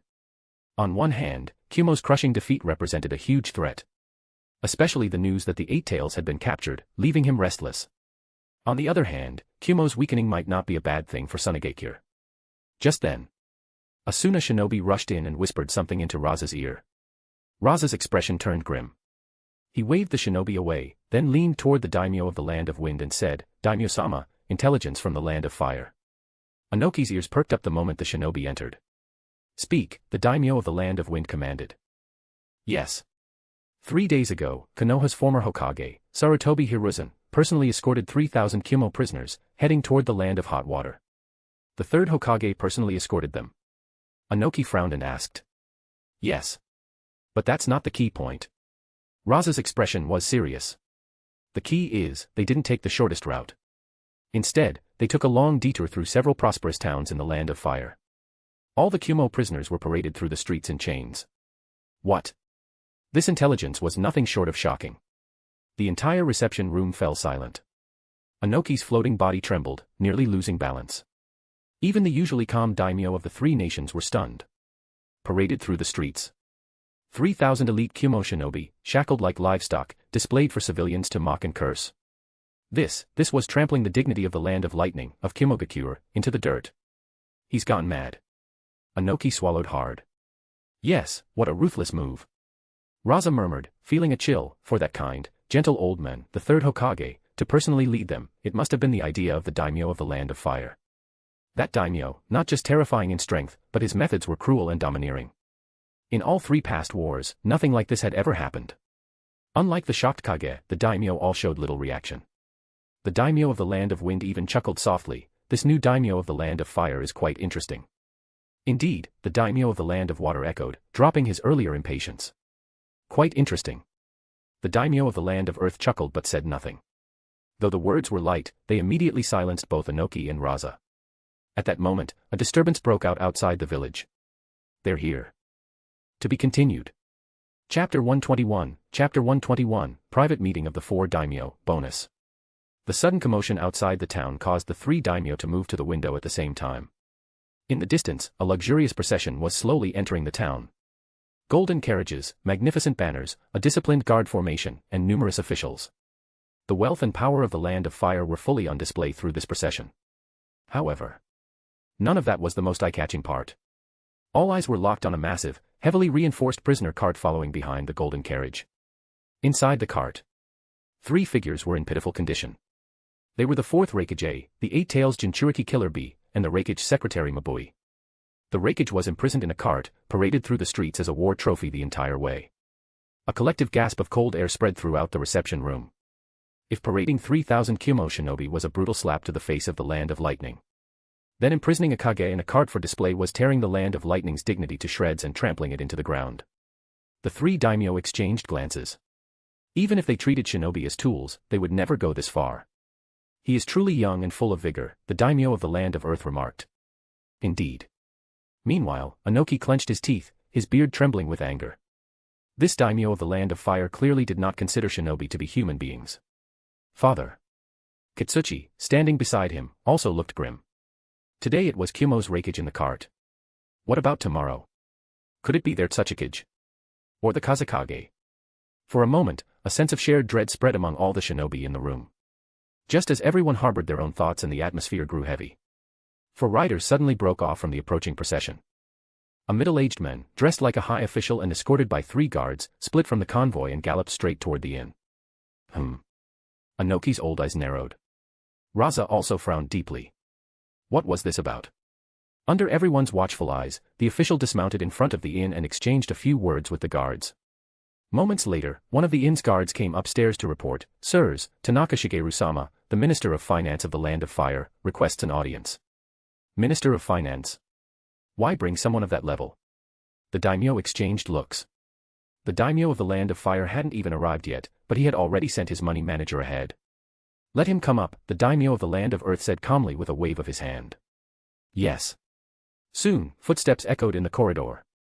Tanaka straightened his robes and ascended the stairs with the 3 guards. Each guard held an exquisite brocade box. As soon as he entered, Tanaka gave a deep bow to the 3 daimyo. Tanaka Shigeru of the Land of Fire greets the daimyo of the Land of Earth, the Kazekage, and the daimyo of the Land of Water. Tanaka-sama, no need for such formality. The Kazekage opened his fan and spoke with a forced smile. May I ask why the daimyo of the Land of Fire sent you ahead?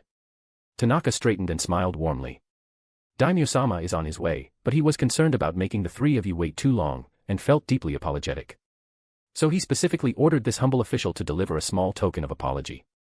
With that, he waved to the guards behind him. The 3 guards immediately stepped forward and handed the brocade boxes to the attendants of the 3 daimyo. These are specialty teas from the Land of Fire, along with a few modest trinkets. We hope the 3 of you will accept them in good faith. Gifts? The expressions on the daimyo's faces became intrigued. He had just used the rakish humiliation to send a warning to everyone. And now he immediately sent gifts to apologize.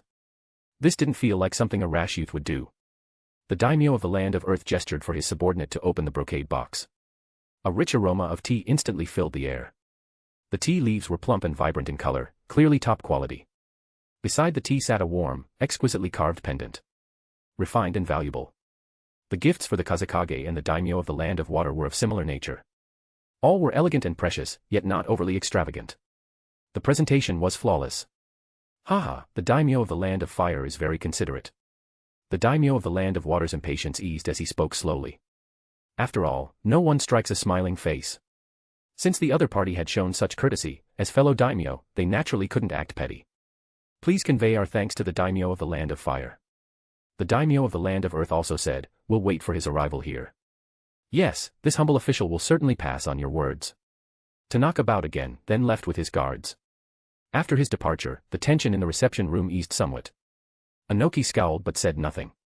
However, Raza's expression grew even more serious. This daimyo of the Land of Fire, able to shift so effortlessly between pressure and appeasement, dominance and grace, was 100 times more terrifying than a straightforward tyrant. Just then, the noise downstairs surged once more. The motorcade had finally arrived below the inn. Arashi stepped down from the carriage, fully escorted by the 12 guardian ninja. The 3 figures in the prisoner cart glared at him, eyes burning with hatred. Powerless rage. Arashi ignored the 3 defeated shinobi. Surrounded by guards, he walked straight into the inn. The sound of steady footsteps echoed up the staircase. Soon, he appeared at the entrance to the reception room. Arashi's gaze swept over the room. At last, it landed on the 3 daimyo, and he revealed a polite, perfectly measured smile. I apologize for keeping the 3 of you waiting. He gave a small bow. Not at all. You've traveled far, you must be exhausted. The daimyo of the Land of Earth chuckled and stepped forward to greet him.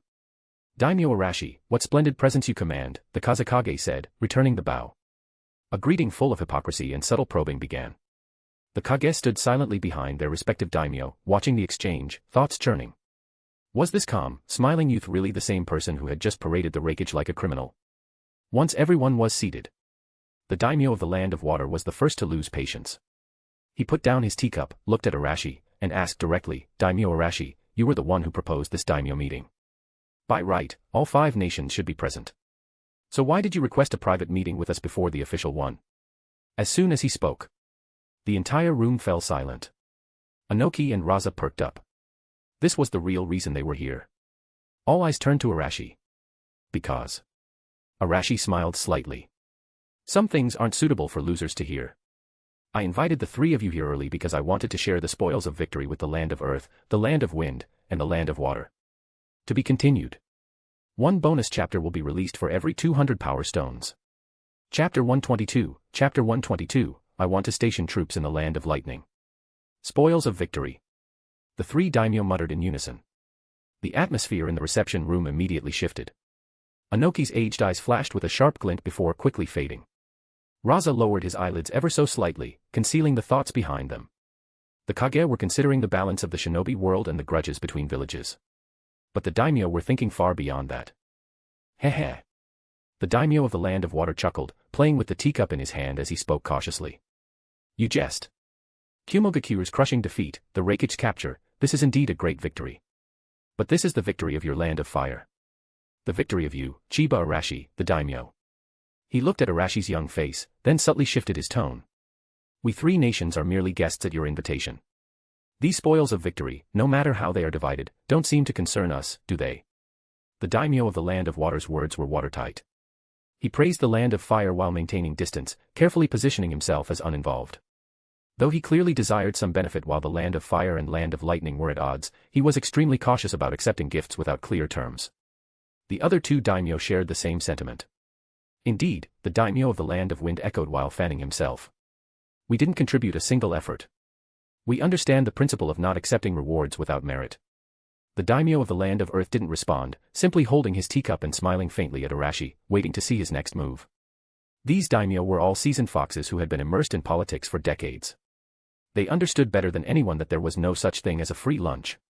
The Land of Fire's initiative to share victory clearly came with a price. Until that price was made clear, none of them would dare take a stance. Facing their evasiveness, Arashi showed no change in expression, as if everything was within expectations. He smiled calmly. You three think too much, Arashi said sincerely. I'm not inviting you to share the fruit of victory out of kindness. It's because Kumogakuru's actions this time were no longer just a provocation against my Land of Fire. He paused for a moment, giving them time to think, then continued with his prepared statement. Kumogakure has developed a space-time ninjutsu capable of bypassing border defenses and directly deploying thousands of troops into the heart of another nation. As soon as these words fell, both Inoki's and Raza's expressions changed dramatically. This was precisely the issue they were most concerned about. No matter how powerful the daimyo of the Land of Fire was, the fact that he was willing to sit down at the negotiating table meant he still operated within a system of rules. Even if he could suppress a tailed beast with his bare hands, they believed it was because Kumo had attacked his land, pushing him into retaliation. By contrast, Kumogakure's use of space-time ninjutsu was a much more dangerous threat. The daimyo might not understand the intricacies of ninjutsu, but as Kage, they fully grasped the significance. This meant that the strategic buffer zones and defense networks that had maintained peace between the five great nations were now meaningless. This action has broken the long-standing tacit understanding that exists between the five great nations. Arashi's voice suddenly rose. It poses a major threat to world peace. He straightened in his seat, his gaze burning as he looked at the three daimyo. Today, their elite forces appeared in the heart of my Land of Fire. Tomorrow. Could they not appear in any of your lands? As that question landed, Raza and Inoki's faces turned even more grim. The daimyo also withdrew their faint smiles, each one growing solemn. They all knew what Arashi was about to say. This wasn't just the Land of Fire's problem. It was a blade hanging over the heads of every nation. The daimyo of the Land of Earth glanced at the ashen-faced Inoki beside him. Daimyo Arashi speaks with reason, he finally said, setting down his teacup. His plump face betrayed no emotion. Kumogakure's actions did indeed break the tacit agreement. It leaves everyone feeling uneasy. So then. He leaned forward slightly, his eyes gleaming. What exactly are these spoils that Daimyo Arashi speaks of? And how do you propose we share them? Here it comes. The pivotal moment. Everyone held their breath, their eyes burning with curiosity and tension. Arashi leaned back in his chair, his calm smile returning. My proposal is simple. I want to station troops in the Land of Lightning. The room went silent as if struck by lightning. Everyone froze in place, their pupils dilated. Absurd. The daimyo of the Land of Water slammed his hand on the table and shot to his feet. All signs of politeness disappeared. Daimyo Arashi, are you mad? He stared directly at Arashi, his voice sharp and tinged with fury. To station troops in the Land of Lightning. Do you understand what you're saying?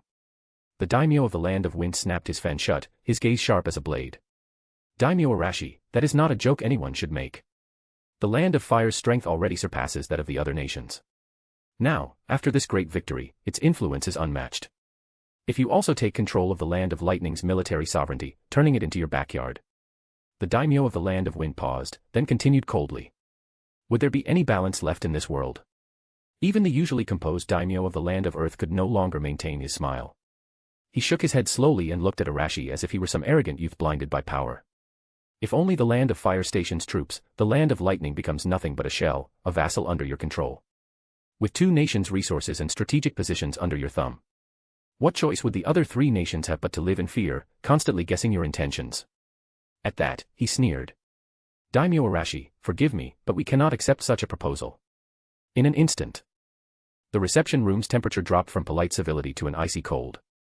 Inoki and Raza exchanged glances. Both saw the same grave concern in each other's eyes. When it came to threats against the world order, the daimyo reacted even faster than the kage. With the daimyo of the Land of Earth's final sentence, a subtle yet undeniable alliance against the Land of Fire had silently formed. The tension was palpable. 3 daimyo. 3 pairs of eyes, full of scrutiny, wariness, and hostility, locked firmly onto Arashi.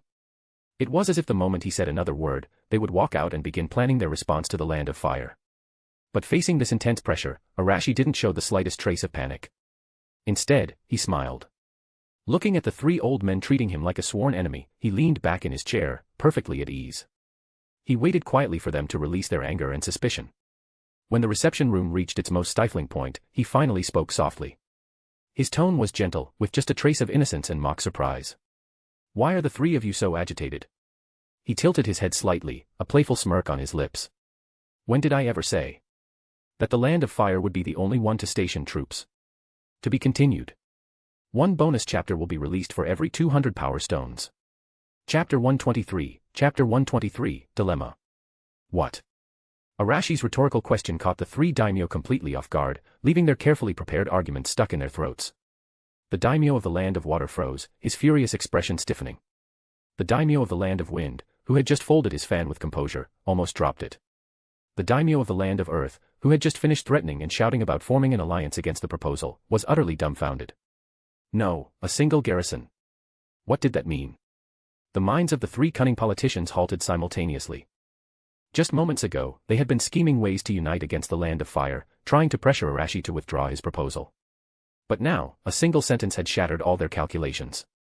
The reception room fell into silence again. Only this time, the silence wasn't filled with hostility or vigilance, but utter confusion and disbelief. Anoki and Raza couldn't keep up with the daimyo's thought process, their faces full of bewilderment. Seeing the wonderful changes in their expressions, Arashi smiled inwardly. This was exactly the effect he wanted.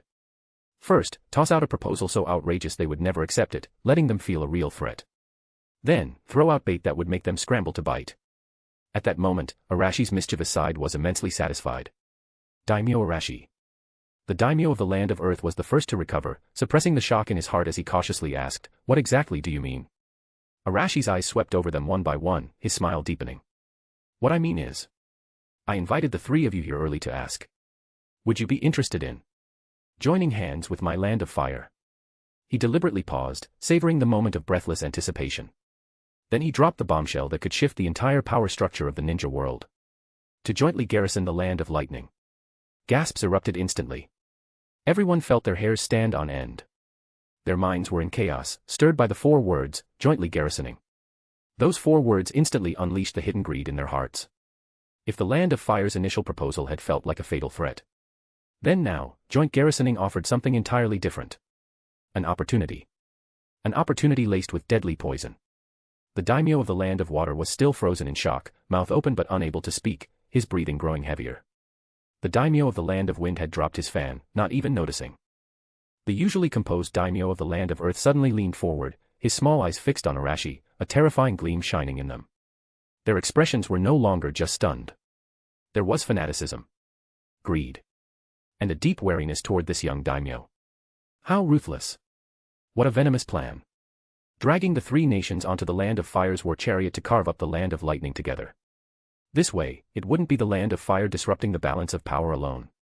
It would be the 4 great nations collectively punishing a country that had made a mistake. And when everyone at the table is a butcher, there's no such thing as a butcher anymore. This.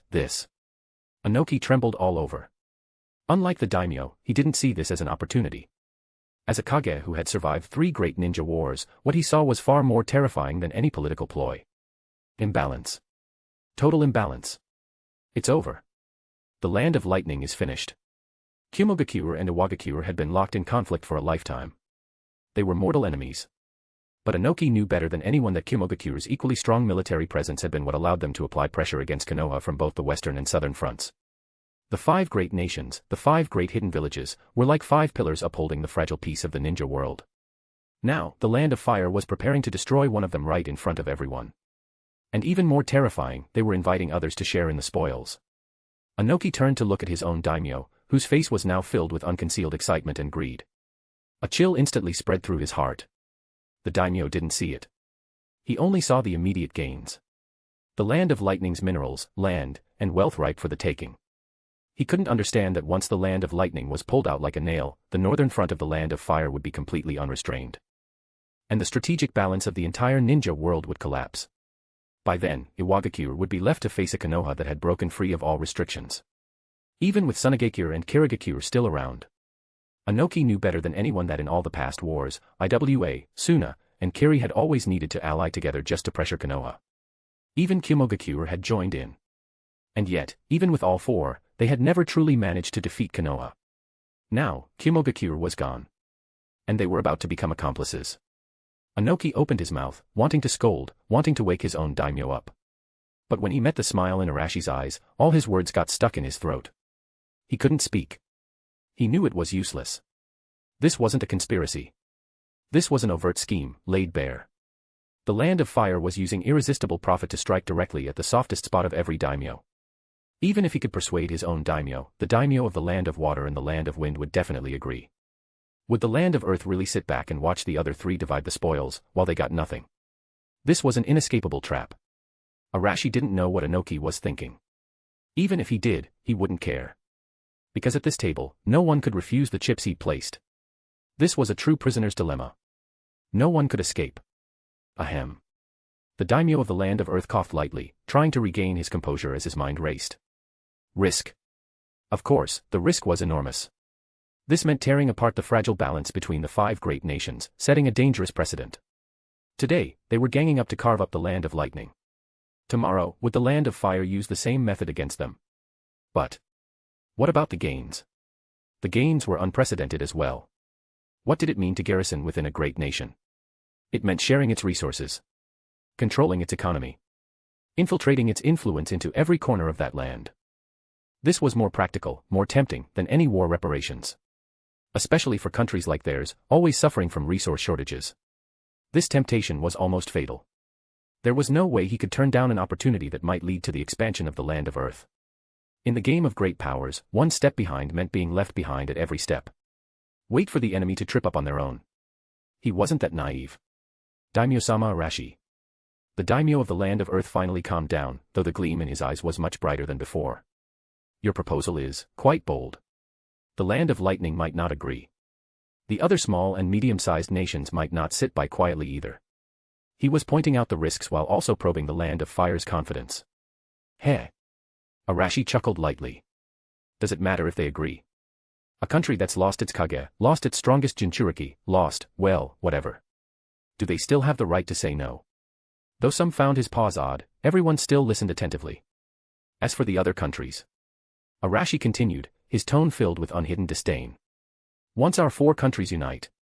In this world, besides us, whose opinion still matters? Overbearing. Yet undeniably true. Once the four great nations stood together, the smaller nations didn't even have the right to speak. If not for serving as strategic buffers, those tiny countries would have been swallowed up long ago. To be continued. Chapter 124, Chapter 124, Loot Sharing Committee is established. Silence once again fell over the reception room. The three daimyo were each absorbed in their own calculations, their breathing clearly audible. Arashi didn't rush them. He slowly took a sip of tea. The bait had already been cast. These fish, starved for too long, couldn't possibly resist. It was precisely his calm and composed demeanor that made the other three feel even more uneasy. Finally, the daimyo of the land of wind picked up his dropped fan, snapped it open, and fanned himself rapidly. Daimyo Arashi's righteous actions are truly admirable. With just one sentence, he had found a perfect justification for the operation. Kumogakure's spacetime ninjutsu is indeed a public menace to the ninja world and should be strictly regulated. Our land of wind has always loved peace and is willing to contribute to maintaining the stability of the ninja world. He had declared his position. The first to do so. Raza's lips moved, and just as he was about to stand up, his daimyo pressed him back down. Seeing that the land of wind had already spoken, the daimyo of the land of water no longer hesitated and echoed, the daimyo of the land of wind is absolutely right. Such dangerous ninjutsu cannot be left in the hands of an unsupervised nation. Our land of water also supports Daimyo-sama Arashi's proposal. The lands of wind and water had both stated their positions. Everyone's gaze turned toward the daimyo of the land of earth. The daimyo of the land of earth's fleshy face squeezed together as he chuckled. Since everyone is for world peace, our land of earth naturally cannot fall behind. It's just.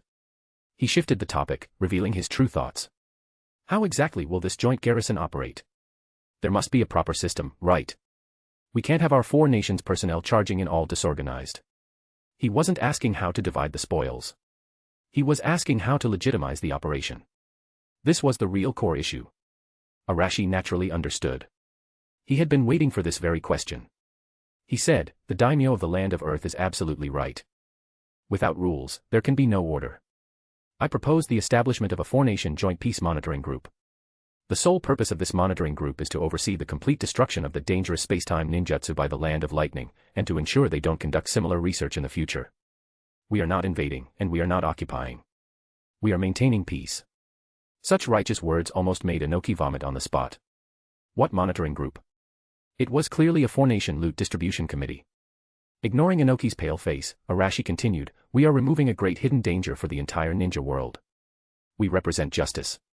As his gaze swept across the 3 faces, now gradually lighting up with anticipation, Arashi cast the final bait. Of course, such a large-scale monitoring operation will inevitably incur massive costs. Our 4 nations are sending troops and putting in effort. We can't possibly cover it from our own pockets, can we?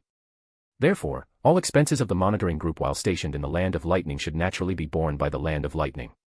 The breathing of the 3 daimyo grew noticeably heavier. To ensure efficient management and a steady military budget, I propose. Arashi's voice was like a hook, each word digging deeper into their hearts. That the monitoring group, on behalf of the Land of Lightning, manage revenues from certain mines, trade routes, and ports within its borders to establish a peace fund. These revenues, apart from covering the daily operations of the garrison. The remaining funds will be distributed according to each nation's troop contribution ratio within the monitoring group. As his voice fell, the reception room was so quiet, even heartbeats could be heard. The rhetoric was flawless. They weren't here to steal resources. They were here to maintain peace. But peace required funding, so naturally, they would help manage the money. And take a small management fee, of course. No one could find fault with it. The daimyo of the Land of Earth's breathing suddenly quickened. He knew that once the monitoring group was established, the Land of Earth's geographic advantage as a neighbor of the Land of Lightning would allow them to maximize their gains. By that point, whether it remained temporary management or evolved into full annexation, wasn't it just a matter of words? Good. Thinking of this, the daimyo of the Land of Earth slapped his thigh, his fat rippling. Let's do as Daimyo Arashi says. For world peace, our Land of Earth is duty-bound. A feast to carve up the Land of Lightning had quietly begun under the banner of world peace. And Arashi smiled as he watched it all unfold. He knew. His next prey had already, through this feast, walked willingly into the cage. Just as the atmosphere reached its peak, the usually cautious daimyo of the Land of Water suddenly spoke. Cough. Daimyo Arashi. He said with a bit of hesitation, although the plan is solid, the Land of Lightning is still a great nation after all. Even if they lost 3,000 elite shinobi, their remaining forces are not to be underestimated. If they resist to the death. And I heard, the Land of Fire captured 3,000 Kimo ninja in this battle. May I ask, Daimyo Arashi, how do you plan to handle them? Will you release them, or? As this question was raised, the excitement on the faces of the daimyo of the Land of Earth and the Land of Wind faded slightly. Both turned to look at Arashi. Facing the gazes of all 3, Arashi calmly set down his teacup. His expression turned solemn and serious. The Land of Fire is a benevolent nation, a civilized nation. His voice was firm and resonant. We never abuse prisoners. Once the Land of Lightning signs a peace treaty and acknowledges the legitimacy of the monitoring group, we will, of course, allow them to ransom their prisoners. His words were full of righteousness. Then, his expression shifted. He lowered his voice and added with a cunning tone, of course. This ransom is war reparations earned through the blood of the Land of Fire's soldiers. It won't be included in the peace fund and cannot be shared with you all. After a moment of silence. Ha ha ha ha. The daimyo of the Land of Earth burst into laughter. Naturally. Naturally. This is what the Land of Fire deserves. The daimyo of the Land of Wind and the daimyo of the Land of Water exchanged glances and smiled. It should be so. It should be so. At this moment, the atmosphere in the reception room took on a faint air of shared understanding. Since the general direction has been settled. The daimyo of the Land of Wind, still fanning himself, steered the topic forward. Then the specific arrangements for the monitoring group's deployment should also be discussed. At his words, the other 2 daimyo immediately perked up. Arashi clapped his hands. Bring in the map. Soon, a detailed map of the entire Land of Lightning was slowly rolled out across the table. The eyes of the 3 daimyo were instantly drawn to it. This time, Arashi didn't remain seated. He actively stood up and walked over to the map. Gentlemen. The monitoring group is a joint force of 4 nations. Orders must be strictly followed, and command must be unified. Otherwise, it will become a chaotic mess and be easily crushed by the Land of Lightning. Therefore, we need a unified joint command and a leader to oversee the overall situation. At this point, without waiting for their reactions, he continued in a matter-of-fact tone, the success of this operation rests entirely on the bravery of our Land of Fire's shinobi, who captured the 4th Reikage. Whether in terms of military merit, strength, or moral justification, the leader should naturally come from the Land of Fire. The moment these words left his mouth, the previously warm atmosphere in the reception room dropped to freezing point. The smiles on the faces of the 3 daimyo froze. They had seen Arashi's ambition, but they hadn't expected him to be so direct. Not even bothering to pretend. To be continued. 1 bonus chapter will be released for every 200 power stones. Chapter 125, Chapter 125, Argue for me. No. Arashi's proposal was immediately rejected by the daimyo of the Land of Earth. Daimyo Arashi, are you trying to turn our 3 countries into your vassals? This is a 4-nation inspection team, not your Land of Fire's guardian ninja. The leader's position must not be monopolized by your country. This approach is indeed inappropriate, the daimyo of the Land of Wind followed up at just the right moment. If the Land of Fire takes the lead, the nature of the inspection team will fundamentally change, and we won't be able to explain it to our people. I propose that the leadership be rotated among the 4 nations, changing every season, to show fairness. I agree to the rotation system, the daimyo of the Land of Water immediately added. Otherwise, we would rather not participate.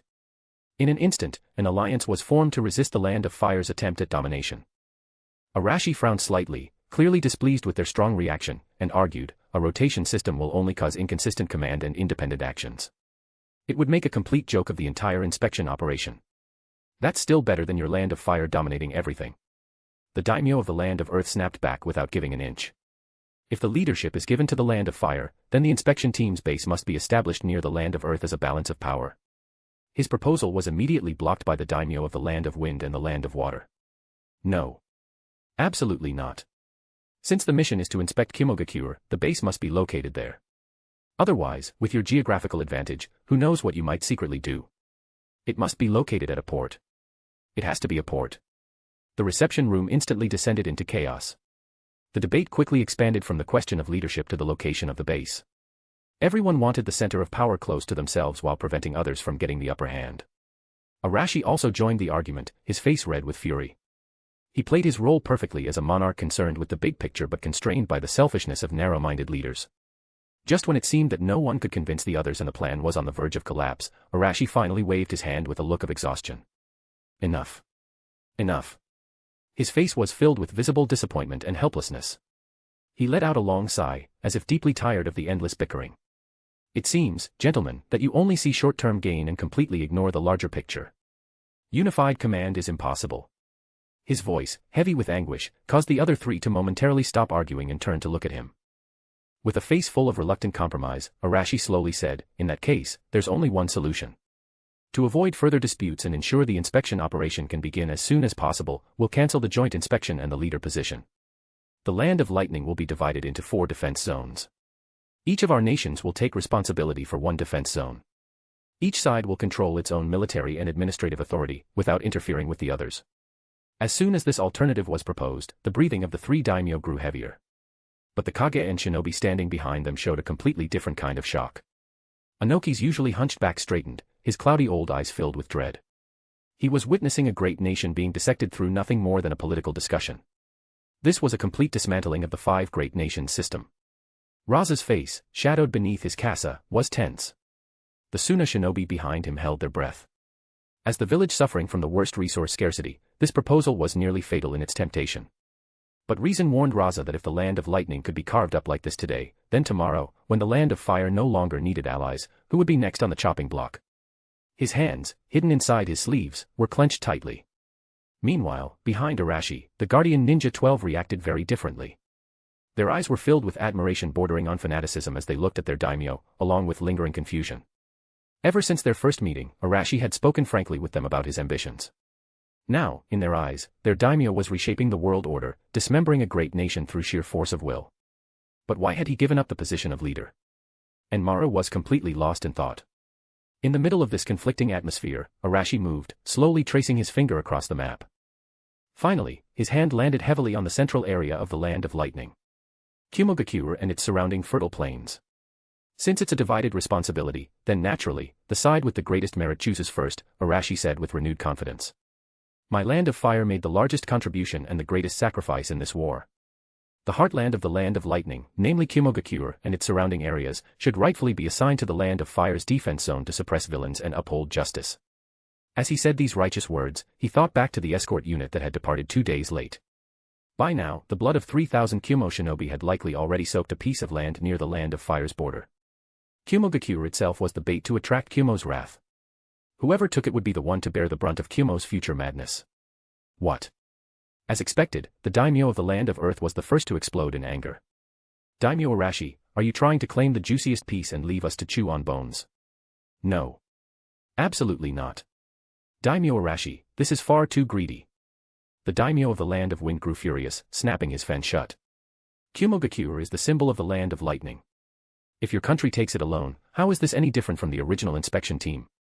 I propose that Kumogakure be jointly managed by all 4 nations. The Daimyo of the Land of Water also joined in, snorting coldly. The reception room turned into a noisy marketplace again.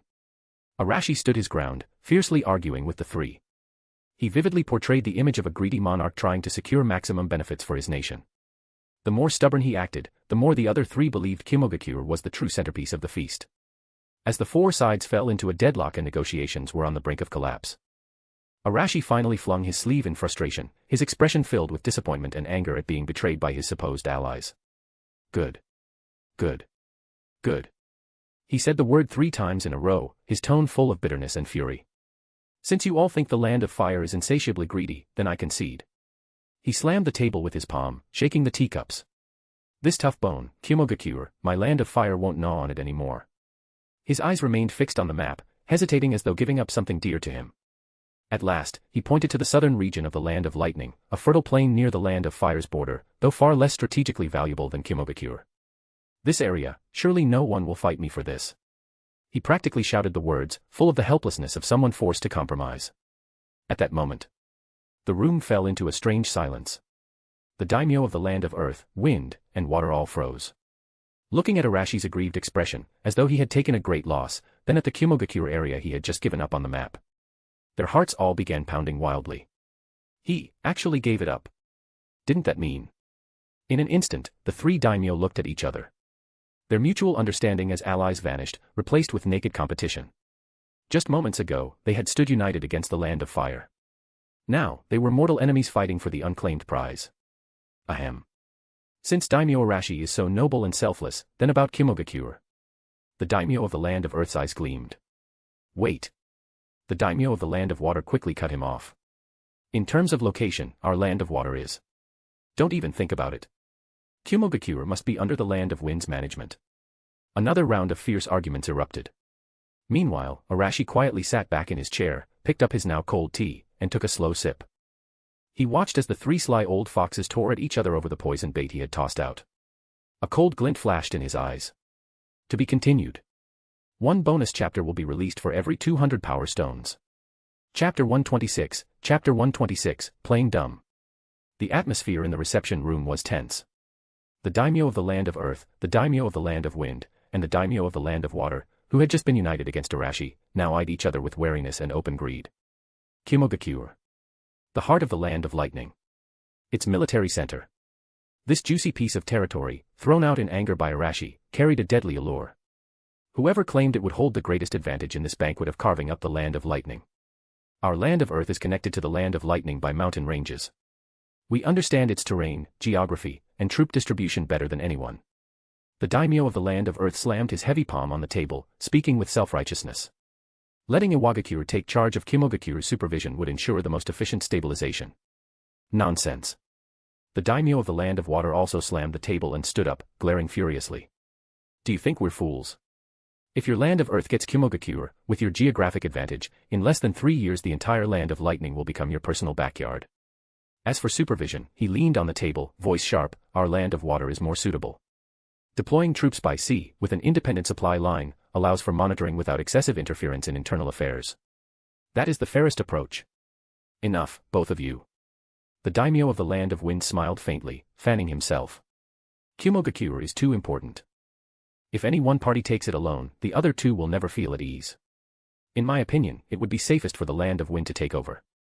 He glanced at them both and continued calmly. We are neither adjacent to the Land of Lightning nor close to the sea.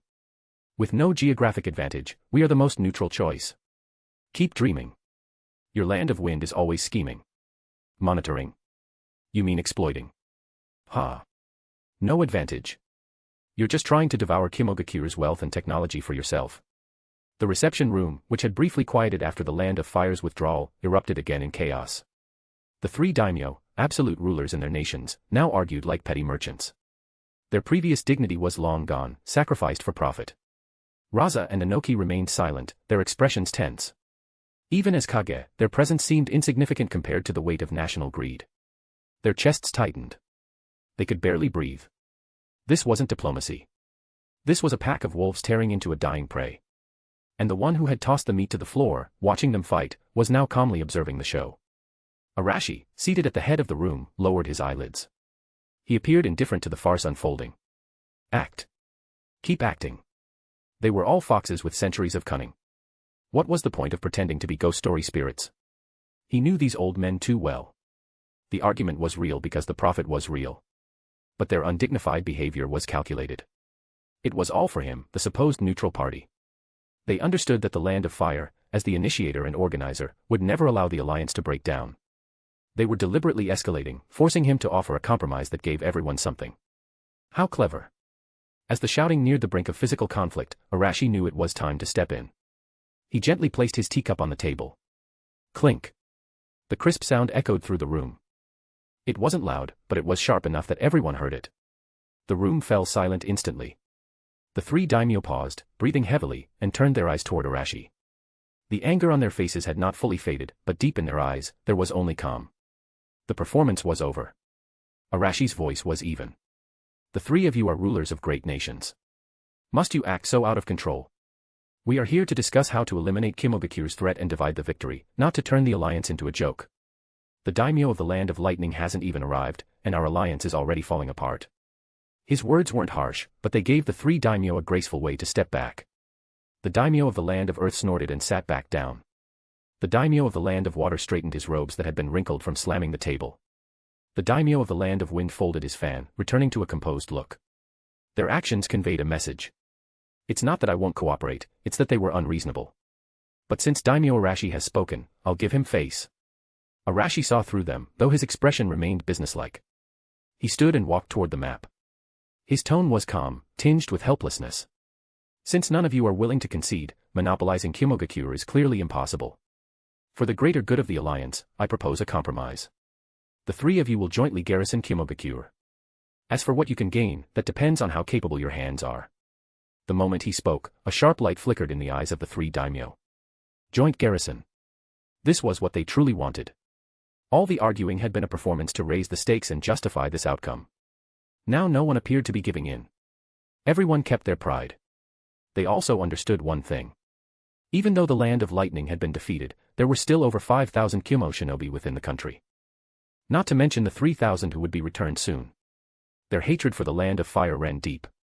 Even if temporarily suppressed, it would be unleashed on whoever dared occupy Kimogakure alone.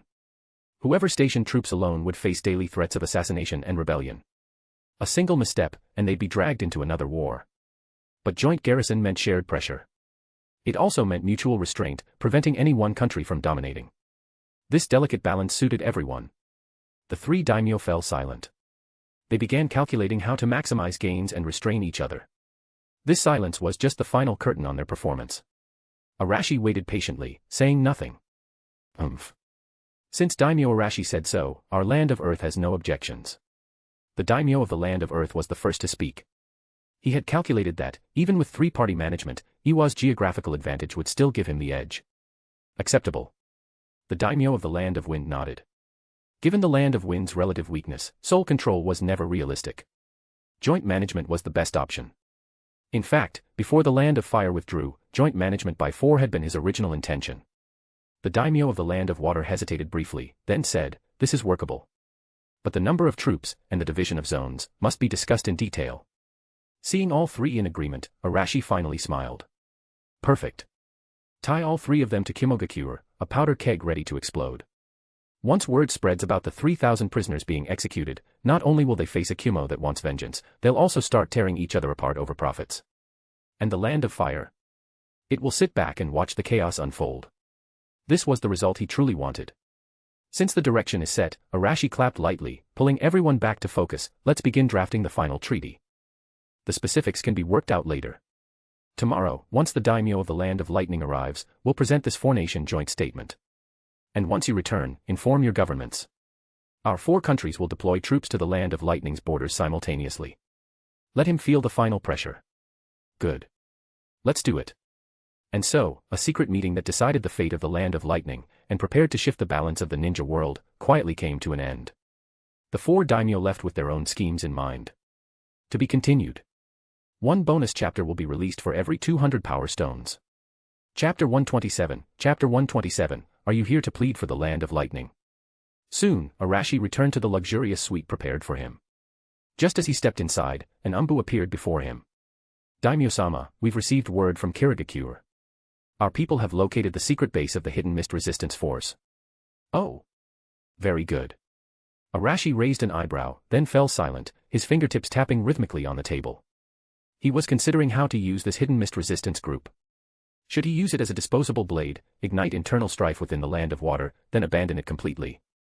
Or should he subdue it and turn it into a permanent nail, driven straight into Kirigakure's heart? The first option would bring quick returns with minimal risk.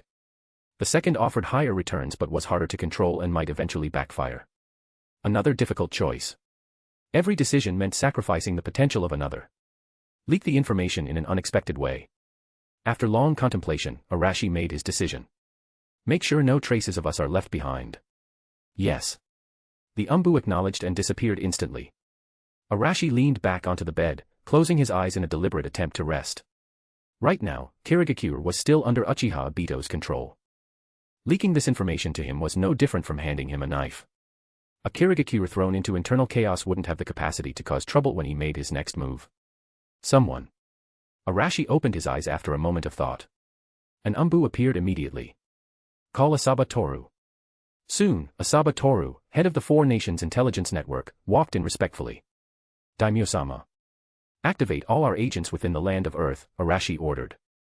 Have them delay the Land of Wind's troops from reaching the Land of Lightning for as long as possible.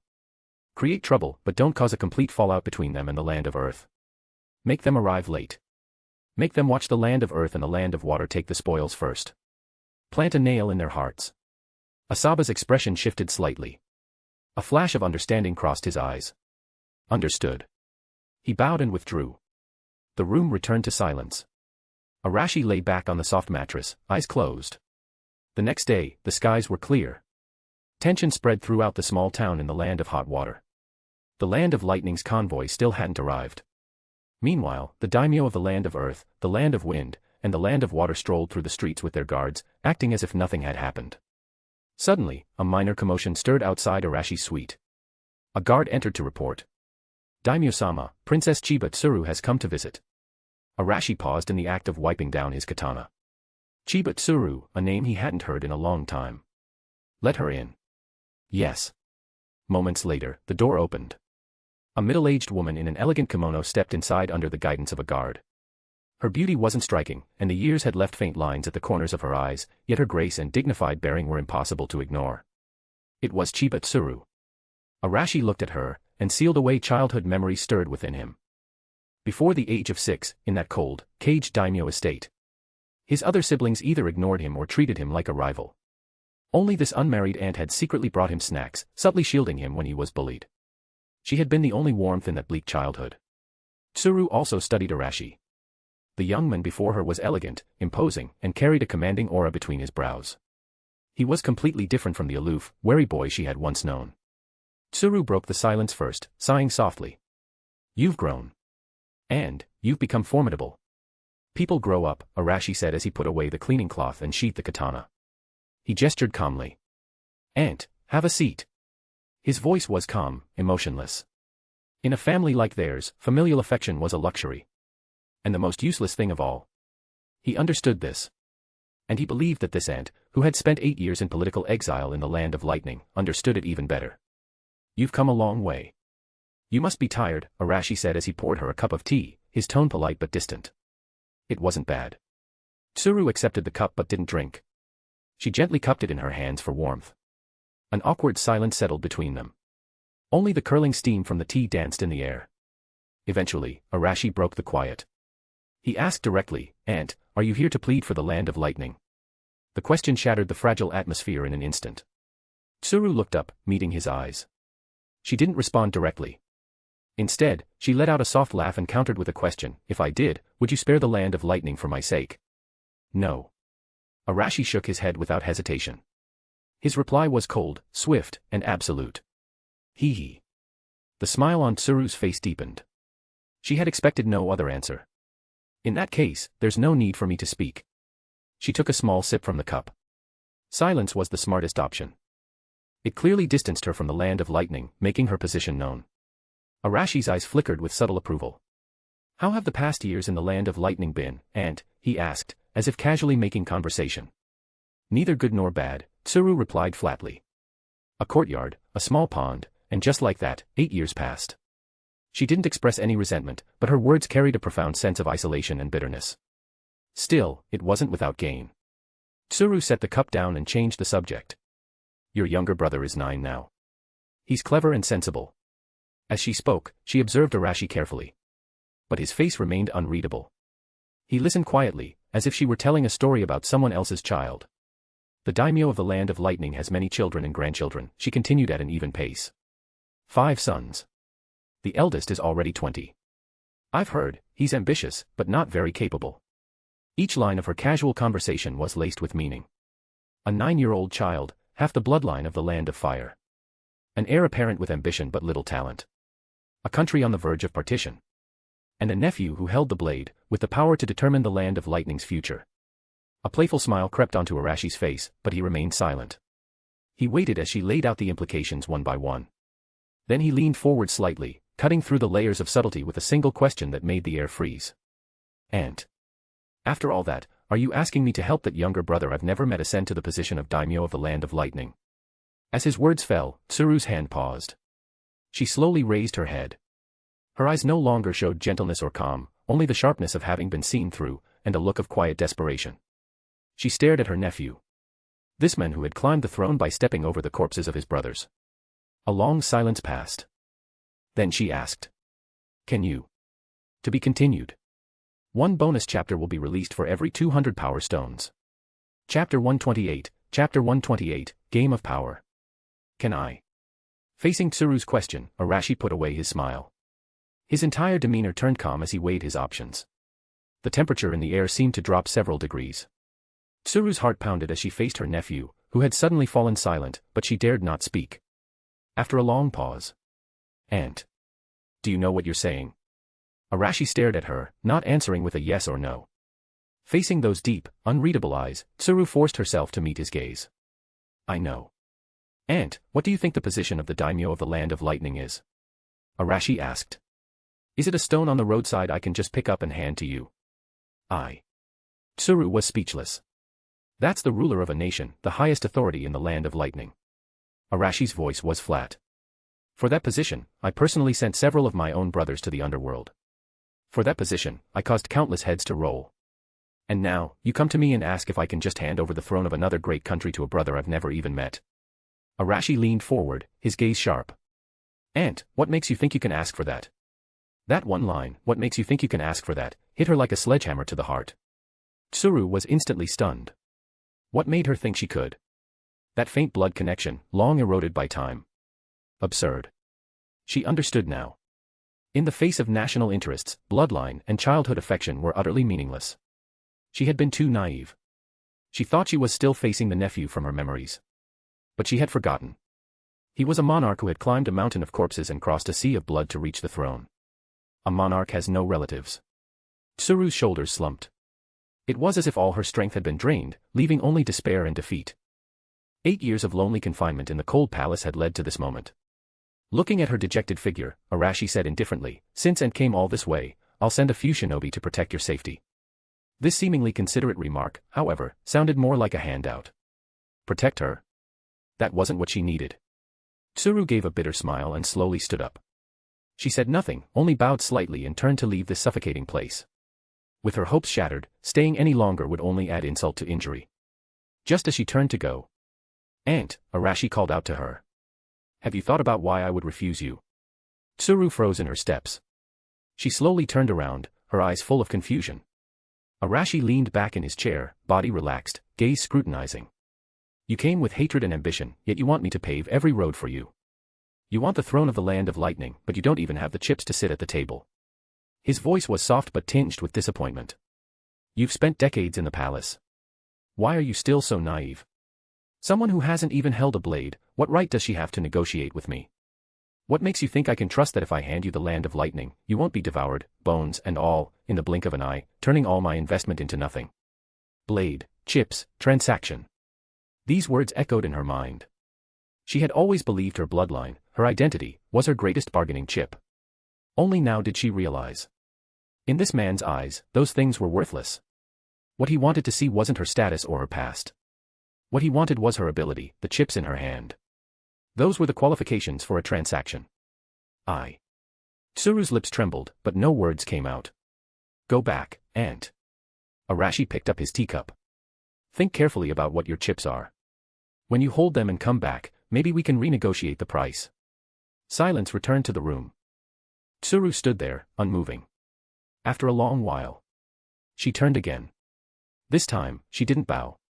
She pushed open the door and walked out, step by step. Just as her figure was about to be swallowed by the sunlight beyond the door, Arashi's voice came again. "Oh, right. I've reached a consensus with the Daimyo of the Land of Earth, Land of Wind, and Land of Water to establish a four-nations joint monitoring group. Very soon, they'll enter the Land of Lightning for regional monitoring." Tsuru froze at the doorway. Joint entry. Regional monitoring. How was that any different from dismemberment and partition? A chill shot up her spine. She instantly realized that the Land of Lightning was about to enter an unprecedented era of chaos. And this chaos, for someone like her who had nothing, wasn't a dead end. It was her only chance.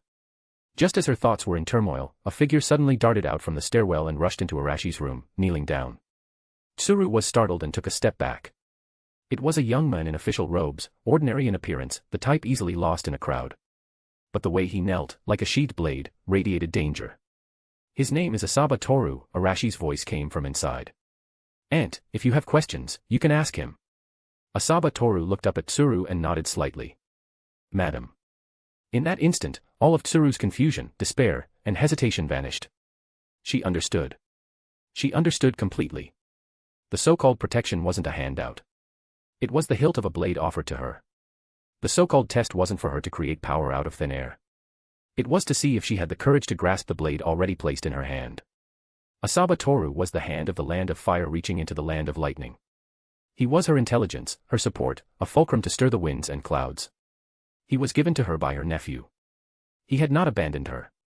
She only needed to prove her worth to him. Tsuru's breathing quickened. She slowly looked away, no longer glancing at the man kneeling before her. She didn't look back either. Only her straightened back, at that moment, seemed to carry a soul once more. She stepped into the sunlight outside the door. This time, her steps were no longer hesitant, but firm. Arashi watched his aunt's departing figure.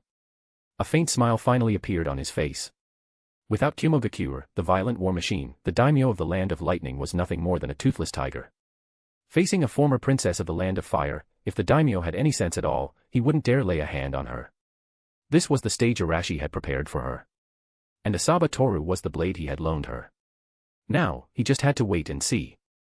Would she cut herself a piece of the pie? Or fail to do anything at all? To be continued. Chapter 129, Succession, Bonus. When Tsuru stepped out of the suite, the sunlight outside the door shone upon her, warm and comforting. The world hadn't changed, but everything felt different. The Four Nations Joint Inspection Team. Regional inspections. A storm was about to sweep across the Land of Lightning.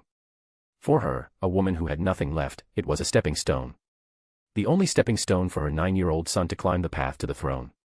Returning to the inn, Tsuru sat quietly by the window, her eyes cold as she looked down at the bustling street below. She was waiting. Waiting for the men who had thrown her into the cold palace for 8 years, making her suffer endless humiliation. Time passed. By afternoon, the peaceful rhythm of the town was disrupted by a dusty convoy. At the same time, in the town's luxurious inn, on the antique street, and aboard the lakeside pleasure boat, the daimyo of the land of earth, the land of wind, and the land of water all paused their activities. They gazed leisurely from a distance at the convoy entering the town. The owner of the convoy, the daimyo of the land of lightning, remained unaware of all this. When he stepped onto the town's soil, what greeted him was not the respect of equals, but a cold notice. A five-nations conference would be held the following morning. He was given no time to breathe or prepare. Holding the invitation, the daimyo of the land of lightning clenched his fists, veins bulging, face dark. He could sense the shift in the town's atmosphere. On one side were the sounds of singing and celebration from the other nations' delegations. On the other, his own convoy was surrounded by a chilling aura of death. A sudden wave of isolation, as if abandoned by the entire world, seized his heart. The moment he saw Tsuru, all the majesty of a sovereign vanished. Tsuru. The daimyo of the land of lightning rushed in with a roar, grabbing her wrist with such force it felt as if her bones would crack. How is it? His voice twisted with fear, eyes bloodshot. Did he agree? Tsuru didn't resist. She simply looked at the panicked man before her, watching the desperation in his eyes. How pitiful. And how absurd. In that moment, she suddenly felt. Those 8 years in the cold palace had been worth it. She slowly raised her other hand and gently pried his fingers off one by one. Daimyo-sama, her voice was gentle, please compose yourself. You are the daimyo of the land of lightning, a ruler. The daimyo trembled. His panic and fear froze instantly on his face. He stared hard at this woman. It was still the same familiar face, yet those once gentle eyes held no trace of the past. Only detached scrutiny remained. He, the ruler of a great nation, was now being publicly reminded to calm down by a discarded consort he had imprisoned for 8 years. The humiliation hit harder than any slap, accompanied by an even deeper sense of dread. He opened his mouth, but his throat seized up. Not a word came out. Standing there stiffly, his face turned pale and green. He suddenly turned and snapped at the stunned guards by the door. Get out. As if granted a great pardon, the guards quickly retreated. But as the door closed, he noticed a few shadowy figures standing quietly in the corners of the room. Their presence carried heavy pressure. They were not his people. They're from the land of fire. Sent to protect me. Tsuru's voice was calm and steady, but it made the daimyo stiffen. She turned and said gently to the figures, you may all leave for now. The shinobi nodded silently, their figures flickering as they vanished. This action said more than any words could. The daimyo knew, from the moment he sought out this woman, he could no longer treat her as someone under his control. Now, she was his, and the land of lightning's, only lifeline. He had to act. In the next second, all the stiffness and rage on his face melted into regret and sorrow. He took a step forward and tightly held her hand, his voice trembling as if sobbing. Tsuru. You must save me. Save the land of lightning. He acted with great sincerity, like a broken man seeking forgiveness. A trace of pity appropriately flickered across Tsuru's face. She didn't pull her hand away. Instead, she gently patted the back of his hand and softly consoled him. Daimyo-sama, please sit. The daimyo allowed her to help him sit on the bed, his eyes still fixed on her. What exactly did he say? Tsuru let out a long sigh. Her face showed exhaustion. He's firm in his decision. He said this is a matter of state, not something that can be resolved through family ties. The daimyo's heart sank like a stone. It was over. Just as he was about to break down, Tsuru spoke again. However. Those 2 words stirred his emotions once more. I am his aunt, after all. A complicated look of helplessness appeared on Tsuru's face. Even though his words were harsh. In the end, he didn't send me away. Hope ignited in the daimyo's eyes. There was still a chance. Tsuru. Please, plead with him again. His voice was almost incoherent with desperation. No matter what conditions he asks for, as long as the land of lightning can be saved. Tsuru interrupted him. Her gaze sharpened, and she clearly stated, Daimyo-sama, rest assured. We were husband and wife, after all. She paused, then said meaningfully, and the land of lightning is also my son's home. He worries about the nation too, but he is still young, and his voice carries little weight. That final sentence, though soft, struck the daimyo's heart like thunder. His excited expression froze. The air grew still. He looked at the woman before him. Deep in her calm gaze was a hidden blade. This was the price. He took a deep breath. His face changed instantly, now filled with the tender emotion of a father. He held her hand even tighter, his voice filled with emotion. I know. Makoto has always been responsible. Unlike his older brother, who only knows how to drink and chase pleasure. He has no sense of duty. The country is in crisis, and he's still out partying in the capital. Useless. Completely useless. The two locked eyes, saying nothing more. The room fell into silence. One had offered a price. The other had accepted it and implied more could be offered. A silent deal was struck. Throughout the exchange, the word heir was never uttered. Yet, the matter of succession had been decided. Tsuru slowly lowered her head. Her expression showed just the right mix of emotion and satisfaction. Daimyo-sama, it's good that you understand. I will do my best. She knew her offer had been fully received and accepted. The daimyo let out a long sigh, as if a 1,000-pound burden had been lifted. He thanked her repeatedly and left, his steps heavy. The door closed behind him. All emotion instantly vanished from Tsuru's face, leaving only cold calculation. She summoned Asaba Toru and had him report everything that had just transpired. Soon after, Arashi received the news. Directly asking for the position of the heir. Ha! She moved quickly. As times change, only those who scheme boldly can shape the future. To be this eager. To be continued. One bonus chapter will be released for every 200 power stones. Chapter 130, Closed Door Meeting of the Five Nations. The next morning. Land of Hot Water, Post House. A spacious conference room on the top floor. In the center of the room, 5 low tables were arranged, representing the 5 great nations standing at the pinnacle of the shinobi world. The daimyo of 3 nations had already taken their seats, each with a different demeanor. Some sat with their eyes closed, resting. Others idly fiddled with their teacups, a leisurely expression on their faces like they were watching a show. Arashi sat in the main seat, his expression calm, but his gaze sharp. The only one who seemed out of place was the daimyo of the Land of Lightning. He sat upright, his back perfectly straight, trying to maintain the dignity of a monarch. But the fine beads of sweat forming on his forehead betrayed his inner unease. Aside from the daimyo of the 5 great nations, there was no one else present. This was a closed-door meeting that only belonged to the 5 daimyo. Clang. Arashi slammed his teacup onto the table. Tea splashed out, and the sharp sound grated on the ears. The daimyo of the Land of Wind, the Land of Earth, and the Land of Water all twitched slightly at the sound. The show had begun. The daimyo of the Land of Lightning's body stiffened for a moment, but he didn't panic. He slowly raised his head to meet Arashi's gaze. Arashi looked around the room, finally settling his gaze on the daimyo of the Land of Lightning. His youthful face was filled with anger. I'm very curious, Arashi's voice carried the vigor and fury of youth. Daimyo of the Land of Lightning, do you think the daimyo of my Land of Fire should be replaced? The words crashed down like thunder.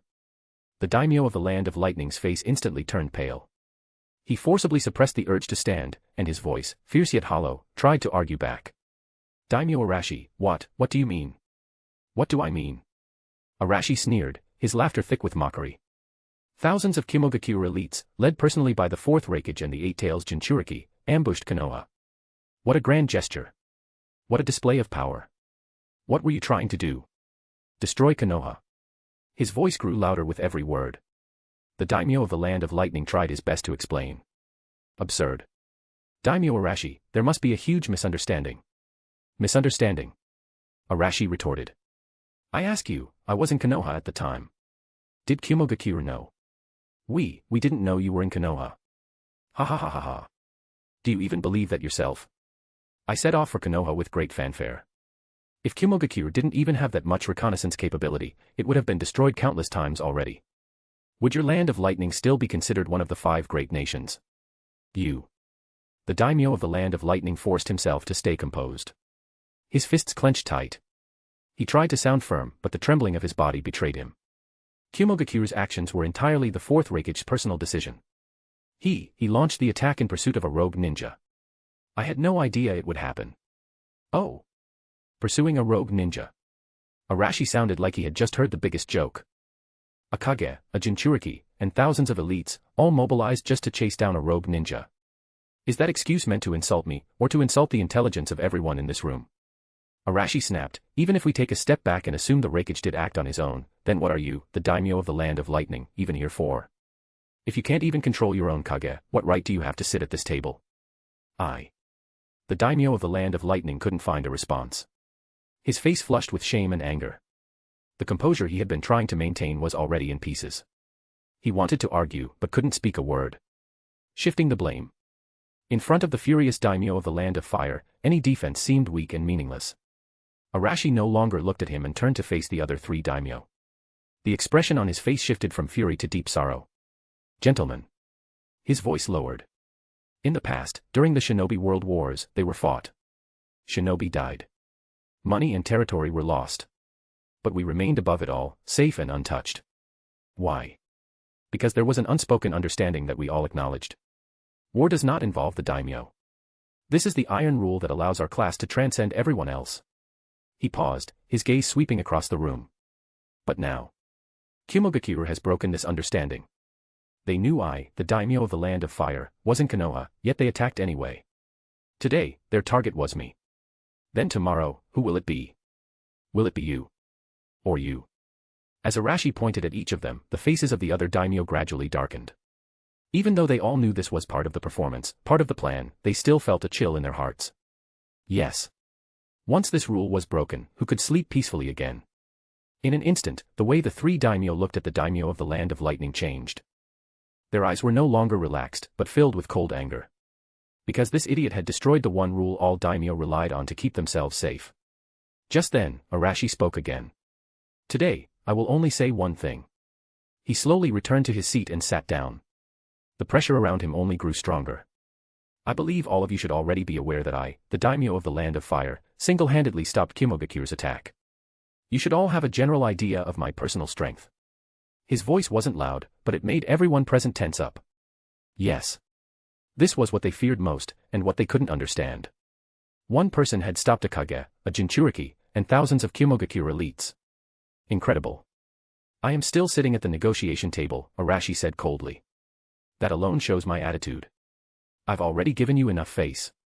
Daimyo of the Land of Lightning, today, if you don't give me an explanation for this matter. If Kumogakure dares to come to us, then tomorrow, I will dare to visit your capital. After finishing, Arashi paused. His gaze swept across the room. Anyway, you've already broken the rule. Isn't it just mutual destruction? Who's afraid of who? Silence fell over the entire room. Flip the table. This young daimyo of the Land of Fire was flipping the table in front of them all. The three daimyo felt an even deeper chill. Today, the Land of Fire had every reason to retaliate against the Land of Lightning. But what about next time? If someone provoked him again, would he also appear at their gates? This precedent could not be allowed to stand. He must not be allowed to believe that force was the answer to everything. Suddenly, the daimyo of the Land of Wind's expression turned solemn. With a snap, he closed his fan and stood up. Daimyo Arashi, please calm your anger. This must not happen. This rule must not be broken by us. That's right. Daimyo Arashi, you absolutely must not act on impulse. The daimyo of the Land of Earth forced an anxious look and quickly added, if you do the same, how would it be any different from Kumogakure? This will throw the entire shinobi world into chaos. They were afraid. Truly afraid. This young man was an anomaly among daimyo. They weren't afraid of his rage. They were afraid he might actually follow through and drag them down with him. The daimyo of the Land of Water also stood up, directing his words straight at the daimyo of the Land of Lightning. Daimyo of the Land of Lightning. Look at what you've done. Kumogakure's actions are shaking the very foundation of the 5 great nations. You must take responsibility. That's right. This situation is far too severe. In an instant, the 3 daimyo who had just been mediating all turned on the daimyo of the Land of Lightning. Their words came one after another, sharp and aggressive. The daimyo of the Land of Lightning stood frozen. The back he had been keeping straight finally slumped under the weight of their accusations. His face was ashen. To be continued. Chapter 131, Showdown, Bonus. The daimyo of the Land of Lightning silently endured the verbal attacks from the other daimyo. The rulers of the other great nations, whom he once regarded as checks and balances against the daimyo of the Land of Fire and allies in his corner, had now turned into ravenous tigers and wolves. He looked around and saw only indifference, greed, and undisguised hostility. He understood. Arashi's move to flip the table had completely isolated him. All his struggles, all his justifications, were now meaningless. The daimyo of the Land of Lightning raised his head, bloodshot eyes fixed on Arashi. This man was the one orchestrating everything. He. He let out a dry, bitter laugh filled with despair and self-mockery. Daimyo Arashi. State your terms. These words marked his complete surrender. He had accepted his identity as the loser. The 3 daimyo suddenly fell silent. They exchanged glances, then slowly sat back down, returning to the role of spectators. Silence fell again over the conference room. Everyone's eyes returned to Arashi. Good, Arashi said, his tone flat and expression unreadable. You're showing some responsibility. As he spoke, he raised a finger. First, publicly apologize to my Land of Fire for this invasion. Second, compensate the Land of Fire for all losses caused by the war. The specific amount will be issued later by the Ministry of Foreign Affairs. The daimyo of the Land of Lightning opened his mouth, but no sound came out. These two conditions were within his expectations. If it could be resolved with money, it wasn't a problem. Third. Arashi's tone paused for a moment. Given that the space-time ninjutsu developed by Kimogakure has seriously disrupted the strategic balance of the shinobi world and poses a major threat to world peace, I demand permanent military supervision of Kimogakure to ensure that such dangerous techniques never appear again. What? The daimyo of the Land of Lightning suddenly raised his head, his pupils trembling violently. Stationing troops. How was that any different from outright surrender of national sovereignty? No, impossible, he shouted, his voice shrill with panic. I absolutely will not agree. This is a blatant invasion of the Land of Lightning. You're trying to turn it into your colony.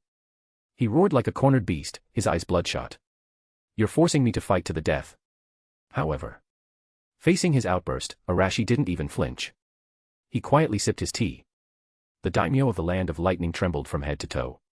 He knew that there was no reasoning with this man. He suddenly turned to the other three daimyo, desperation in his eyes. Daimyo of the Land of Earth. You and Kimogakure have fought each other for decades. Do you really want to see the Land of Fire station troops in the Land of Lightning and become the sole superpower?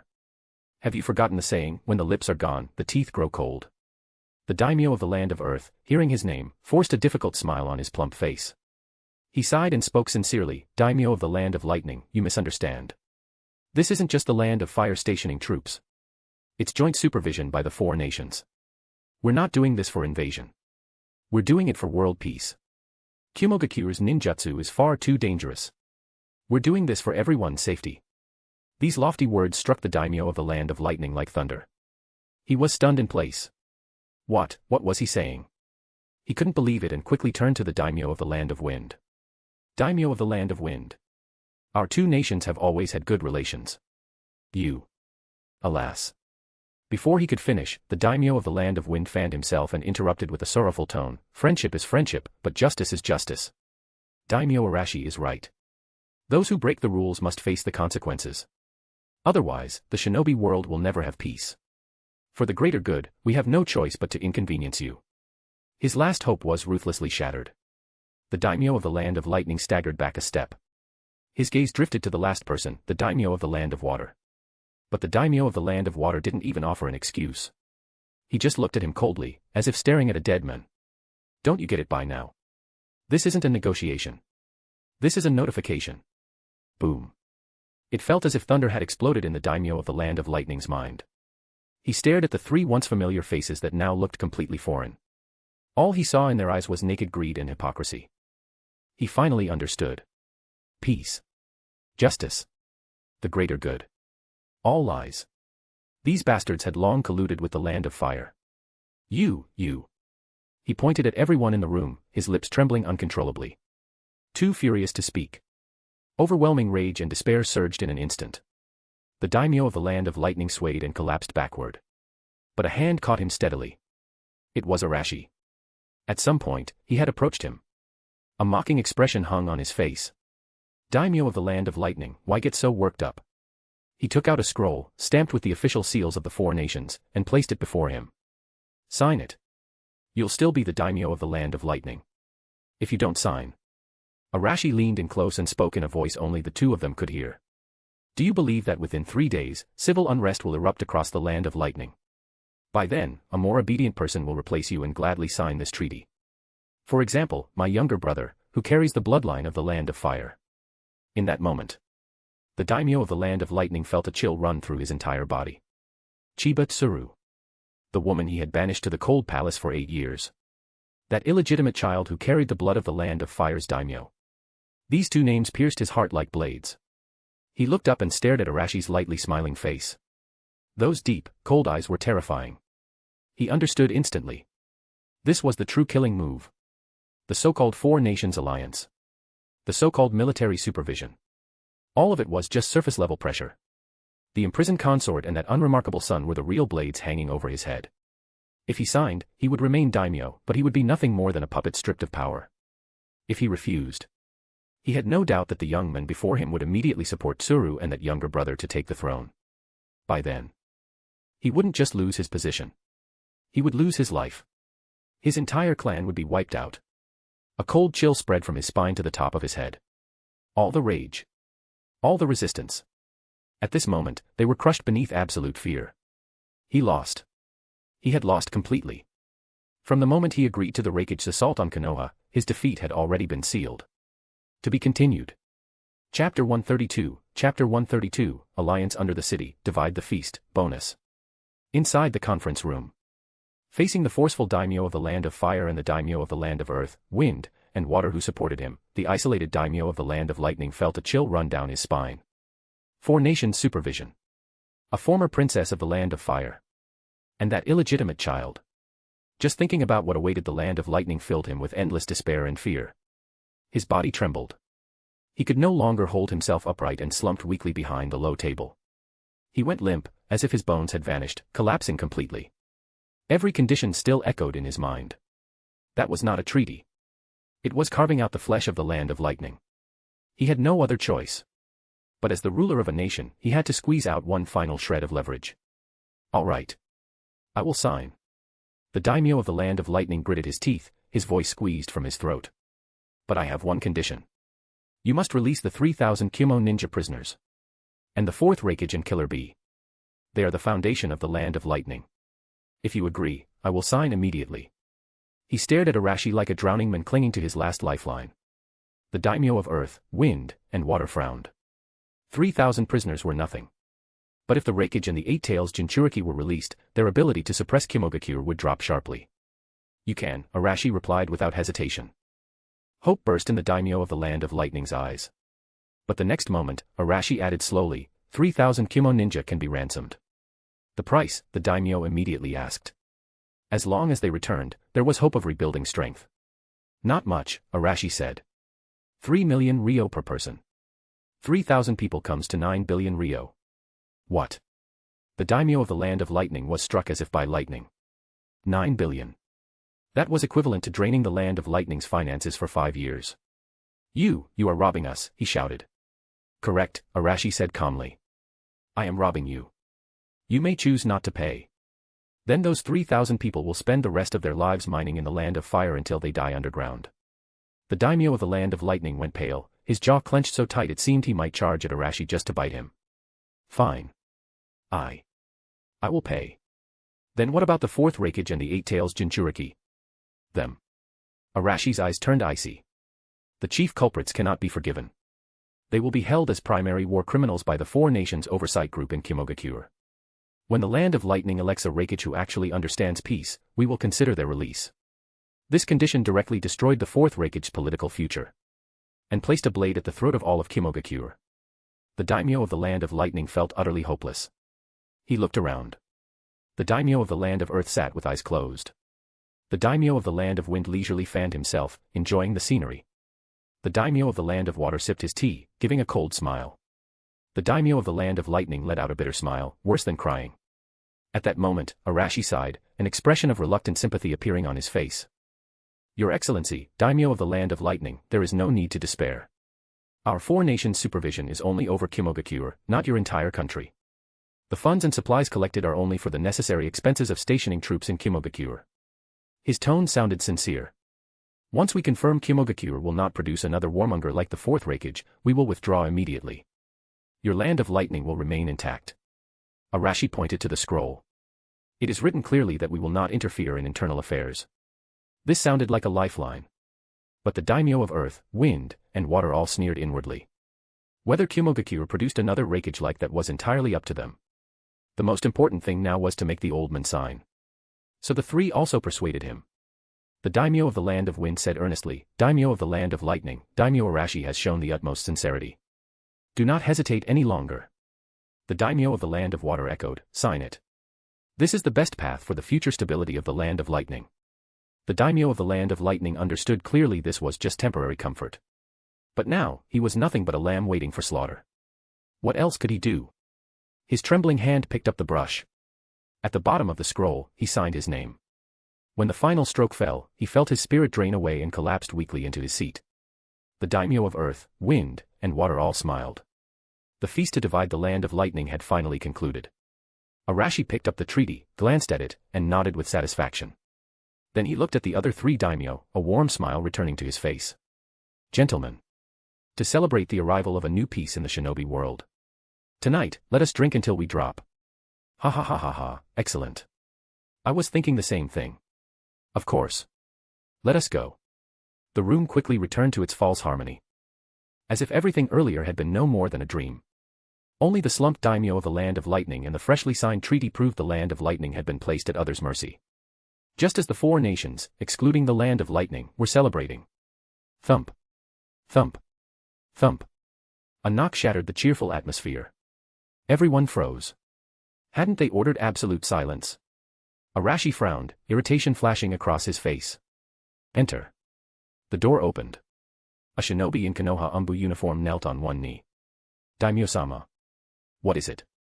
Arashi asked impatiently, pretending annoyance. Do you not see we are discussing important matters? The Umbu hesitated. Arashi scolded, spit it out. Reporting, Daimyo-sama, the Umbu said quickly. The 3,000 Kyumo prisoners have collectively rioted. What? Shock rippled through the room. The daimyo of the land of lightning, who had collapsed earlier, suddenly raised his head, eyes full of terror and disbelief. The smiles of the other 3 daimyo froze. A riot.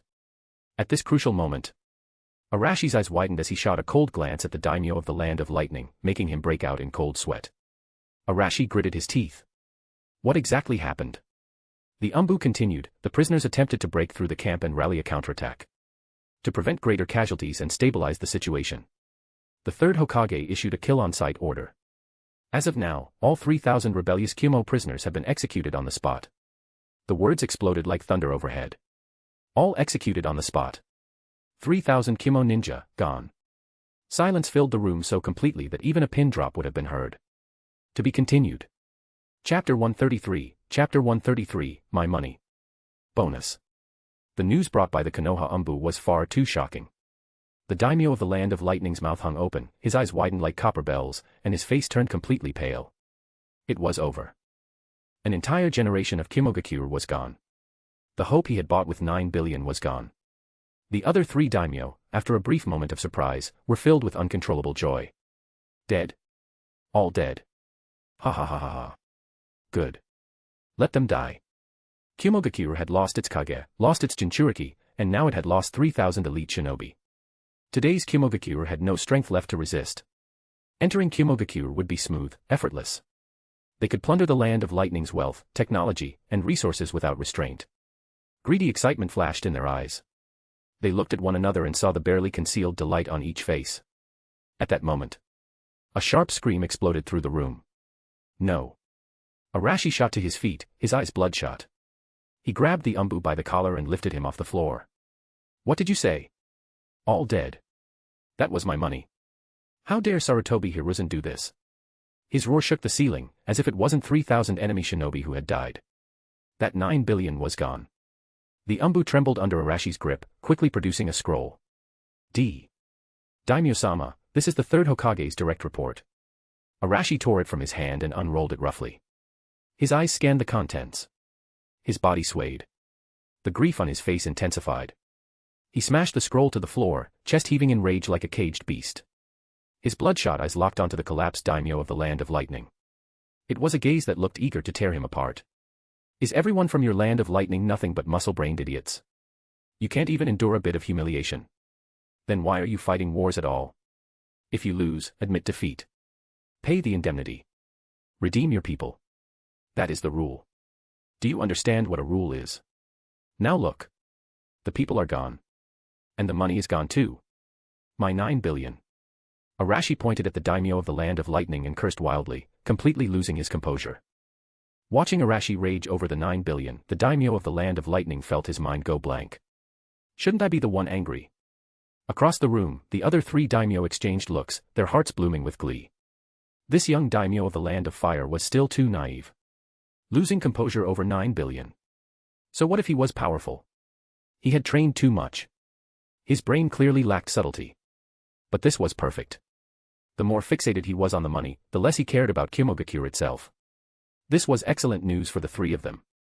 Not only would the Land of Fire not claim a share, they could also tighten their hold on Kimogakure. After all, Kimogakure's anger must be boiling by now. And the ones who would face it were the three nation supervisors who would soon enter the village. But the three were unfazed. In the face of huge profit, what is a little risk? Looking at Arashi roaring about money, and the dazed daimyo of the Land of Lightning. Their smiles grew even deeper. They did not realize that from the moment they stepped into Kimogakure, they had walked into Arashi's carefully constructed trap. Glancing at the three daimyo, Arashi sneered inwardly. Just imagining 4 nations shinobi gathered in one village was enough to excite him. On the surface, his performance continued. His furious shouts echoed through the room. The 4 daimyo were completely stunned. The muscles on the daimyo of the Land of Earth's face twitched. He wanted to laugh but didn't dare. The daimyo of the Land of Wind froze mid-fan, eyes full of disbelief. The daimyo of the Land of Water simply curled his lip in disdain. The head of the 5 great nations losing his composure over a mere 9 billion. He practically had the words greedy and short-sighted written on his forehead. But this was wonderful. A ruler who only cares about immediate profit was far easier to manipulate than a scheming fox. They were relieved. Fortunately, the Land of Fire produced such a simple-minded daimyo. If it had been a cunning old monster, today's feast would have been much harder. They exchanged glances, each seeing the same disdain and hidden joy.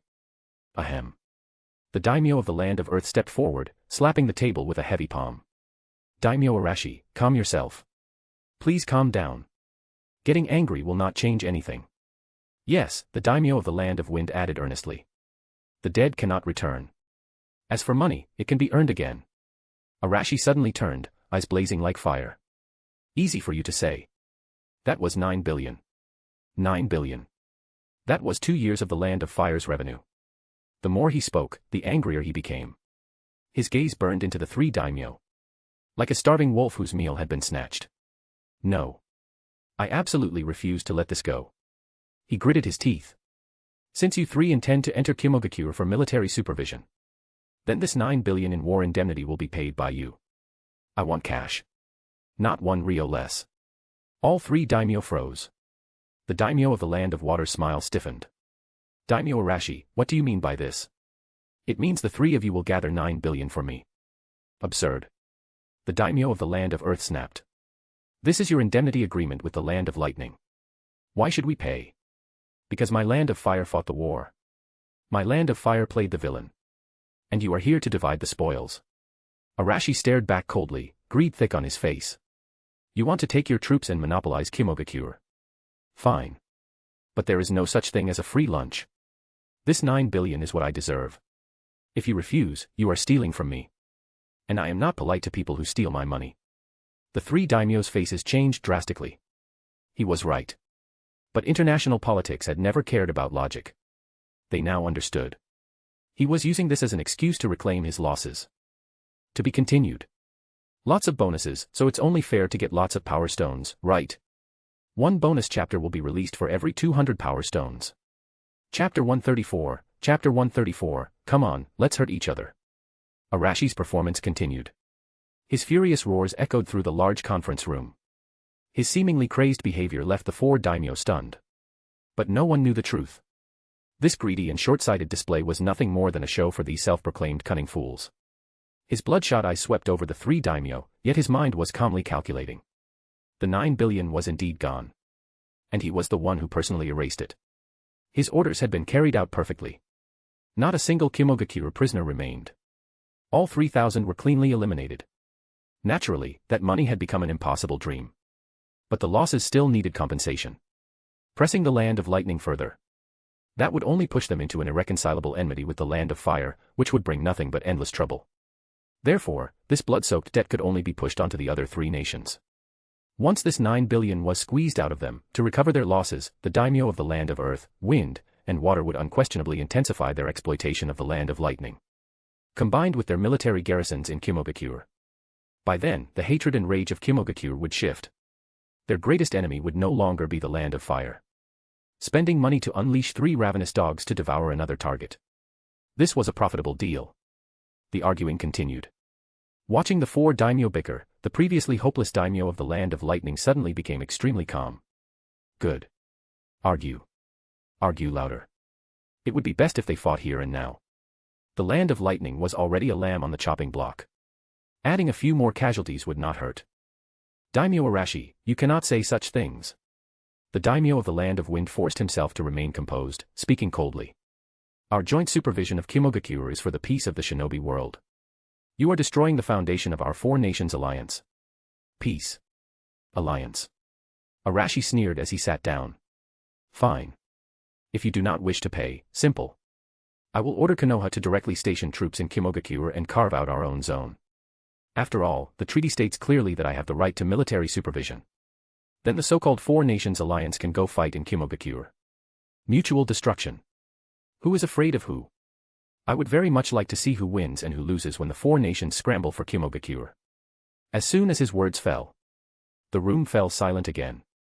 The veins on the foreheads of the daimyo of the land of earth, wind, and water bulged violently. A four nations melee in Kimogakure? That was not a feast. That was a massacre. Not only would they have to face the furious counterattack from the cloud shinobi, they would also have to watch out for each other's knives. Worst of all, they would have to face the land of fire, which was the strongest, and had legal justification to act. At that point, forget dividing the territory. Surviving would become the real question. Their original plan was simple. The three nations would join forces, exclude the land of fire, and calmly divide a crippled land of lightning. But now, this madman wanted to flip the table, dragging everyone into a bloody, chaotic free-for-all. He truly was a madman. The daimyo of the land of wind was the first to break. He wiped the sweat from his forehead, squeezing out an awkward smile. Daimyo Arashi, we can talk this out, no need to be so extreme. 9 billion. Arashi did not even lift his eyelids. You three will divide it. This is your admission fee. Pay it, and we are still allies. Do not pay. Arashi stopped talking halfway, fully confident they understood. Of course they understood. A threat. The words and actions of the daimyo of the land of fire shattered all expectations. This was not a ruler who played by the usual rules, but a man who dared to overturn the entire board. The bulky daimyo of the land of earth trembled. He knew clearly. If a four-nation free-for-all erupted, the profits they planned to devour would end up vomiting back out. He had no confidence in withstanding the land of fire's wrath. The daimyo of the land of wind gripped his fan tightly, all leisure gone from his face. The land of wind, barren and impoverished, could not afford a war of attrition. The daimyo of the land of water's eyes flickered with coldness and hesitation. Hidden Mist was undeniably weak now. After the Bloody Mist era, their strength had drastically declined. They had all witnessed the land of fire's power. That young daimyo.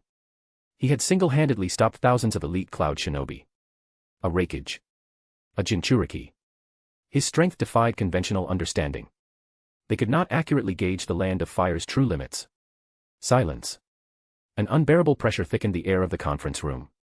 The daimyo of the land of lightning sat slumped, watching the drama unfold. His despair had turned into subtle amusement. So it wasn't only him suffering. That thought actually made him feel relieved. Seeing the three daimyo hesitate, Arashi grew impatient.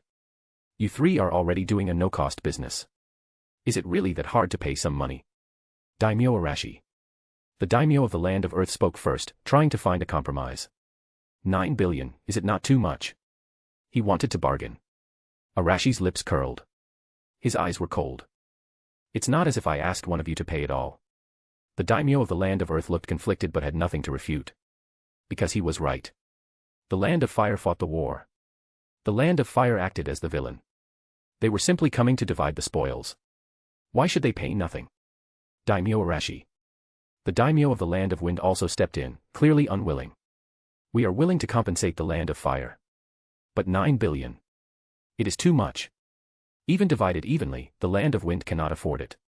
A lie mixed with truth. But they had to try. Arashi lost patience. He slammed the table and stood up. I do not care how you divide it. 9 billion, not a single ryo less. Or we meet in Kimogakure. His voice was calm, but the killing intent within it made every daimyo shiver. They did not doubt it. This daimyo of the land of fire absolutely had the will and strength to do it. The faces of the daimyo of the land of earth, wind, and water instantly turned pale. You. The daimyo of the land of earth glared, wanting to curse. The daimyo of the land of wind closed his eyes tightly. The daimyo of the land of water pressed his lips into a line. 3 billion. The daimyo of the land of earth finally spoke with difficulty. 3 billion per nation. I object. A sharp voice cut through the room instantly. It was the daimyo of the land of wind. His elegant demeanor evaporated as he glared at the daimyo of the land of earth. The land of earth borders the land of lightning. You already have the geographic advantage. Why should you only pay 3 billion? The daimyo of the land of water immediately added, exactly. You will gain the most benefit. Why should you pay the same as us? We refuse. Allies just moments ago instantly turned on each other the moment profit was involved. To be continued. Chapter 135, Chapter 135, You're useless. You. The protest from the daimyo of the land of wind and the daimyo of the land of water made the daimyo of the land of earth so furious that his rotund body trembled. His face turned purplish red. He had just endured humiliation from Arashi. Now he was stabbed in the back twice by his supposed allies. Instead of immediately retaliating, he turned to Arashi with a mixture of pleading and indignation on his face. Daimyo Arashi, look at this. I really do want to pay this money. But they. Before he could finish, Arashi raised his hand to cut him off. I'll say it one more time.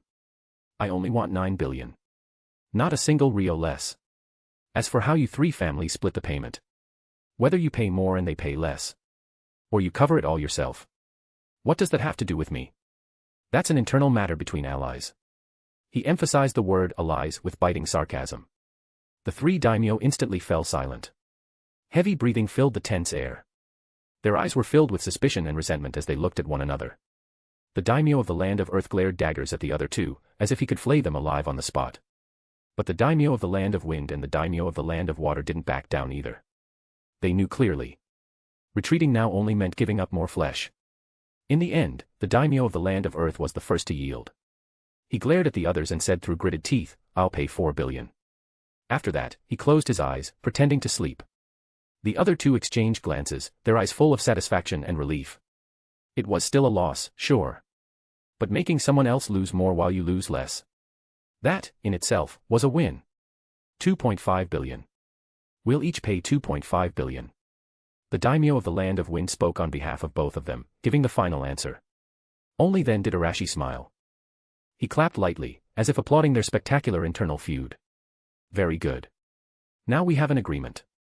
That's the attitude I want to see in our cooperation. His gaze swept across the three. 9 billion. Paid in full within 7 days. If anyone dares delay. Or play any little tricks. Arashi's smile vanished. A cold gleam flashed in his eyes. Then I will personally visit your country. And we'll have a good chat about cooperation. His tone was calm. But it made all three daimyo tremble. They understood clearly. This young man wasn't bluffing. He had both the strength and the nerve to follow through. The daimyo of the land of earth's face was ashen. 4 billion. A painful price. The other two didn't look any better. 2.5 billion each was still no small amount. But compared to what they stood to gain from the land of lightning, it was worth it. They had to pay. In the end, the three of them silently nodded to indicate agreement. Arashi returned to his seat, satisfied. He picked up the treaty signed by the daimyo of the land of lightning, tore off one copy, and left the room without another word. His figure disappeared through the door, not the least bit reluctant. Only 3 pale-faced daimyo and 1 ghostly pale daimyo remained behind in the conference room. Back at the inn. Arashi had already returned to his usual calm and detached demeanor. Asaba Toru was waiting inside. My lord, I've brought the item. He presented a scroll with both hands. Arashi took the scroll and unrolled it slowly. It was filled with detailed information, names, affiliations, and preferences of court officials from the land of lightning. It wasn't extremely in-depth, but it was enough. Not bad. That aunt of his wasn't completely useless after all. At least, as a former consort of the daimyo of the land of lightning, she had spent 8 years in the cold palace collecting enough useful intelligence. This list is the wedge we'll drive into the land of lightning. Arashi handed the scroll back. Same routine. Do as we did with the land of earth and the land of wind. Bribe and infiltrate. Quietly place our people. Yes. Asaba Toru bowed and retreated to carry out the order. After this, Arashi immediately ordered the guards to pack up. It was time to return to the land of fire. The attendants moved quickly to follow his command. Just then. Bang. The door was slammed open. Chiba Tsuru rushed in, hair disheveled, face pale, completely devoid of her usual grace as a princess. Arashi. Her eyes were filled with panic. Her voice trembled as she cried, something's happened. The attendant stopped packing and looked at her in shock. Arashi waved them away, then calmly turned to face her.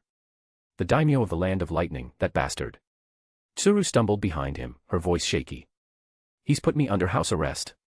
He said he's going to kill Makoto. What did you say to him? Why has it come to this? She grabbed Arashi's sleeve, eyes pleading in desperation. Arashi looked at her panic-stricken face and smiled faintly. Aunt. Do you know why this happened? Tsuru shook her head, dazed, tears streaming down her face in fear and confusion. Arashi's smile became colder, almost mocking. If I were you. The moment you learned that the four nations were preparing to jointly enter the land of lightning, you should have immediately distanced yourself from the land of fire. Even if it was all for show. You should have returned to the daimyo of the land of lightning side, wept bitterly, accused me of being heartless and power-hungry. You should have stood beside him and shown solidarity in the face of a common enemy. Only then could you secure your place in the land of lightning and win his trust. His voice was soft. But it struck Tsuru like a blade. Aunt, I gave you the knife so you could protect yourself and my little brother. Not so you could wave it around the moment you got it, desperate to kill someone. A flash of realization struck. Tsuru's face froze, then turned deathly pale. She finally understood. She had made a terrible mistake. She thought that with the land of fire backing her, she could confront the daimyo of the land of lightning head-on and demand the heir title. She was too impatient. She had completely forgotten how dangerous her identity as a princess of the land of fire was, especially now that the land of lightning was about to be torn apart by four nations. Not only did she not keep a low profile, she used that identity as her greatest weapon. But it wasn't a weapon. It was a death sentence. Now that the land of lightning was on the verge of collapse, she, the internal threat, would naturally be the first target. Tsuru's lips trembled, but she couldn't speak. Arashi looked at her. His disappointment was plain on his face. This woman was hopelessly foolish. Her ambition far outstripped her capability. Giving her a chance was useless. To be continued. One bonus chapter will be released for every 200 power stones. Chapter 136, Chapter 136, Sacrificing One's Own for the Greater Good. Sound familiar? In the silent room, only Chiba Tsuru's uncontrollable sobs echoed, filled with endless regret. How could she have been so foolish? Seeking a moment's pleasure, only to drag both herself and her son into an abyss of eternal ruin. Arashi turned to leave. He had given her a chance, but she failed to seize it. This tool was already useless. Arashi. Don't go. This sudden movement snapped Tsuru out of her despair. She lunged forward like someone drowning, clutching tightly onto Arashi's sleeve. Her face was streaked with tears, completely stripped of the dignity a princess of the land of fire should have had. I was wrong. Aunt knows she was wrong, she pleaded bitterly. Help me one more time. Just one last time. Save Makoto. Please save him. He's still so young. He doesn't know anything. Arashi stopped. He looked down at his aunt, who was clinging to him and begging, remaining silent for a long time. A barely audible sigh escaped his lips. I've stationed guards around you, Arashi said. The daimyo of the land of lightning isn't foolish enough to truly harm you and your son. Confining the two of you is merely a display of his stance against the land of fire. That's the extent of what he can do. Hearing that their lives weren't in danger, Tsuru's sobs slowed, and her expression relaxed slightly. But the ambition and resentment in her eyes had not disappeared. But I don't want things to end like this. She refused to give in, her voice trembling with desperation.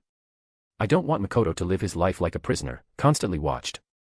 Arashi, teach me again. She seemed to have forgotten her fear, her voice hoarse and desperate. What should I do?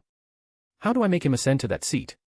Tsuru didn't care about her own miserable fate or being locked away in a cold palace. All her thoughts were on paving a path for her son. Arashi's brow twitched slightly. Even now, she was still obsessing over the position of daimyo. Her ambition was far more resilient than her intellect. But ambition without strength only brought disaster. You truly want your son to become daimyo? Arashi asked, as if confirming her determination. Tsuru nodded heavily, gritting her teeth. Yes. Even if it costs me my life. Good, Arashi responded without hesitation. His voice suddenly turned cold. Then I'll show you another path. Listen closely. Arashi paused, speaking slowly, as though ensuring she caught every word. I will have Asaba Toru act as your son's regent. The moment you return to the land of lightning, your son will personally issue an order. To permanently confine you, his mother. What? Tsuru was struck as if by lightning, staring at Arashi in disbelief. Her son, confine his own mother. And it must be done publicly, so that everyone knows he has placed the land above family. To completely sever ties with you, a spy from the land of fire. Ignoring her shock, Arashi continued to lay out the plan. Then, have your son immediately request an audience with the daimyo. Not to argue. Not to demand justice. But to kneel and beg for your life. Arashi's gaze was sharp, cutting through human nature like a blade. He must cry and say to the daimyo. Mother's crime is unforgivable. Your son has already confined her deep in the palace, never to be seen again. But she is still my mother. I beg you, father, for the sake of our shared bloodline, spare her life. Tsuru was completely stunned. Her mouth hung open. Her throat was dry. No words came out. Her whole body had gone cold. This plan was too cruel. The daimyo of the land of lightning is a ruler first, then a father, Arashi said, his eyes glinting. When he sees his own son, for the sake of the land of lightning, for him, cast his own mother into the cold palace. And then kneel and beg for the life of a traitor. What do you think he'll believe? He'll think, even though this child carries the blood of the land of fire, his heart lies with the land of lightning. When he sees his son choose loyalty over family, yet still show a trace of filial piety. What threat could such a child possibly pose? This is the only path to ascend. After speaking, Arashi looked at his aunt's devastated expression, the corners of his lips slightly curled. After that, he no longer looked at her. He gently pried her hands away and walked straight out. This time, Tsuru didn't stop him. Thud. Tsuru collapsed completely, her gaze vacant, with no strength left to resist. She had been saved, but that was all. To be continued. Chapter 137, Shock to the Ninja World, Bonus. The closed-door meeting in the land of hot water triggered a silent earthquake. When the contents of the meeting spread across the ninja world through semi-public channels, the entire world fell into stunned silence. The land of lightning had suffered a crushing defeat. The fourth Raikage, A, and the 8 Tails Jinchuriki, Killer B, were designated as primary war criminals and would be jointly detained by the 4 nations in Kimogakure. 3,000 elite Kumo prisoners of war were executed on the spot for rioting, completely wiped out. Even more shocking was that the 4 nations, Wind, Earth, and Water, would jointly station ninja in Kumo to enforce permanent military supervision. Each piece of information struck the hearts of all who heard it like a thunderclap. This meant that while the land of lightning would retain its administrative authority, its military power had been completely stripped. Kumo, once a rival to Konoha, had now become an empty shell. And the one who orchestrated all of this was not some powerful shinobi village or legendary ninja. It was the daimyo of the land of fire, Chiba Arashi. The same daimyo who had only come to power half a year ago now stood above all the kage, becoming the most talked about figure in the ninja world. Speculation ran rampant. What kind of means did he use to make the other 3 nations willingly help him carve up the land of lightning, one of the 5 great nations? No one knew that at the end of the meeting, Arashi had extorted a combined entry fee of 9 billion from the 3 nations of Wind, Earth, and Water. But that didn't stop everyone from realizing that the entire landscape of the ninja world had changed. Land of Water, Kirigakure. Inside the Mizukage's office. The 4th Mizukage, Yagura Karatachi, sat upright, his posture stiff like a puppet. In the shadows behind him stood a man wearing an orange Uzumaki mask. Beside him stood Black Zetsu, his hoarse voice carrying a faint tremor. Obito, the scene we saw with our own eyes is now spreading across the ninja world. Uchiha Obito remained silent behind the mask. Beneath it, his single eye flickered with a mix of madness and unease. He couldn't forget. He couldn't forget the scene he saw from afar, in the forest on the outskirts of Konoha. That man, just by standing there, rendered both the 4th Raikage and the 8 Tails Jinchuriki immobile. He couldn't understand that kind of power, and it made him deeply wary. He doesn't just possess overwhelming power, but also the ability to manipulate hearts and minds. Obito's low voice sounded, tinged with amusement, but more so with heaviness. Letting the other 3 nations shoulder the hatred, while he reaps the benefits, Black Zetsu said darkly. Such planning, combined with that monstrous power. When did someone like that appear in this world? Black Zetsu let out a cold laugh. He's disrupted our plans. Kumo losing the 8 Tails may be convenient for us, but that man named Arashi has become a bigger variable than all the kage combined. Obito slowly walked to the window, his scarlet Sharingan glinting through the mask's eye holes, overlooking the village still shrouded under the blood mist policy. A monster who possesses both absolute military power and top-tier political maneuvering. The Eye of the Moon plan must be accelerated. What about the traitors? We've already dispatched people to eliminate them. Good. Land of Fire, Northeastern Frontline. Though the war had ended, the border camps remained heavily fortified. Inside the command tent, Jiraiya and Uchiha Fugaku sat across from one another. A newly delivered top-secret intelligence report lay before them. The atmosphere in the tent was unusually heavy. Jiraiya put down the report and let out a long sigh, his face filled with sorrow and confusion. The great Toad Sage's prophecy echoed repeatedly in his mind. The world will run with blood, and also be at peace for all people. Run with blood, the lives of 3,000 Kimo prisoners, the shattered land of lightning, wasn't this exactly that? But where was the peace for all people? Exchanging slaughter for peace. Forcing tranquility through hegemony. Jiraiya rubbed his temples. He couldn't understand it. The young daimyo's actions perfectly aligned with that contradictory prophecy, making his heart uneasy. Fugaku, what do you think? Jiraiya asked in a low voice. Fugaku's expression showed unrestrained excitement, his voice even trembling. What do I think? This is a great victory. An unprecedented victory. Jiraiya-sama, we've fought wars for years, but have you ever seen such a clean and decisive outcome? Fugaku's chest rose and fell heavily, his eyes burning with ambition. They had all been stunned when they learned that thousands of elite Kimo shinobi had suddenly appeared right at Konoha's doorstep. Who would have thought it would lead to this? And what made him even more excited was something else entirely. He picked up another secret letter from the Uchiha clan and smiled even brighter. News had arrived that Ragio, who had been taken into the daimyo's harem, seemed to be showing signs of pregnancy. Now this was truly joyous news. It meant the Uchiha clan was about to form the closest possible bloodline tie to the supreme power of the Land of Fire. The glory of the Uchiha would no longer be an empty slogan, but a real and unshakable future. Watching Fugaku's unrestrained joy, Jiraiya's frown deepened.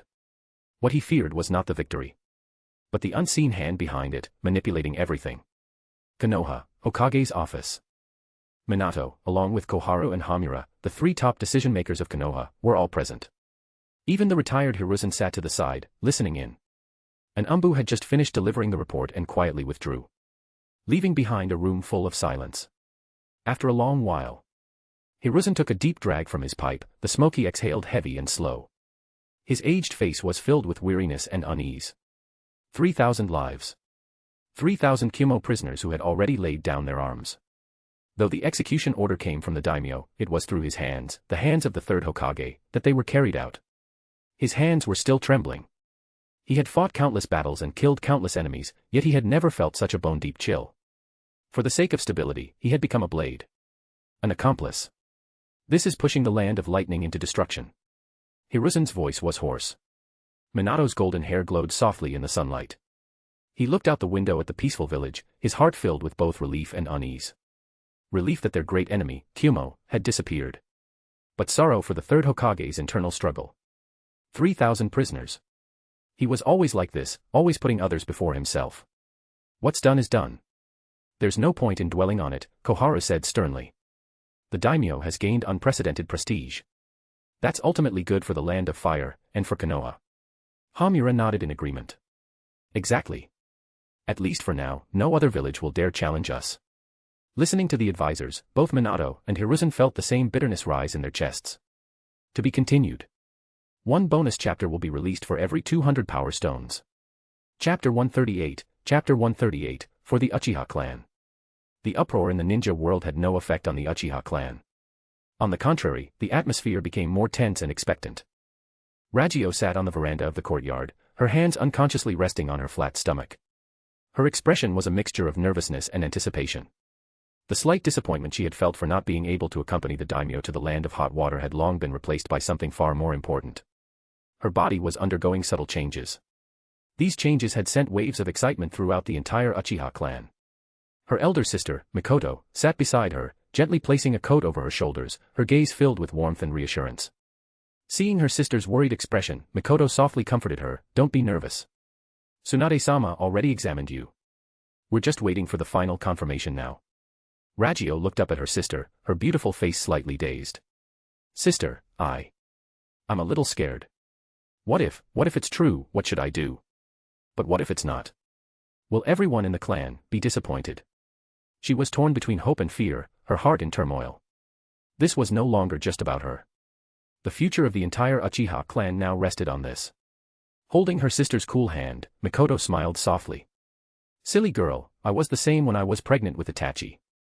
That just means you're beginning to feel the responsibility of being a mother." She paused, her eyes glimmering with confidence. "And I have a feeling, our Uchiha clan is about to enter its most glorious era." Just then, a set of hurried footsteps approached. An Uchiha clan member responsible for Ragio's health rushed over with an excited expression. Clan head's wife. Lady Ragio. Khan, confirmed. It's wonderful news. Lady Ragio is pregnant. The news left Ragio momentarily stunned. Even though she had anticipated it, the confirmation still made it feel unreal. After repeated verifications, Ragio finally realized she was going to be a mother. She instinctively lowered her head, gently caressing her abdomen, a smile blooming on her face. It's true, it's true. I am carrying the daimyo's child. In that moment, she was like a little girl again, her usual palace calculations and schemes completely absent. Quick. Mikoto was the first to react. Immediately send word to the clan head. Land of Fire, northeastern frontline camp. As Kimogakure gradually retreated, the atmosphere here finally began to relax. Inside the command tent, Fugaku was discussing troop rotations with Jiraiya. Suddenly, an Uchiha clan member rushed in. Clan head. A letter from your wife. Fugaku raised a brow, took the scroll, and opened it. The moment he finished reading, the clan head, known for his composure and dignity, couldn't contain his joy. Confirmed. Truly confirmed. The Uchiha bloodline would now merge with the noble blood of the Land of Fire's ruling line. This wasn't just any child. It could be the future heir of the Land of Fire. An offspring carrying both the blood of the Uchiha and the Daimyo. Ha, ha ha, ha ha ha. Fugaku couldn't hold back his wild joy and burst into loud laughter. Unlike the mad laughter of the four Uchiha maniacs, his was filled with pure elation.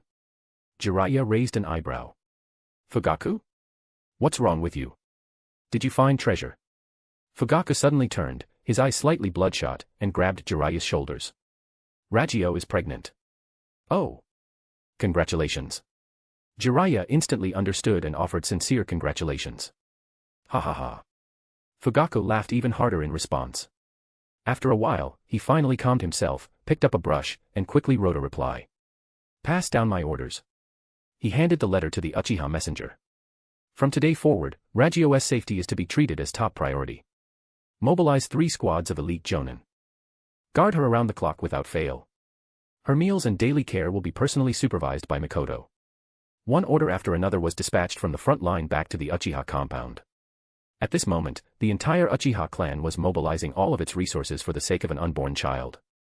What had once been a quiet courtyard was instantly transformed into the most secure stronghold in all of Konoha. Ragio felt a little overwhelmed by the sudden commotion, but more than that, she felt pride and satisfaction. She leaned into Mikoto's embrace, gently caressing her stomach. There, a new life was growing. A life that carried the future of the Uchiha clan.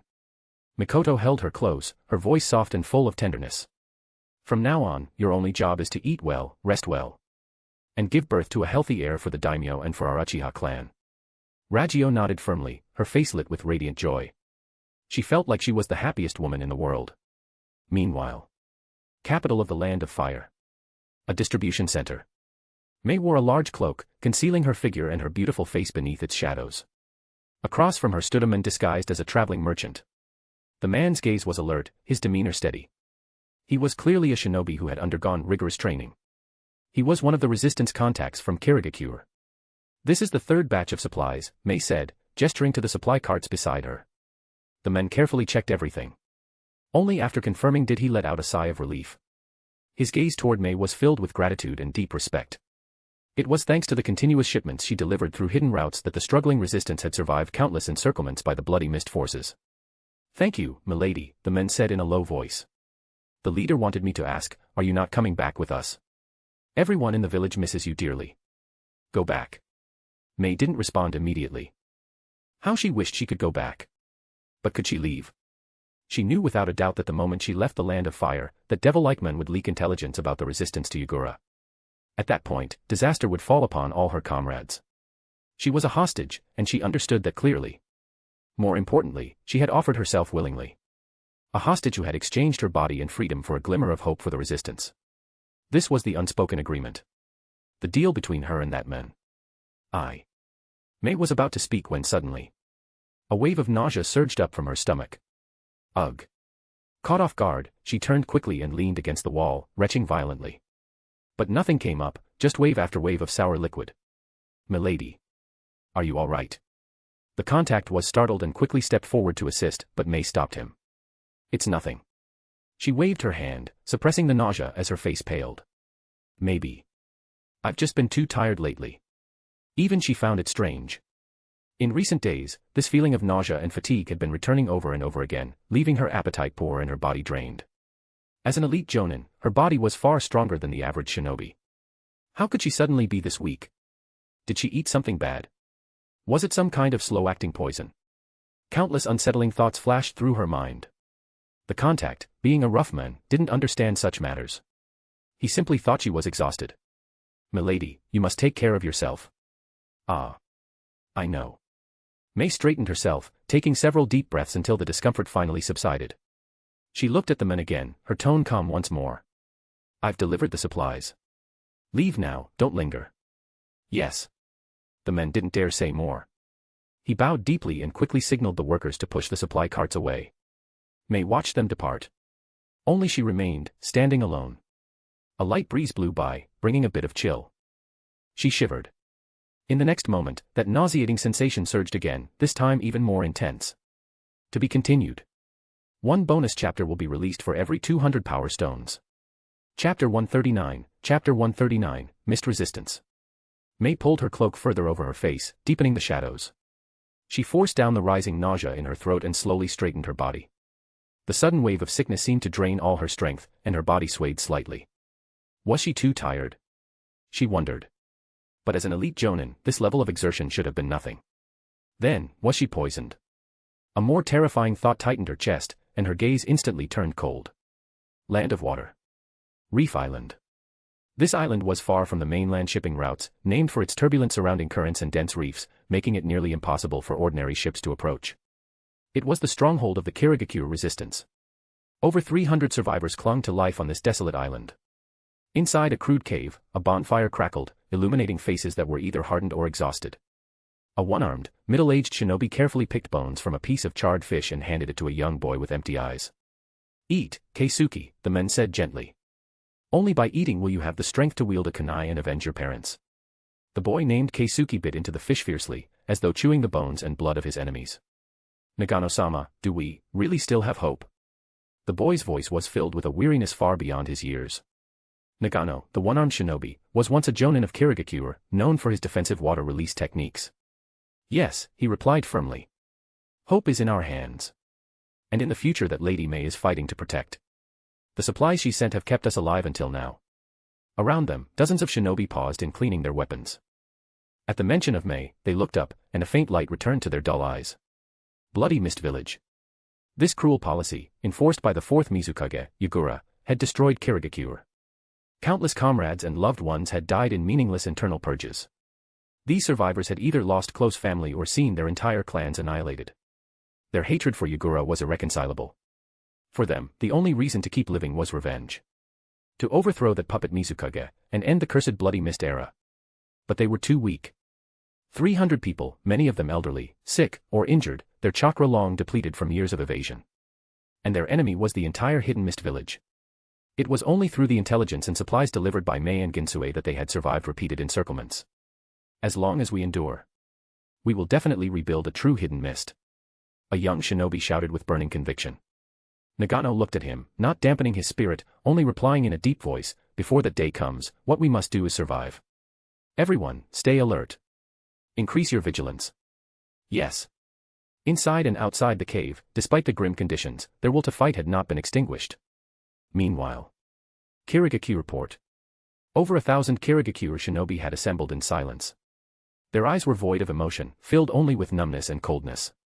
If anyone from Konoha saw them, they would be reminded of Root.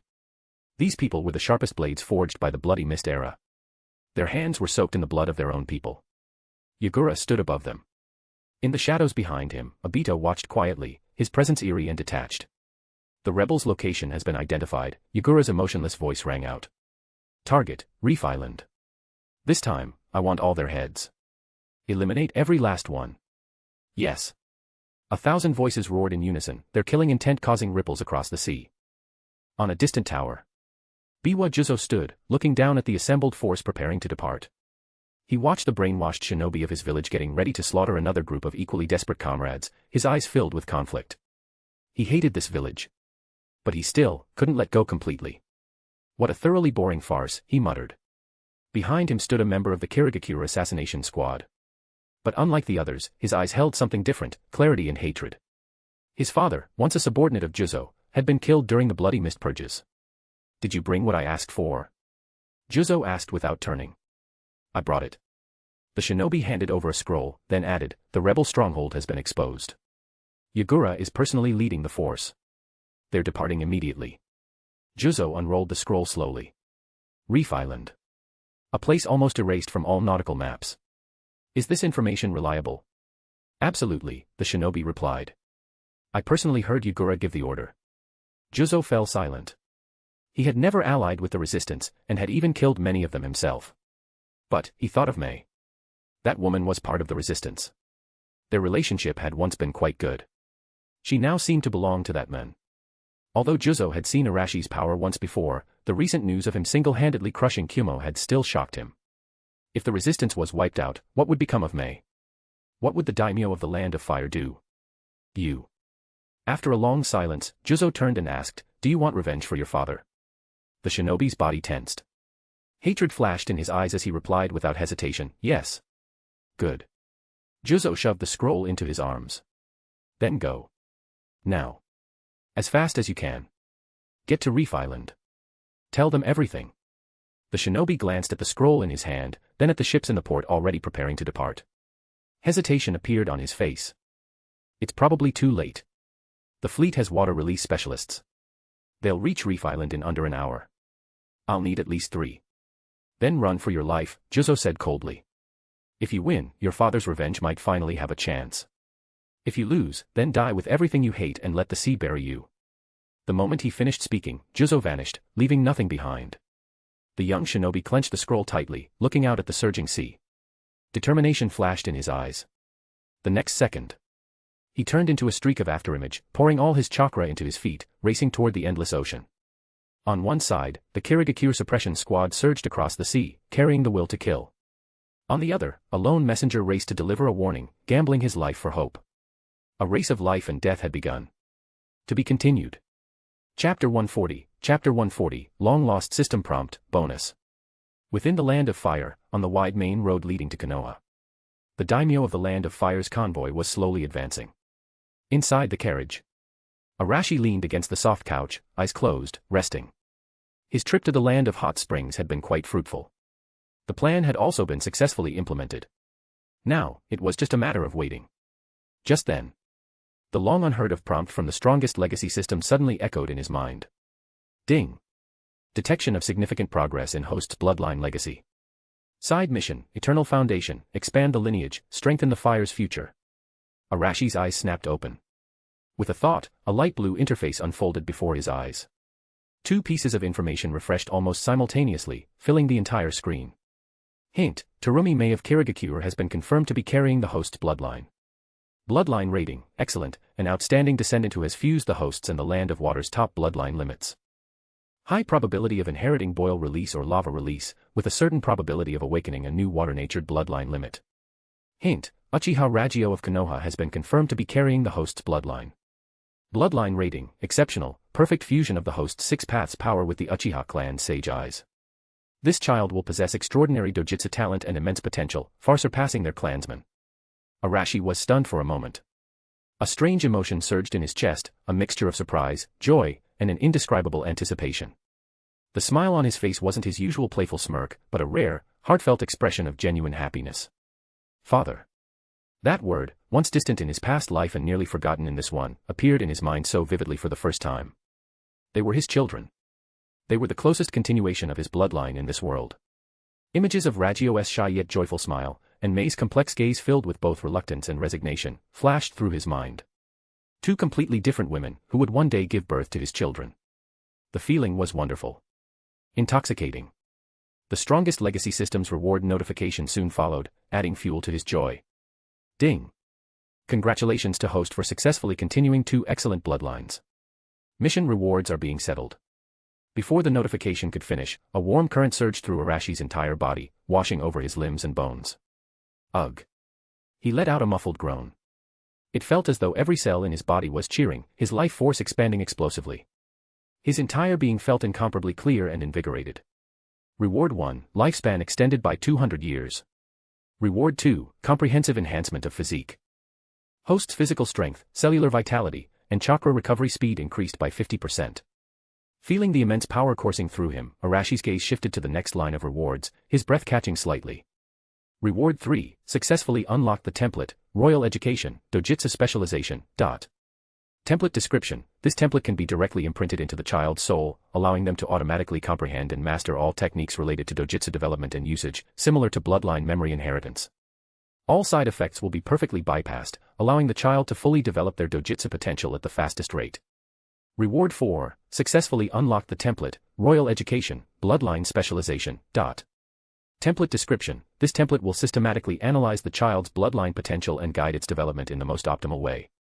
The child will, during growth, naturally master boil release and lava release compound chakra nature transformations, and the probability of awakening a brand new bloodline limit will be greatly increased. Compared to the physical enhancements, the 2 Royal Education templates were even more shocking. The education of one's descendants had always been a matter of great importance. And now, with these templates, he no longer needed to worry about his children's strength. Ha ha ha ha. Arashi could no longer suppress his laughter. A low chuckle echoed within the carriage, filled with a father's pride. Winning at the starting line? No. His children's starting point was other people's finish line. This was the ultimate expression of fatherly love Arashi could give, removing all struggles, clearing all obstacles. Strengthen the fire's future. Truly a divine rank mission. He slowly sat up straight and lifted the carriage curtain. Outside, the fertile lands of the Land of Fire stretched endlessly. Farmers worked diligently in the fields, and wisps of smoke rose in the distance. A scene of peace and stability. This was his empire. And it would one day be his children's empire. The warmth in his heart deepened. Mei was pregnant. That woman, who had once offered him everything in despair, now carried his flesh and blood. Indeed, throwing out the news of the Kirigakure resistance army back then had been the right move. It was better for his women to focus on bearing his children. Withdrawing his gaze, Arashi spoke toward the outside of the carriage. Speed up. Yes, Daimyo-sama. The coachman's voice was firm. The convoy instantly picked up speed, racing toward Konoha. Arashi leaned back again, eager to meet the Uchiha woman who was carrying his child. As for Mei, it seemed he needed to quicken the pace. Once she gave birth, he would gift her a new Kirigakure, one free of the blood mist, fully her own.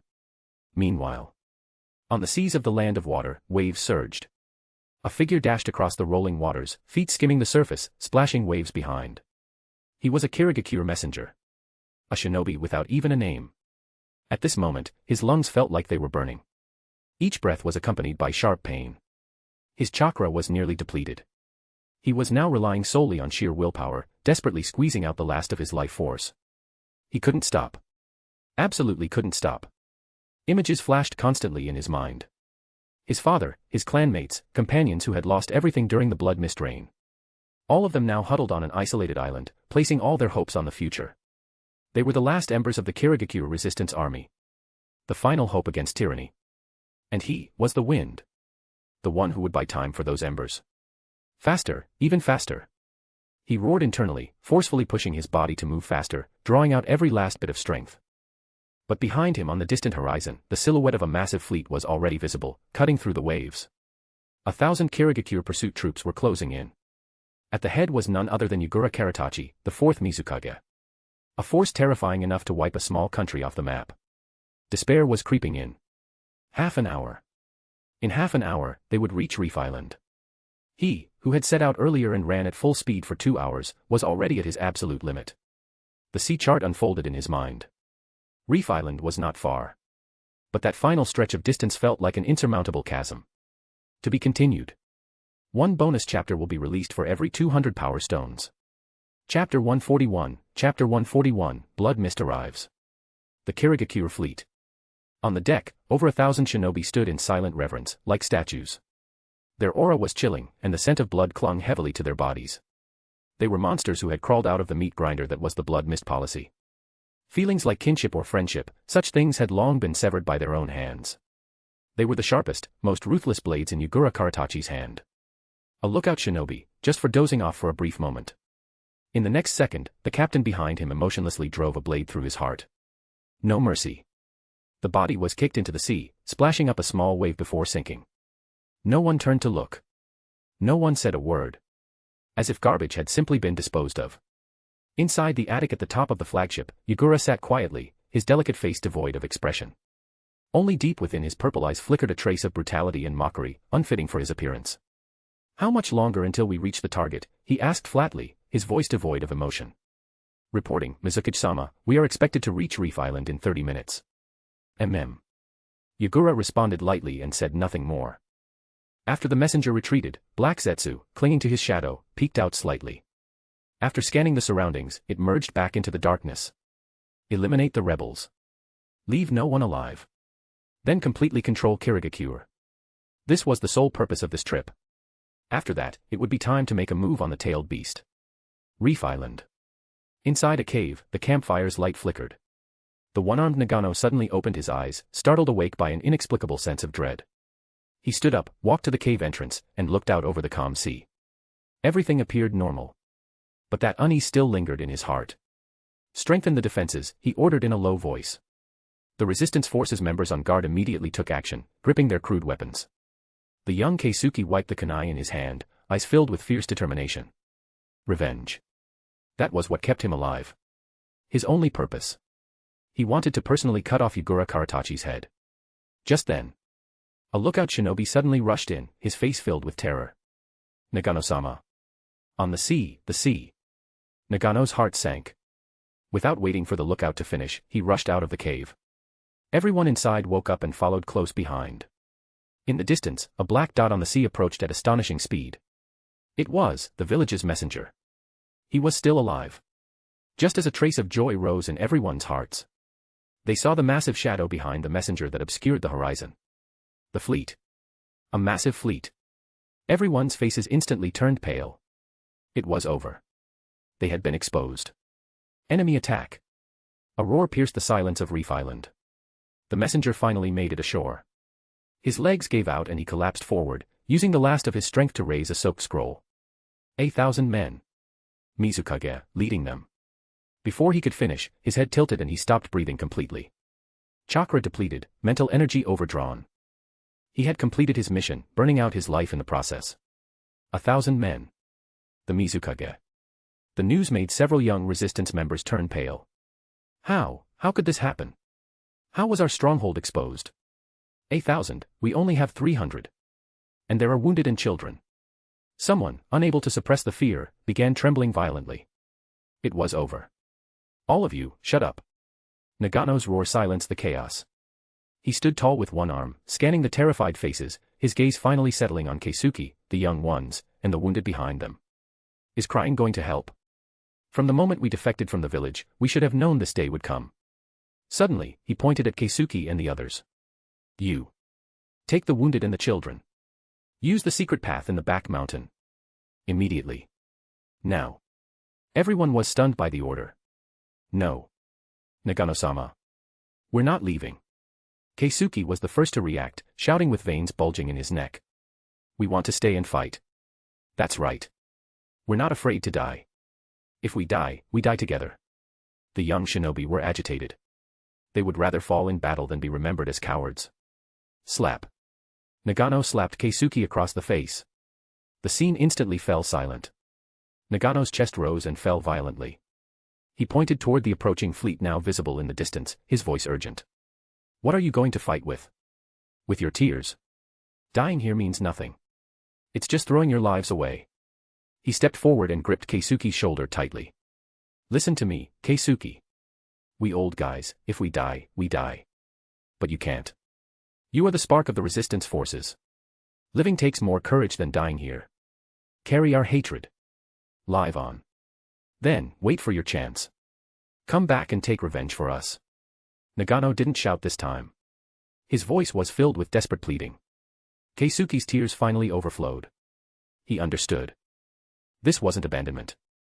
This was their way of giving the young ones a chance to survive. "Hurry and go." Nagano shoved Keisuke, then turned and shouted at the 100 or so veteran mist shinobi behind him. "Everyone. Prepare to meet the enemy. Buy us time." "Yes." Over 100 old mist ninjas responded in unison, all turning to face the sea without hesitation. Their backs were like walls. Resolute. Unyielding. Go. Nagano shouted at the still hesitant ones. Keisuke clenched his teeth, bowed deeply, and led the crying children toward the back mountain's secret passage. The children's cries, the young shinobi's angry shouts, and the unyielding backs of the old mist ninjas blended into one. Just as they entered the secret passage, an overwhelming barrage of water release jutsu crashed down on Reef Island. The entire island trembled violently. The battle had begun. Boom. Towering waves swept in. The crude defenses on the island's outskirts were instantly destroyed. At the front, Nagano formed a hand seal with his single hand. A massive wall of water rose. Water release, water formation wall. Boom. The violent current crashed into the wall with deafening force. It only lasted a few seconds before shattering apart. Nagano spat blood and staggered back. But he didn't fall. He couldn't fall. Kill. Hundreds of shinobi from the Kirigakure pursuit squad, under the cover of the waves, landed on the island. No words. No expressions. Only killing intent.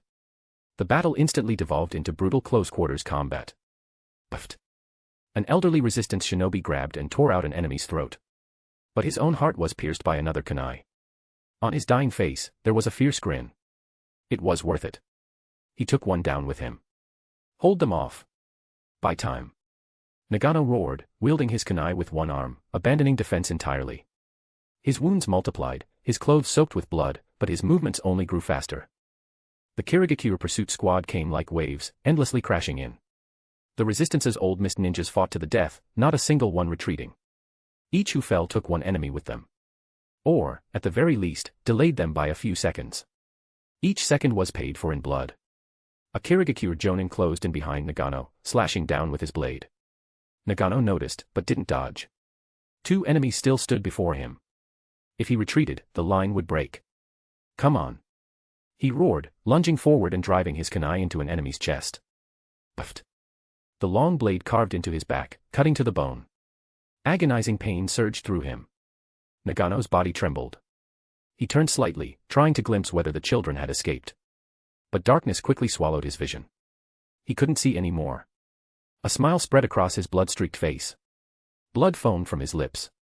Relying on pure instinct, he reached back and grabbed his attacker. Then he detonated the explosive tag hidden in his chest. For the future of Kirigakure. Boom. The explosion engulfed him and several nearby enemies. Under the fiery glow, the expressions of the pursuit squad remained blank. They pressed forward, stepping over the corpses. The Resistance's defense line collapsed. The remaining dozens of old mist ninjas were quickly surrounded and overwhelmed, falling one after another. Before long, there wasn't a single member of the Resistance still standing on the island. Blood flowed from the reefs into the sea, staining the waves red. Yagura appeared at the island's highest point. Looking down at the bodies scattered beneath his feet, he coldly ordered, "Count the dead. Search for survivors. Pursue." To be continued. One bonus chapter will be released for every 200 power stones.